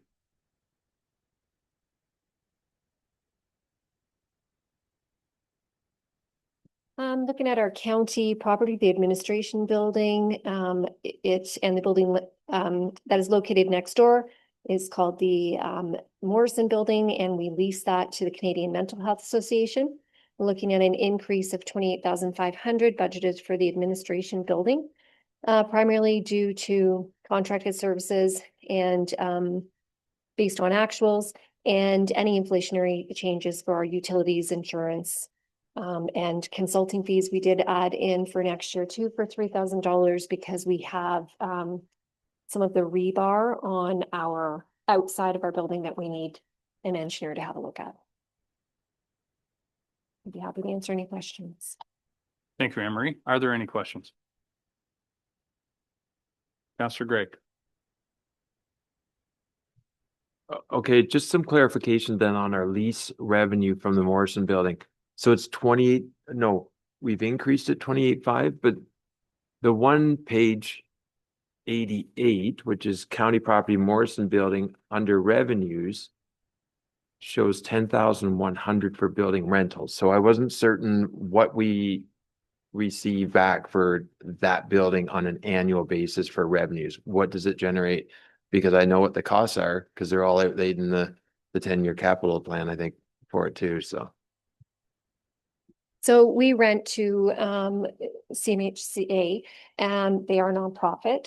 So we do have a very low rent for them. So that is the rent that we receive. It's $10,000 a year. They pay all of the taxes, the utilities, all of that sort of thing on their own. So the only thing that we do receive that we do pay for that is the rent, or sorry, we don't pay. So if you look, $10,000, we have a very low. We put $1,000 in just in case something happens that we as a landlord have to look after.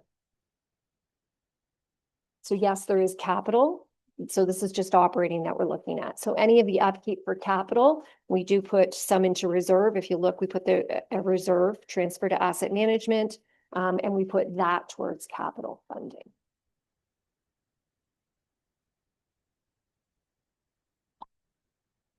Thank you. Is that good? Oh, another question. Darn, that's probably not what I wanted to hear for that building, was that we're only getting $10,000, 100. I don't know when the right time to have a discussion is, but it's a big building. It's a county building, and we're carrying a significant cost in the balance sheet for that.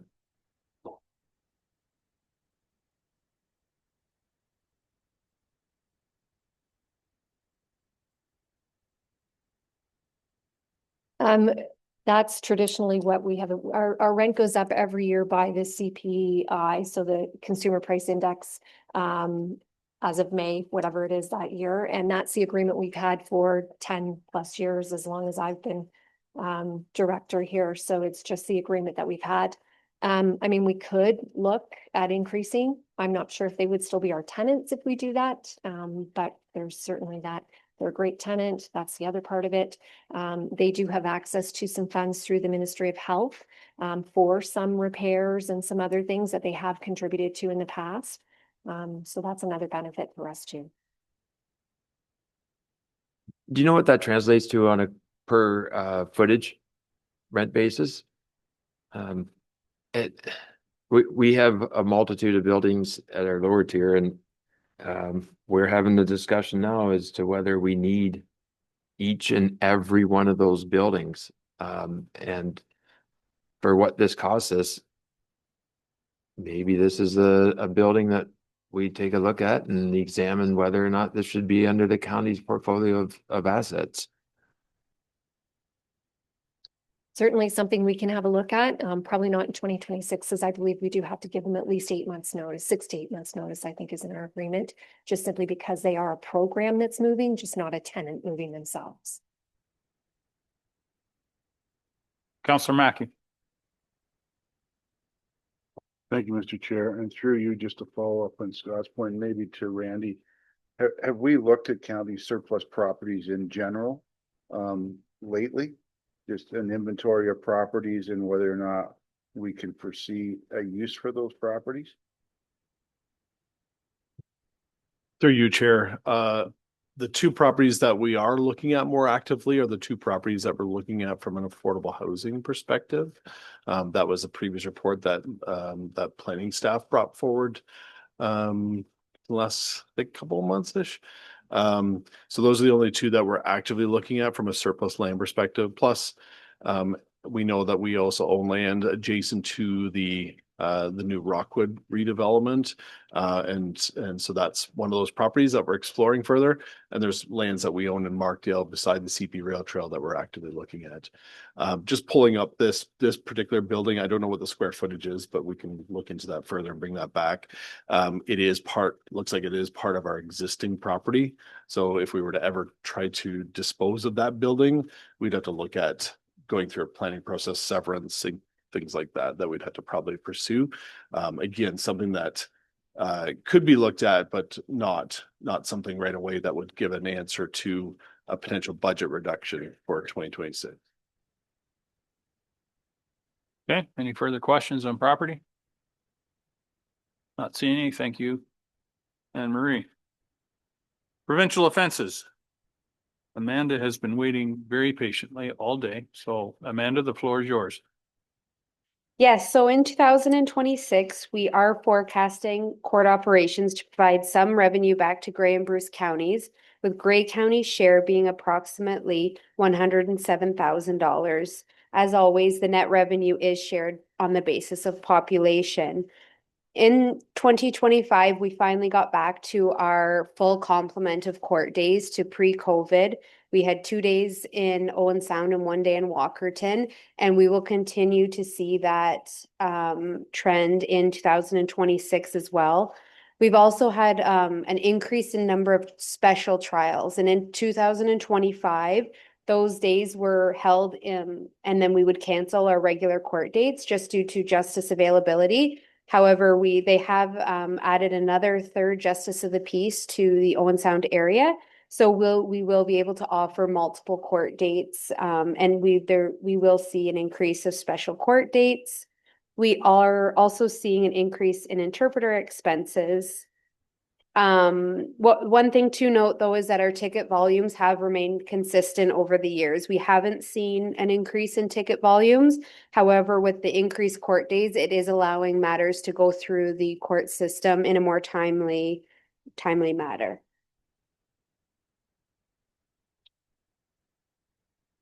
Very good. Any questions? Nope. Oh, Councillor Mackey, go ahead, please. Thank you. And excuse my ignorance, but the fines that are levied through this court, can you just for my benefit, tell us what share of that we received to help cover these costs?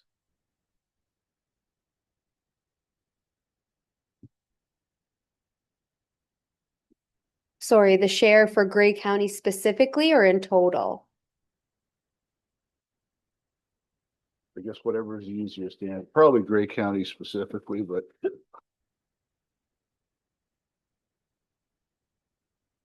there's a huge cost to running the court. And the fines, I'm not sure, what the percentage is that the province receives from those fines and what percentage we get as a county, I guess. Be clear, thanks. So it's kind of broken down into a few different pieces. So there's victim fine surcharge, so that's levied on all fines. That gets paid back to the province. We have to pay for the justices of the peace. So there's lots of different expenses. So we don't have an exact amount. If you have $100 fine, what is our exact percentage? We don't have that. Because it all depends on what the fine is and all of that. Okay, thank you for that. Any other questions? Thanks, Amanda. Moving on to and finishing up with WSIB, we have Jennifer to deal with that one. Jennifer, please.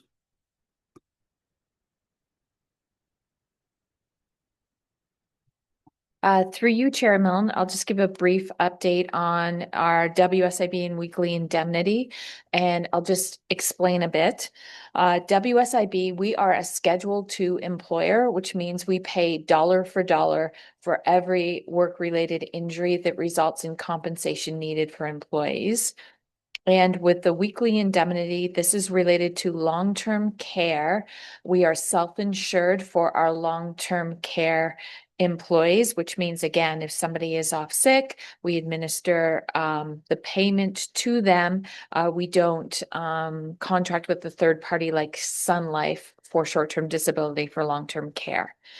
So every year we look at and we try to predict based on the last few years of injury rates, whether it's non-occupational or occupational. We try to predict and make assumptions about what we should be setting aside for 2025. This year, we are on track with every dollar that we have said we will spend. We are on track to spend that dollar. Because the rates have stayed fairly static for injuries over the last 3 years, in that we're having the same kind of rate per year, not that we aren't having injuries.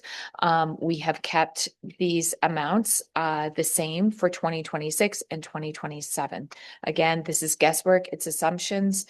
If injuries go down, whether occupational or non-occupational, we will spend less money. If they go up, we will spend more. But based on last year's predictors, we have set the assumptions as the same level. Thank you, Jen. Any questions? Very good. Thank you very much. Let's take a break. It's 3:15. Try to keep it to 5 minutes, and then we'll reconvene and we will finish up the slides with Mary Lou.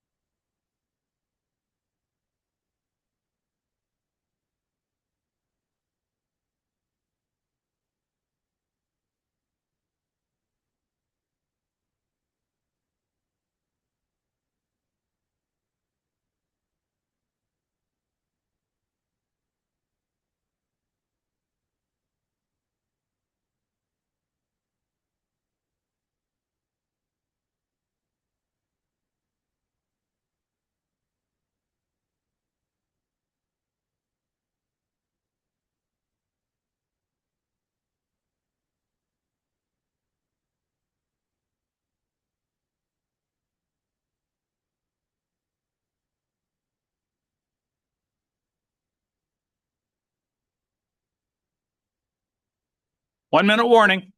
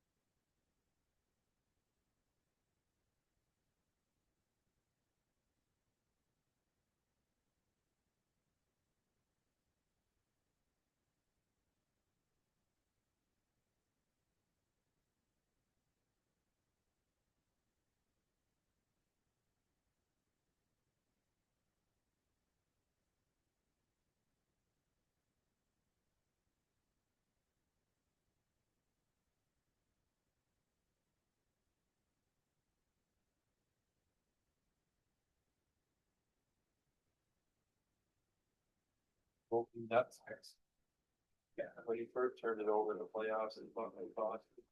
Guy that can't play in his own town.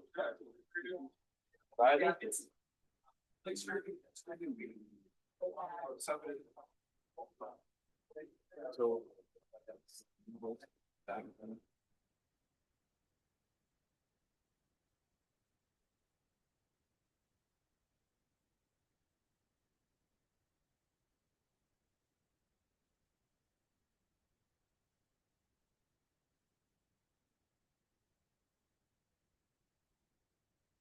Okay, let's bring it back.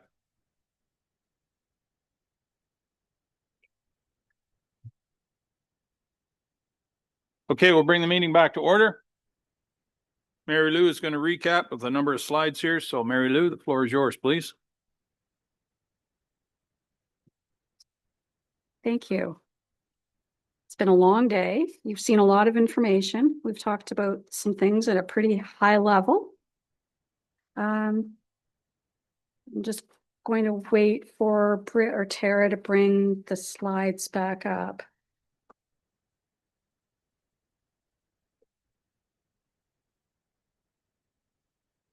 So we go back to slide 23. So I'm not going to belabor these.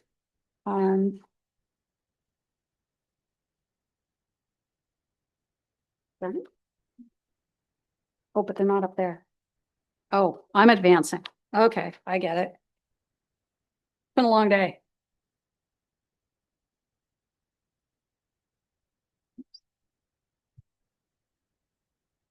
It should just. Let's just get. This one to this one. Yeah. Okay. Thank you. Great. So just to recap this slide, the 2026 draft budget you've seen today has a levy requirement, $85,470,400. And we talked about the prior year initiatives that are already included. So you're sitting at a 1.82% increase for those three things before we started. That doesn't include the other things such as the collective agreements and the staffing costs that they're really, with the exception of any new staffing, you've got increases for your cost of living and your collective agreements before we ever start. We talked about the key budget drivers. So the big one was the asset management plan increase. There's a slight increase to the transfer to reserve for a fleet of $134,200. And, part of that is the eventual electric fleet, additional vehicles, and the fact that we're recognizing increased costs for all vehicles. We're not seeing things go down in price. The paramedic services enhancement plan was $410,000. Housing increase due to the change in the cost of capital assets. We inherited an aging infrastructure from the province when we took over housing in 2001. So I think our most new building that would be Chatsworth, which was built in the early 80s. And a lot of the buildings were built even the high rise was built in the early 70s. So the older the building, the more the costs are to look after those buildings. We assumed transit was ending at the end of March next year. That was a savings. And we knew that there would be salary grid movements, cost of living, and benefit increases of about 2.5 million. So where we're sitting now is just over a $2.1 million increase to the 2026 budget compared to the 2026 proposed budget, which was a 2.6% increase. And then Sue did a good job of explaining what was driving that increase of the 2,164,000. So the road exchange is by far the largest. There's the labor relations following that, the staffing requests, which are in the budget, and they all have mid-year increases. Mid-year implementations. Court security we've talked about, transit we talked about. And when we take into account all those adjustments, compare it to the proposed budget, we came and we added some supplemental tax revenue, looked at what funding increases or adjustments we know that we're going to get from the province. We can come pretty darn close, and that's within $24,300, which is pretty amazing when you look at a budget that's almost $86 million of levy. We had a slide here showing the breakdown by the various, what we call the functional areas. And at the end of this, so our new growth was just over 1.8 million. We've got a small adjustment going the opposite way, which would be the last of the reductions in the movement to move the multi-res ratio to equal res at 1. So that was a 4-year phase, and in 2026, when you look at tax policy, and if you're in agreement, that's the final year. So that brings the what I would call the old multi-res, which was the original, down to match res, and it also matches the new multi-res. So that's a benefit for owners of buildings, multi-res buildings, including Grey County. We have the bulk of the units, but it creates an equal playing field. What we've said is the estimated 1% change in the residential rate right now is $801,200. And the impact on the property owner, so for every 100,000 in residential assessment, that increase would be $27.90. So the average single detached home not on water, and that's what we always refer to when we look at the assessment, is assessed at $296,000. And that estimated increase is $82.60. We've looked at the operating and capital net levy requirements. So when you take for 2027, we've just for the purposes of that used $1.4 million for assessment growth.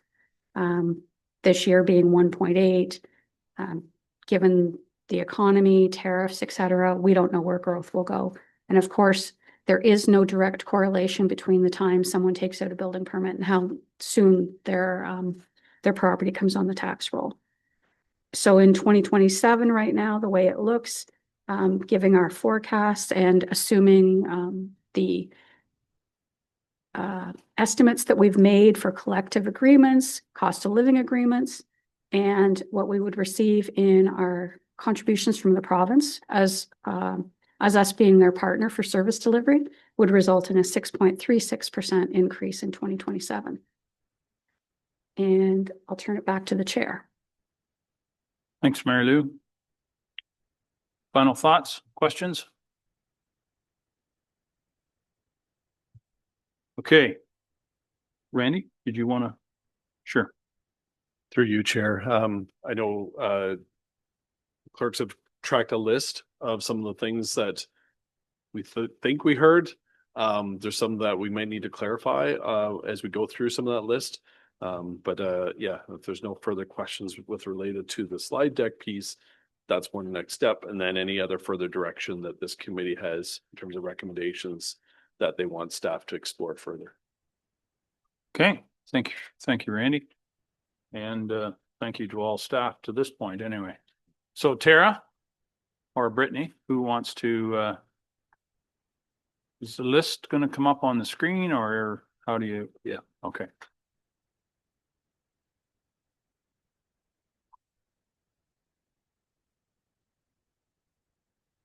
So what I would ask first while we're waiting for it to come up onto the screen is everybody take a look at the list and make sure that everything that you want to further discuss or vote on even is in that list.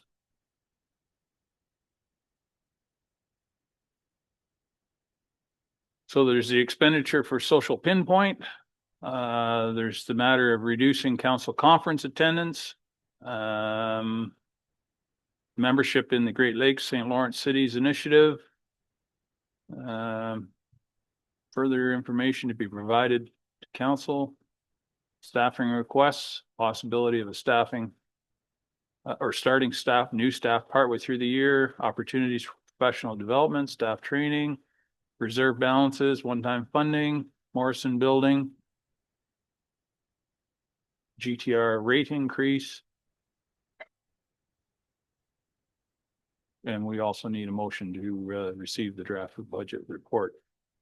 So, does anyone see anything on there that's further that needs to be perhaps voted on or discussed further? Councillor Nielsen. And try one more time to dig myself a deeper hole and say the Urban Road Exchange. The Urban Road Exchange.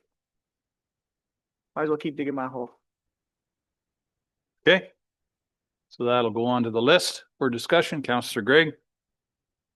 Just if the professional development staff training reductions, often ancillary to that is like line items such as meals and expenses and conferences. There's a couple other ones that are similar to that type of administrative ledger account. Okay. Randy. Just in terms of the road exchanges, I don't know if there's further direction that can be provided in terms of looking at further. Is that not proceeding with the road exchanges? Is that looking at phasing in the increase as it relates to the road exchanges? Yeah, there's a couple ways that, or maybe you want to leave those options open for staff to explore and then bring that back as information for a council. So just looking for further direction there. Yeah. Yeah, we'll try to make that clear when we get to that topic for sure, what we want to do with it. Oh, Mary Lou. Thank you, Mr. Chair. I just wanted to make a comment on the first bullet in 5, staffing requests and the possibility of starting staff partway through the year. That's already in the budget. We're starting, assuming people are starting mid-year. It's not a Jan 1. Okay, Randy, did you have something? Just through you, Chair. Further to what Mary Lou just described, as was noted, there is part of the year staff. So what I was hearing is that, do you want us to explore starting them even further into next year?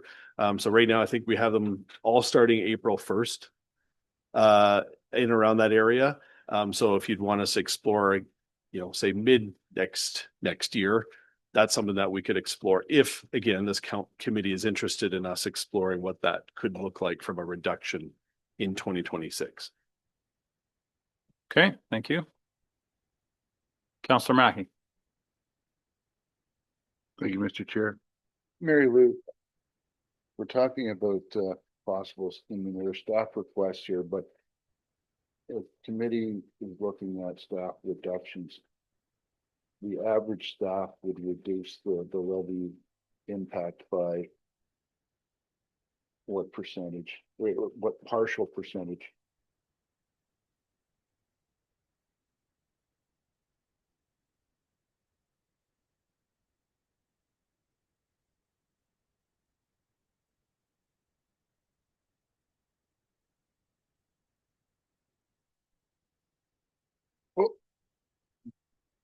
I'm just hang on to those thoughts. I was just gonna get the list constructed first, and then we'll go through the list and discuss each one. Okay, so rather than have that discussion right now, just hang on to that thought. So is everybody satisfied with topics for now?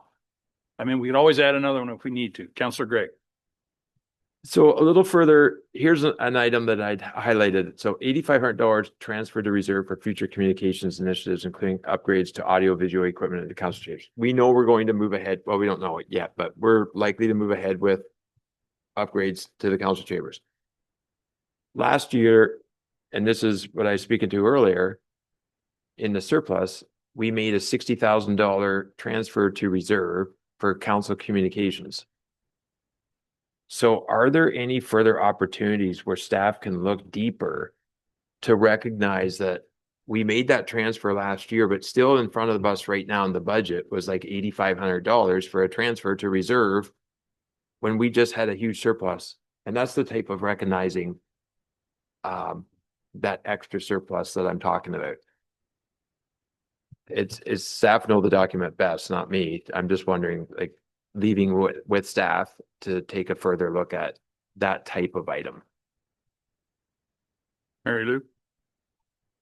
The transfer to reserve that we made, that you've referenced to increase the communications reserve, that was in recognition that the provider of the existing equipment is no longer around. We were going to have to make a substantial investment, and it was at a higher cost. So we moved some money to that reserve in recognition that we knew we were going to have to do something because it's unsupported. The transfer to reserve that you're seeing is the annual contribution. And knowing that even if you buy a new piece of software technology equipment, you're always going to have a need for something, because something is going to break. And then you're also setting aside money for the future work if you, in some year, did not have to use that money. So your question is more the philosophical approach of whether the taxpayer today pays it or the taxpayer of the day that's going to use it. But there'll come a tsunami where you can't afford for the taxpayer of tomorrow to pay for everything. And the one place I'll flag is, the structures that we're going to have to replace in the 2030s. There's a whole bunch of structures that were built all around the same time. And they're expensive pieces. And I'm sure that they were built at a way less cost back in the day, even if I used an inflation index, because life was simpler. Okay. All right, I'm going to say we're going to start on the list, work down through, and if we need to add something at the end, we can do that. So let's go scroll back up to number 1. So up for discussion is the 30,000 expenditure for social pinpoint. And what I'm going to do is if somebody feels strongly, I want a motion and a seconder, and then we'll debate the decision. Otherwise, it stands as it currently is proposed. So, Randy? Just before deciding on that particular piece, I just want to clarify, because there was maybe a bit of confusion in terms of this particular proposed software. This is not currently being funded from reserve. This is proposed to be funded from levy. So this is a potential $30,000 reduction in levy. Again, we could explore options to fund it from reserve, but my understanding is these would be ongoing costs. In terms of costs similar to like our Microsoft costs, it's on an annual basis what these costs will be in order to be part of social pinpoint. Just want to further add to that, we have discussed this with the CAOs, the local municipal CAOs. We have discussed this particular piece of software also with some of the communication staff across the local municipalities. We see huge opportunity here from an overall alignment on regional engagement initiatives across the county to be on a single platform. And so that's why I think there's recommendations I get from a staff perspective to bring this forward. But I just want to clarify, A, that it is currently being proposed to be funded from a levy, and B, that there are some factors as to why we're proposing this. Thank you, Randy. And again, to be clear, any direction from this committee are simply recommendations to council. Okay, number 1, Does anybody have any thoughts on making a motion? Counselor Gregg. I'll move the motion that the expenditure be removed from the budget at this time before being discussed by council. Okay, is there a seconder? Counselor Mackey, discussion. Tara, sorry. I just want to make sure, and Randy, jump in if I'm leading anyone astray here. But based on the timing of this meeting and when the agenda is going to go out, the council is going to see the very budget that you've seen here today. So what we're proposing is to word every motion so that it's just highlighted for a discussion item for council. It won't be removed from the budget, just in the interest of time, but it's going to stand alone as something that this committee is recommending further discussion take place on. Thank you, Tara, for that. So it's been moved and seconded. Discussion. Not seeing any discussion, I'll call the vote. All those in favor? Opposed, if any?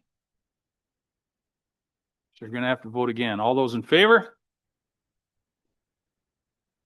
Opposed? That is carried. Okay. Moving on to the next one, the matter of reducing county council conference attendance at one conference a year be referred to county council for discussion. Someone care to move? Councillor.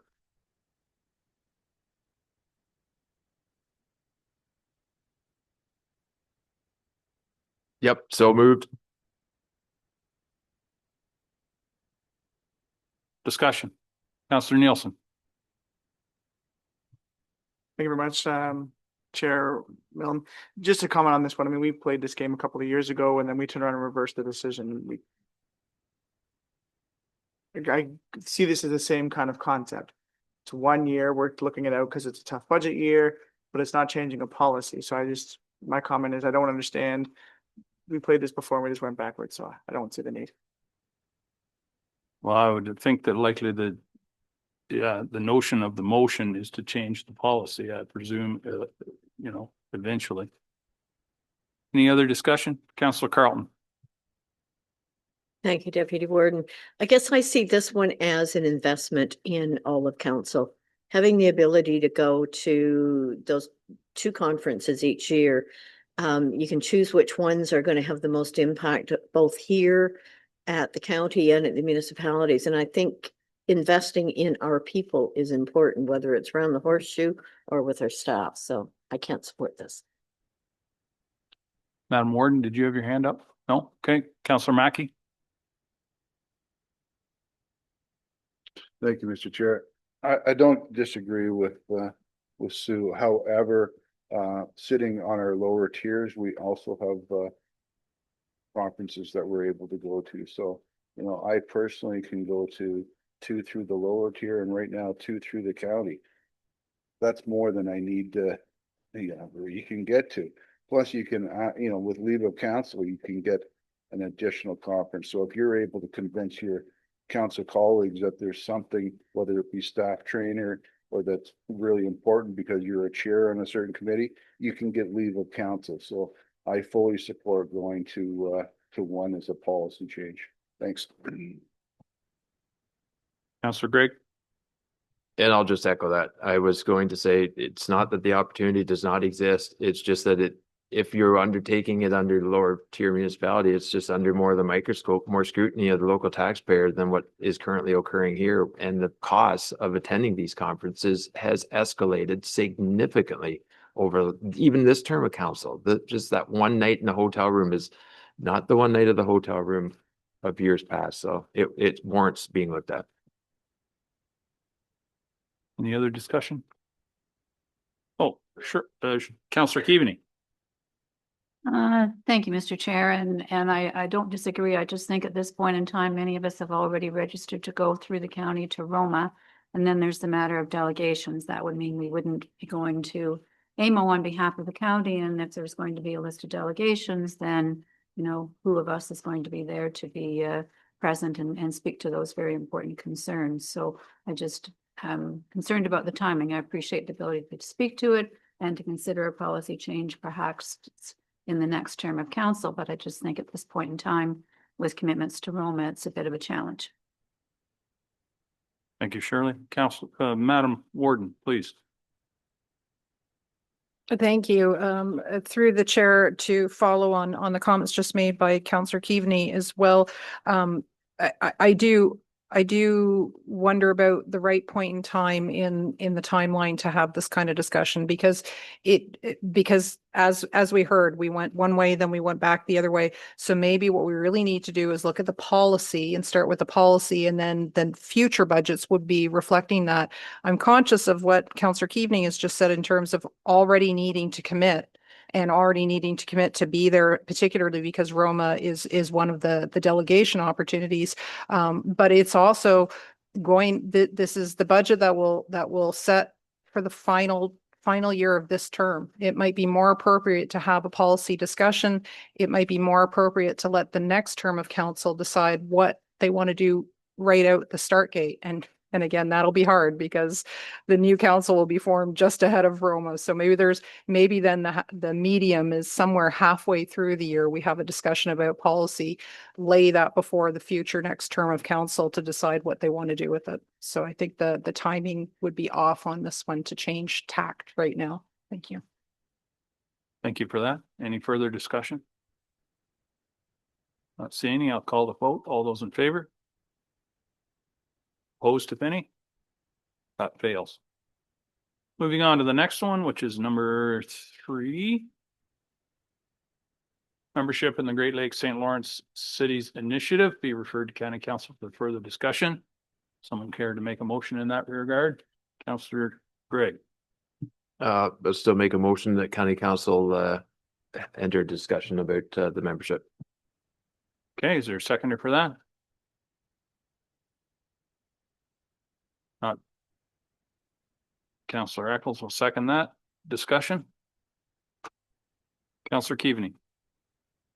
Thank you, Mr. Chair. And I just want to add further to the prior discussion from my perspective in Meaford as a member, that we have really utilized the services of the Great Lakes St. Lawrence Initiative to respond to questions, concerns that we've had in relation to the TC Energy project and obviously being on Georgian Bay. So recognizing certainly their role in advocacy, but also noting the ability to utilize their expertise on a local level. So I very much support continuing to engage with this initiative and to cover the 7,700, whatever the fee was to become an ongoing member. Thanks, Shirley. Anyone else? Madam Warden. Thank you. Through you, the chair. Again, there's the timing to make a decision to be a member of any of the organizations that the county belongs to. Right here to change lanes right in the final year of a term, rather than leaving it for a future term of council to decide if that's what they want to do for the next 4 years. I think that would be a more appropriate place for the discussion in a more holistic manner. I would, and I'm not trying to express any bias here, but you know, what is the value we get for FCM membership? Not every municipality, not every one of the 3,500 municipalities across the country belongs to FCM. They've made choices along the way, whether or not there's value. So if that's the question that's truly at heart, I would suggest it would be better to have a fulsome look at all of the memberships. We have, you know, I'm naming FCM, but I'm thinking on AMO and Roma. I'm thinking of the kinds of representatives that sit in some of the executive positions of that organization, the way that I sit on the board of directors for the Great Lakes and St. Lawrence Cities Initiative. We have varying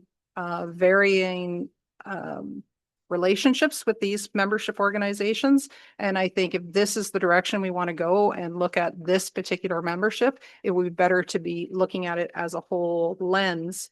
And again, I would caution on making a decision such as withdrawing from FCM or Great Lakes or any of them on the cusp of this term closing and this council closing, but better to leave that kind of weighty decision for the next 4 years for the next council to decide. Thank you. Thank you for that. Any other comments? Not seeing any. I'll call the vote. All those in favor? Opposed, if any? That motion fails. Moving on to the matter of road exchanges, be referred to council for further discussion. Someone care to move? Councillor Nielsen, please. Thank you, Chair. I'd like to move specifically considering doing a 1/2 asset management increase this year and a 1/2 asset management increase in 2027. I think we don't know when the date of the ownership will change over. This allows us to consider that contribution, put money in, but it's not a full 1.2 million this year. Okay, is there a seconder for that? Counselor Greg, discussion? Counselor Greg. Well, I second it because there's a multitude of initiatives that we would like to undertake across the county. And it was in the document surveying the county trails, getting that going again, I think was noted. You can only do what you can really afford. And as the numbers demonstrate here, the affordability is not commensurate with a lot of the individuals that we represent and what's going on in the communities and the impact of cost of living to a lot of individuals. So I think it's an affordability issue. I don't disagree with the project at all. We've advanced it. But when we're sitting at the heightened increase that we've got in front of us, it does warrant taking a further review at this time and just seeing how you can mitigate it. And even though one of the jobs that's being asked for is contingent upon us forging ahead, because there's a legal ask in there, and they're like, you're overwhelming us with the amount of workload that you're putting on our desks. And we just have to be aware of what we're doing to the workload and staff at the same time as this. And that job ask right there is, it partly demonstrates what these initiatives do in terms of trying to enhance the service level. Very good. Thank you for that. Mary Lou? If I could just ask for clarification on the motion. So it's referring to road exchanges, and then it refers to phasing in the asset management increase. So they're two separate conversations. Councillor Nielsen, you want to clarify, please? Thank you very much, Chairman. My understanding is that a big portion of the asset management increase, the $1.24 million, is specifically earmarked because of the urban road exchange. My suggestion is that that portion is what's phased in at 1/2. So rather than $1.24 million this year, we would do $620,000 asset management increase this year in anticipation of the urban road exchange, with an additional $620,000 in the next budget to then facilitate the full 1.2 million being on the levy impact as contributions to asset management for the urban road exchange. To clarify, so the $1,240,000 is the cost required to pay for the road exchanges to the municipalities. It's not the asset management increase.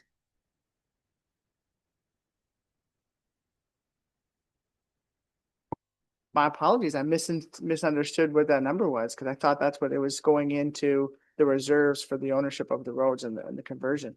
So in that case, I've already tried to get rid of this project once and was a lone wolf then. I don't think I'm going to get full support. So I mean, I guess the motion itself doesn't make sense if we're not. I don't think we can half fund the download or upload. I mean, in my opinion, Grey County should download the interior urban roads and not upload any roads back. That's the council sitting here, and that's, to me, the logistics of Grey County taking on all the lower tier roads. Your objective here is to try to mitigate costs for the county. I understand the impact that makes on the lower tier, but I don't agree with the cost this project is taking. And I misunderstood what was it going in asset management. So my motion doesn't really make a whole lot of sense, Chair. Mary Lou. So there are increases for both. There's an increase to the funds being set aside to go to the asset management reserve. And then there's the cost of the road exchanges. In theory, you could phase in one or both. What that does, though, is it just moves the increase from the 2026 levy to 2027. So 2027 is already sitting at over 6%. So you would just transfer a portion of that cost.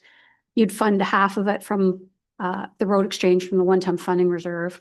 Transportation would only get half of the increase in the levy for 2026, and they'd have to wait till 2027 for the rest. But it would transfer costs. But that's the decision of council.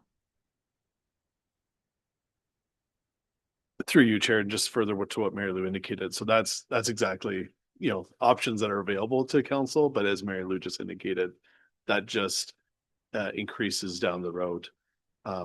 We anticipate that obviously any road exchanges are not going to happen January 1st, 2026 as well. So there is the option or an opportunity to look at phasing in those financial contributions in terms of when we might be able to do the actual exchanges, whether it's next year, say fall of next year, for example, or into next year even, or the following year, I mean.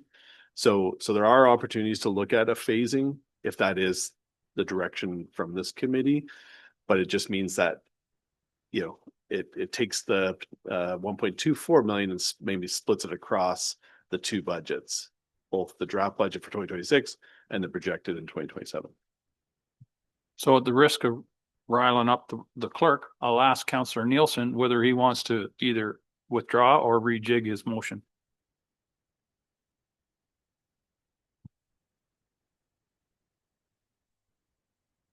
Given the clarity from staff, the motion as it stands doesn't make sense, and I don't know. I can't picture how to rejig the motion. Council has continued to move down the path for the urban road exchange. Having the one half doesn't make sense if you're entering into contracts with the lower tier. So I don't know how to rejig it. So I'm withdrawing. Okay. Motion is withdrawn. Councillor Gregg. Well, I would agree with that, but can I make a follow-up motion? So I can't find it in the spur of the moment, but I'm pretty certain Simcoe County was deep in discussions about what level of funding they should put towards their asset management towards in 2026. And I believe they reduced it. There are two separate conversations I recall in the Bayshore room, exactly the asset management discussion. I think it started at 2.55 and it's 1.75 right now. So my motion is that we forward recommendation to council or for discussion that the increase to asset management for 2026 to the reserve be 1%, not 1.75%, which is actually more than the original motion, which was going to be 0.85. Okay, is there a seconder for that motion? Councillor Eccles. Okay, discussion? Councillor Gregg. I'll discuss it because we will never get ahead of all the priorities before us. You will make difficult decisions every year around the table. It doesn't matter who's sitting here. You're always going to be facing those hard decisions about what services you can fund, what bridges you can build, what roads you can do. The asset management plan, the obligations will continue. They'll be there forever. And as we've heard from staff today, we still do make the annual reserve contributions, recognizing that there's CPI and building conditions, inflationary considerations that go. So there is a correlation between recognizing increased costs in the future, and we're continuing that road of increasing reserve contributions, not decreasing them. At the same time, we're still pursuing a path of increasing asset management, but the decision will never disappear. You talk about kicking something to 2027. Well, then there's a council will kick the same topics to 2028, 2030. It will always be there, that same conversation. That's why we're going to be sitting here. Okay. So the motion is on the screen there. And thank you to the clerks for crafting that. It's been seconded. Further, Councillor Nielsen, go ahead. Thank you very much, Chair. I think the difference between where my thought was with the urban road exchange versus what you've presented in this motion, Councillor Gregg, is my own understanding was that the cost of the asset management plan from onboarding roads, so at new assets, the assets we have, if we don't put the funds away and I agree it's a tough decision, you are setting up future areas where you'll have, I think, harder decisions. Right now, we have a budget where when you go through it, there's a substantial amount of projects that are funded that are easy conversations because previous councils have put money away for those projects. The number of times where you brought up a question on today's budget or even past budgets, and the response is That one's actually not a levy impact, it's a reserve impact, so it doesn't affect the levy because money was put in there from the levy before to cover the assets and the changes. So I have concerns with just a blanket conversation of saying, let's decrease the asset management as much as it was mine was trying to target the asset management increase because of onboarding new assets. And so I don't know if I can support a blanket change to how much money we're putting away specifically for all assets. Okay, again, just cognizant of the fact that this is just a recommendation to county council for further discussion. Any further discussion here today? Councillor Eccles. It becomes more of a philosophical thing, and it's always been in my mind, of the asset management plan. Do we continue to put money away today, trying to build up to something that's out here tomorrow? Point being, is there better ways of doing stuff? 25 years ago, if we wanted to put an asset management about replacing these things that were probably $5,000 or more, oh, well, my gosh, what we were going to have to put in place. We've trying to get it today to what it is tomorrow. I've struggled with trying to meet that on today's dollars for what's going to be into the future. The biggest thing that we can do, build up a bit of a reserve. We're putting some money in. I've always been borrow the money when you need to replace the asset. If you've got it built into your budget, instead of trying to reserve and build it up today to $5 million for a $5 million project, $1 million for the next 5 years, or in 5 years' time, you've built it up to $1 million. That's the replacement cost for the next 5 years after you've done it. Borrow the money, but it's a different way of financing. To think that we're going to reserve to 100% for replacement, I struggle with that. And I think this would be a good time to have that discussion with all of council. To Councillor Gregg's point, 1%. Okay, we'll put 1% towards assets. What are we at? 1.75?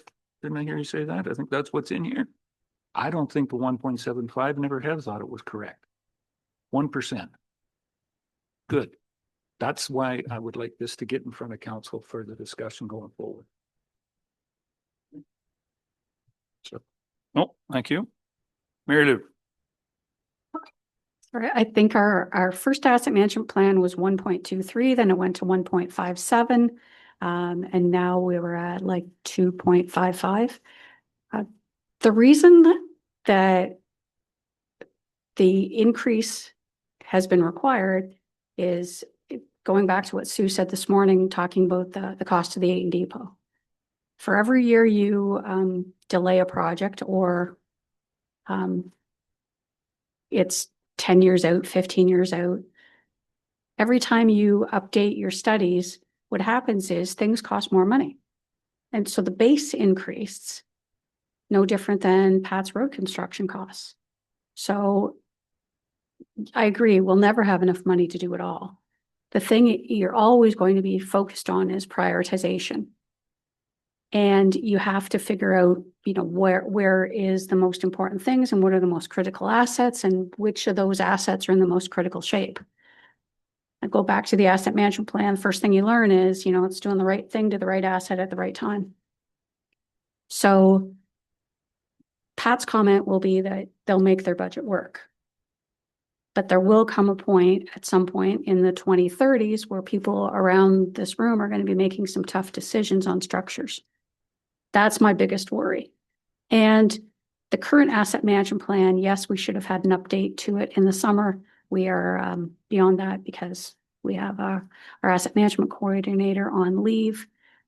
We're going to need to update that anyway if the road exchanges go through. Because yes, we're losing some roads, but we're taking on some roads that may have a more significant cost. Thank you, Mary Lou.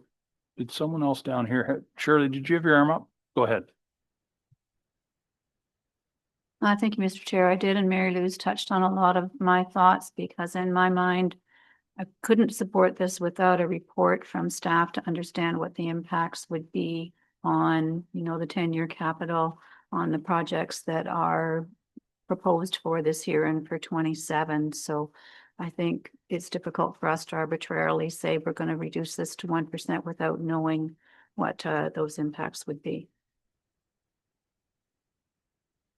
Through you, Chair, and further to Councillor Keaveney's comments and what Mary Lou just indicated earlier, is that staff will report to this council with respect to the level of service as it relates to the asset management plan update. And as Mary Lou indicated, if the road exchanges proceed, then we'll be also adding those as part of our overall asset management plan. So that can be done in 2026. Obviously, that information won't be available for this committee and council to be able to make a decision on whether or not to reduce the current AMP increase. But that is something that we'll definitely be able to bring forward in 2026. Thank you, Randy. Any other discussion, questions? Councillor Gregg.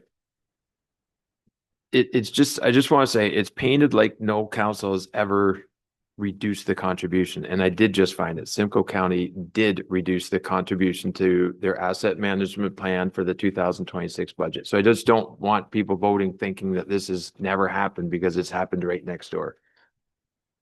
Okay, thank you. Councillor Carlton. Thank you.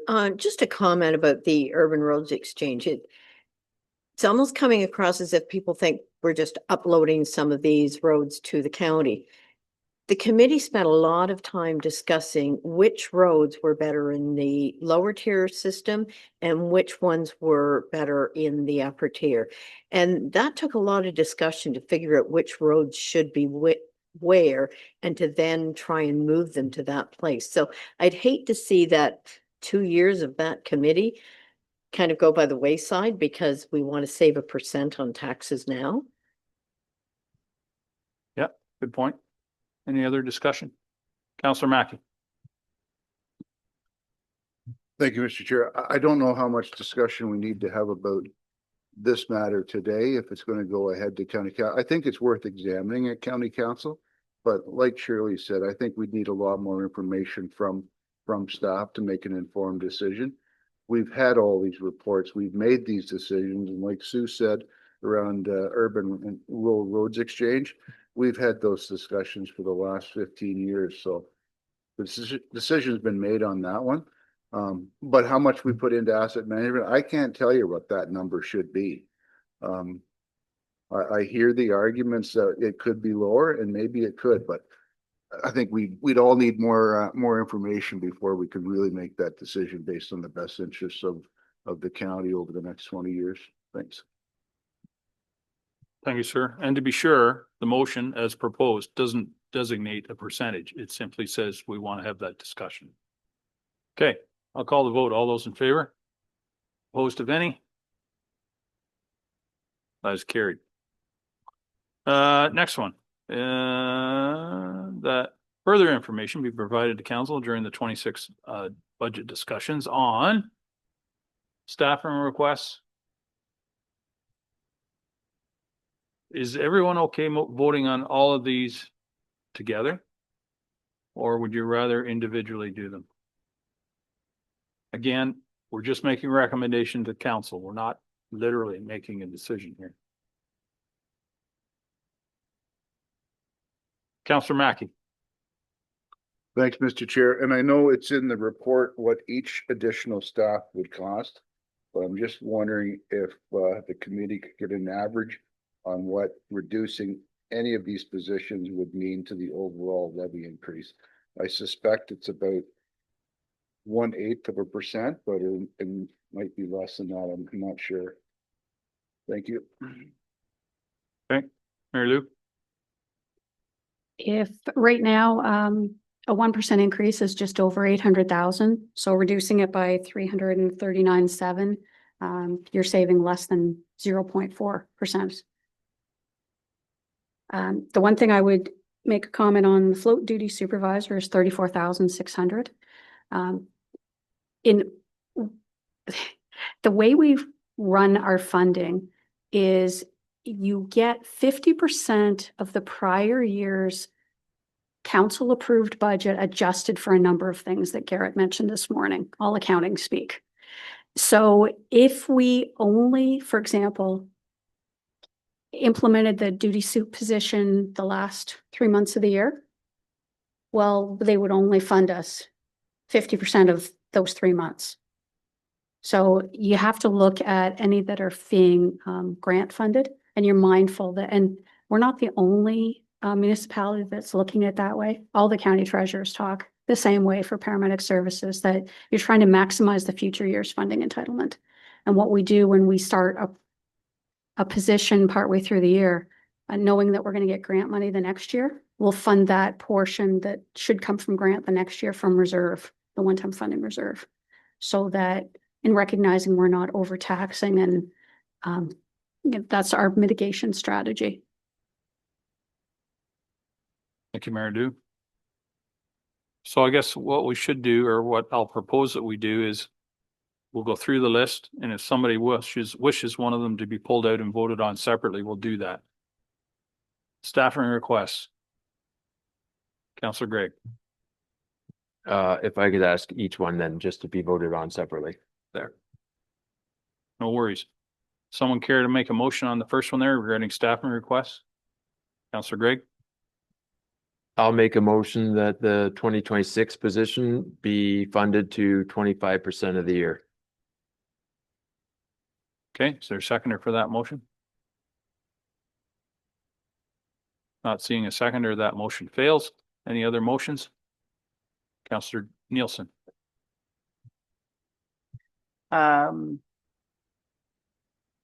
Sorry, I'm processing my thought. Thank you, Chair Milne. Yeah, just respectfully, Councillor Gregg, I think you were a little stiff, but 50% I'd be fine with. I think that right now it's staffed at 75%, and I think I would be willing to support 50% staffing. So we're hiring in June and carrying over, understanding that does mean the other 50% gets tacked on in 27, but just. Okay, so the motion has been moved that starting staff will be funded 50% through the year, or start halfway through the year. Is there a seconder for that motion? Councillor Eccles. Any discussion on the motion? Council? Niall, go ahead. Thank you, Mr. Chair. I was desperately trying to type to Randy as that was happening. A quick point of clarity, is this just the 2026 positions, or is this the 2027 positions as well?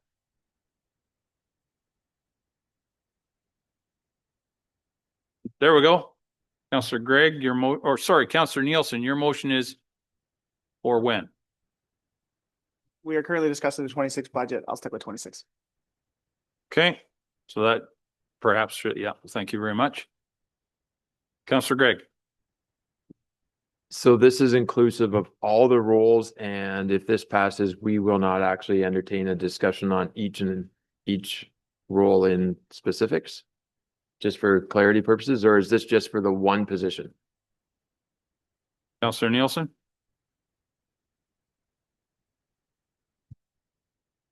Thank you, Chair Milne. To you, Councillor Gregg. My intention is that this is for all the positions that are currently listed in the 2026. That doesn't prevent us from actually discussing them individually to say the merits of a specific position at the full council budget meeting. This is just suggesting that if we do move forward with any hirings, that they be funded at a hiring of June rather than January. Okay, I have Councillor Carlton first and then Councillor Eccles.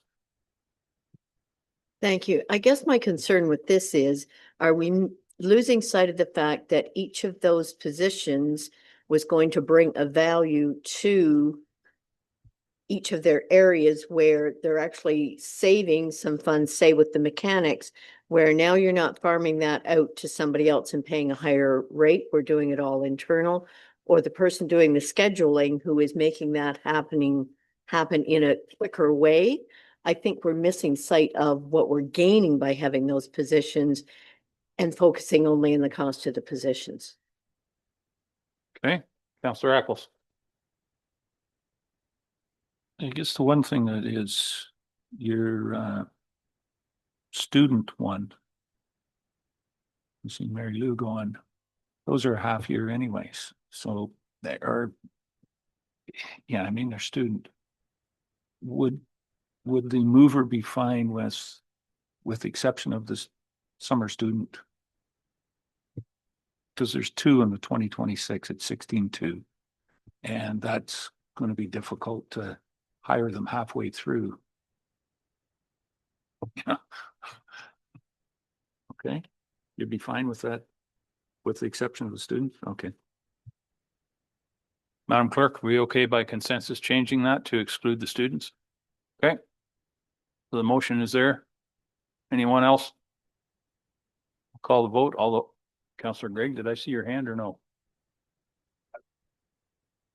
Point of clarity, the year 2027 was mentioned, but as per the Municipal Act, what kind of guidance do we even have to make financial decisions on a future year budget?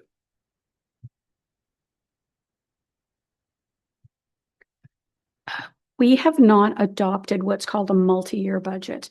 So 2027 is a proposed budget only. There's a difference with municipalities that have adopted a multi-year budget.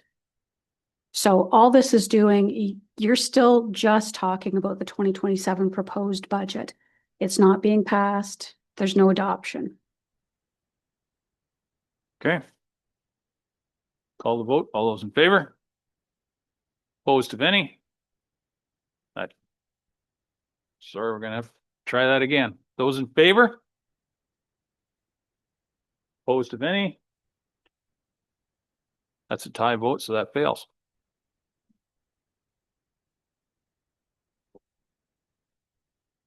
Nope, the vote.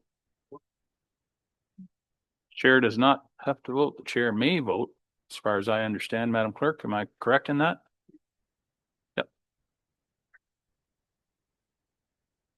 Okay, so we move on to surplus and transfers to reserves. Anyone care to make a motion on that? Mary Lou. Sorry, Mr. Chair, if I could just make a comment. In the past, where we've had things like the surplus to and transfers to reserve, and the reserve balances available and one-time funding draws, and I think that's the last one, Tara. In the past, we had it was just staff was directed to. There was not a motion required for asking to provide information. Just point of clarity. Okay, thank you. Someone want to make a motion? Councillor Gray. Not to make a motion, because it's just, the conversation is so broad. Like, I just wanted to refer initially, my comments were drawing back and just trying to have staff engaged to look at any opportunities that would recognize that. I have no idea how such an exact motion would occur or could be created. And I tend to agree with Councillor Nielsen's comments earlier about just having more information about the reserve balances and contributions as a whole. That's a bit of a gap, I think, yet for what we have for all the information we need. Okay. So we'll move on to the next one then. Is that what I understand the group wants to do? Okay. Investigate opportunities for professional development and staff training reductions and related ancillary costs. Does anyone want to make a motion related to that one? Councillor Gregg. So moved. Okay. Is there a seconder for that motion? Councillor Dickert. Discussion. Councillor Nielsen. Just a comment on this one. I mean, I think this is something that really impacts staff retention and moreover, our ability to actually hire staff. Like, there are fringe benefits with the fact that Grey County and municipal world does offer continuous professional development to our staff. It helps with succession planning. It helps with retention. So this is one where I have no interest in supporting. Okay. Anyone else before I go back to Councillor Gregg? Scott. I don't disagree with you at all. But if you take a 5-year average look at the escalation in these budgetary accounts, this is what's normal practice in private enterprise, that it does undertake a review of those types of allotments and investments periodically. That's not unusual. Okay. Any further discussion? Mary Lou, sorry, go ahead. I'm just going to use my own department as an example for context. We have a number of staff. We've done our best to recruit people that already have gone through the CPA program. And we have found some really good candidates that were willing to embark on getting their designation, and we're paying for that. So that's in my professional development. And it's also, I've got some travel, I've got hotels because they have to go to courses.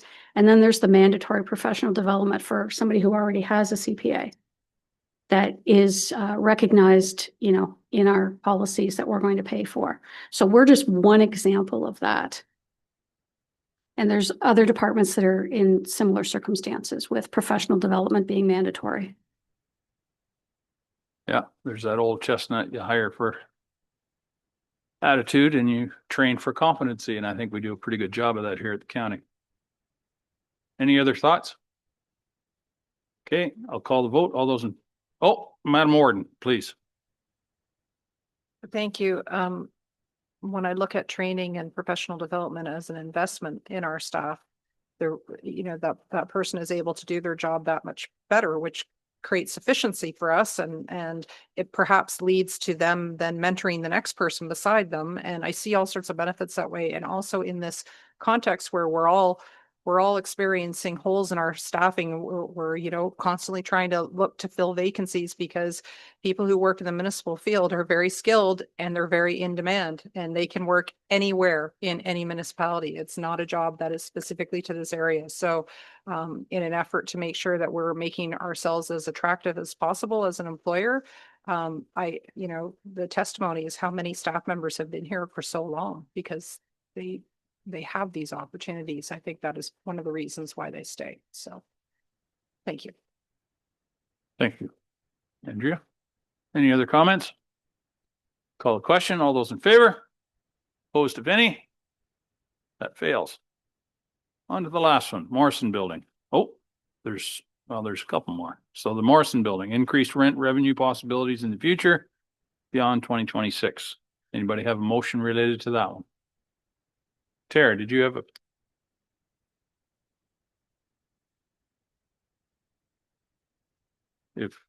If the committee is agreeable, staff have offered to take this one back for further investigation. All good. Possibility for GTR fare increases. I think it was Savannah said that is sort of, well, it is in the review that will be forthcoming. So are we agreeable to wait for that review to, you know, before we? Councillor Greg, well, it was your idea or your thoughts, go ahead.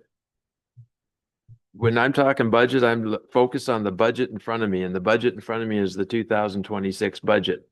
Not the 2027, not the 2030, the 2026. And if there's an opportunity for staff to bring back to council a slight fare increase that would defray the cost to the general taxpayer for that transit, then I think it warrants being looked at. So your motion is? A GTR fare increase be looked at. Yeah. Seconder for that motion, Councillor Eccles. Any discussion? All those in favor? Oh, Councillor Mackey. Right. I mean, I believe that there should be a fair increase. I'm not sure how much it should be. I think there's certainly ability to raise it a long way from the $5 that it's currently at. You know, I'll give you an example, you know, with Saugeen Mobility, you know, fares. We increased the fares for residents of our municipality significantly. And the stats don't show that it impacted on the amount of usage at all. People were glad to have the ability to have a specialized service. I know it's not exactly the same, but it is public transit. So the ability for the municipality to continue to pay has to enter into the equation.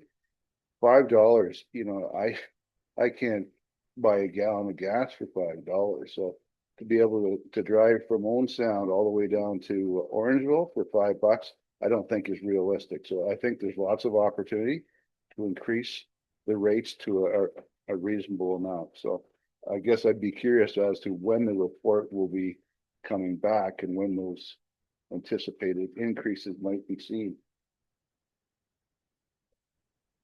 Savannah?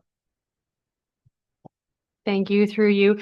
Just one quick point of clarity. The only route that's left right now is Route 2, which is Dundalk to Orangeville. So it's $5 for just Dundalk to Orangeville one way. But this is absolutely part of the study. I mean, we don't disagree with you that we need to look at sustainable fares if the county is going to be involved in transit.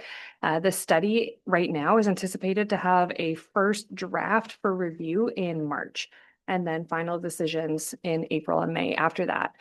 So that is kind of the timeline that we're looking at. And this budget right now is assuming just the continuation of GTR and Ghost until August 31st. It doesn't include what those new fares would be September 1st onward.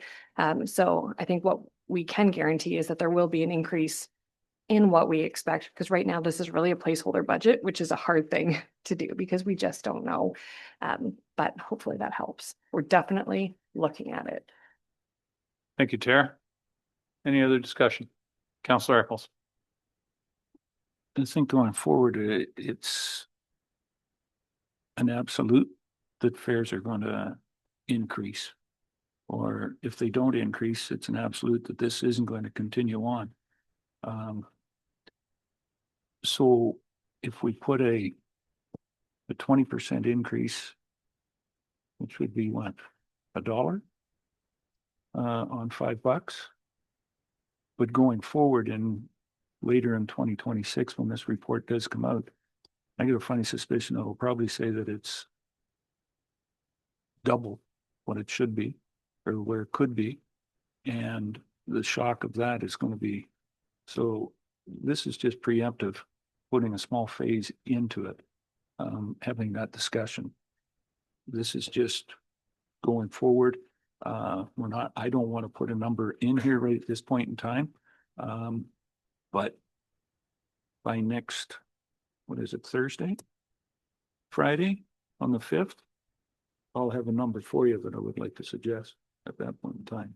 But this gets it there, and that's the reason that I would vote for this. So there's a preview for next Friday. Okay, any further discussions on that one? Not seeing any, I'll call the question. All those in favor? That is carried. Okay, that brings us to the end of the various suggestions or advising to the council. We need a motion to adopt the draft budget as received. Councilor Nielsen, Councilor Carlton will second. Any discussion? All those in favor? That's carried. Do we need a motion to receive the report at the start of the meeting, or did we do that?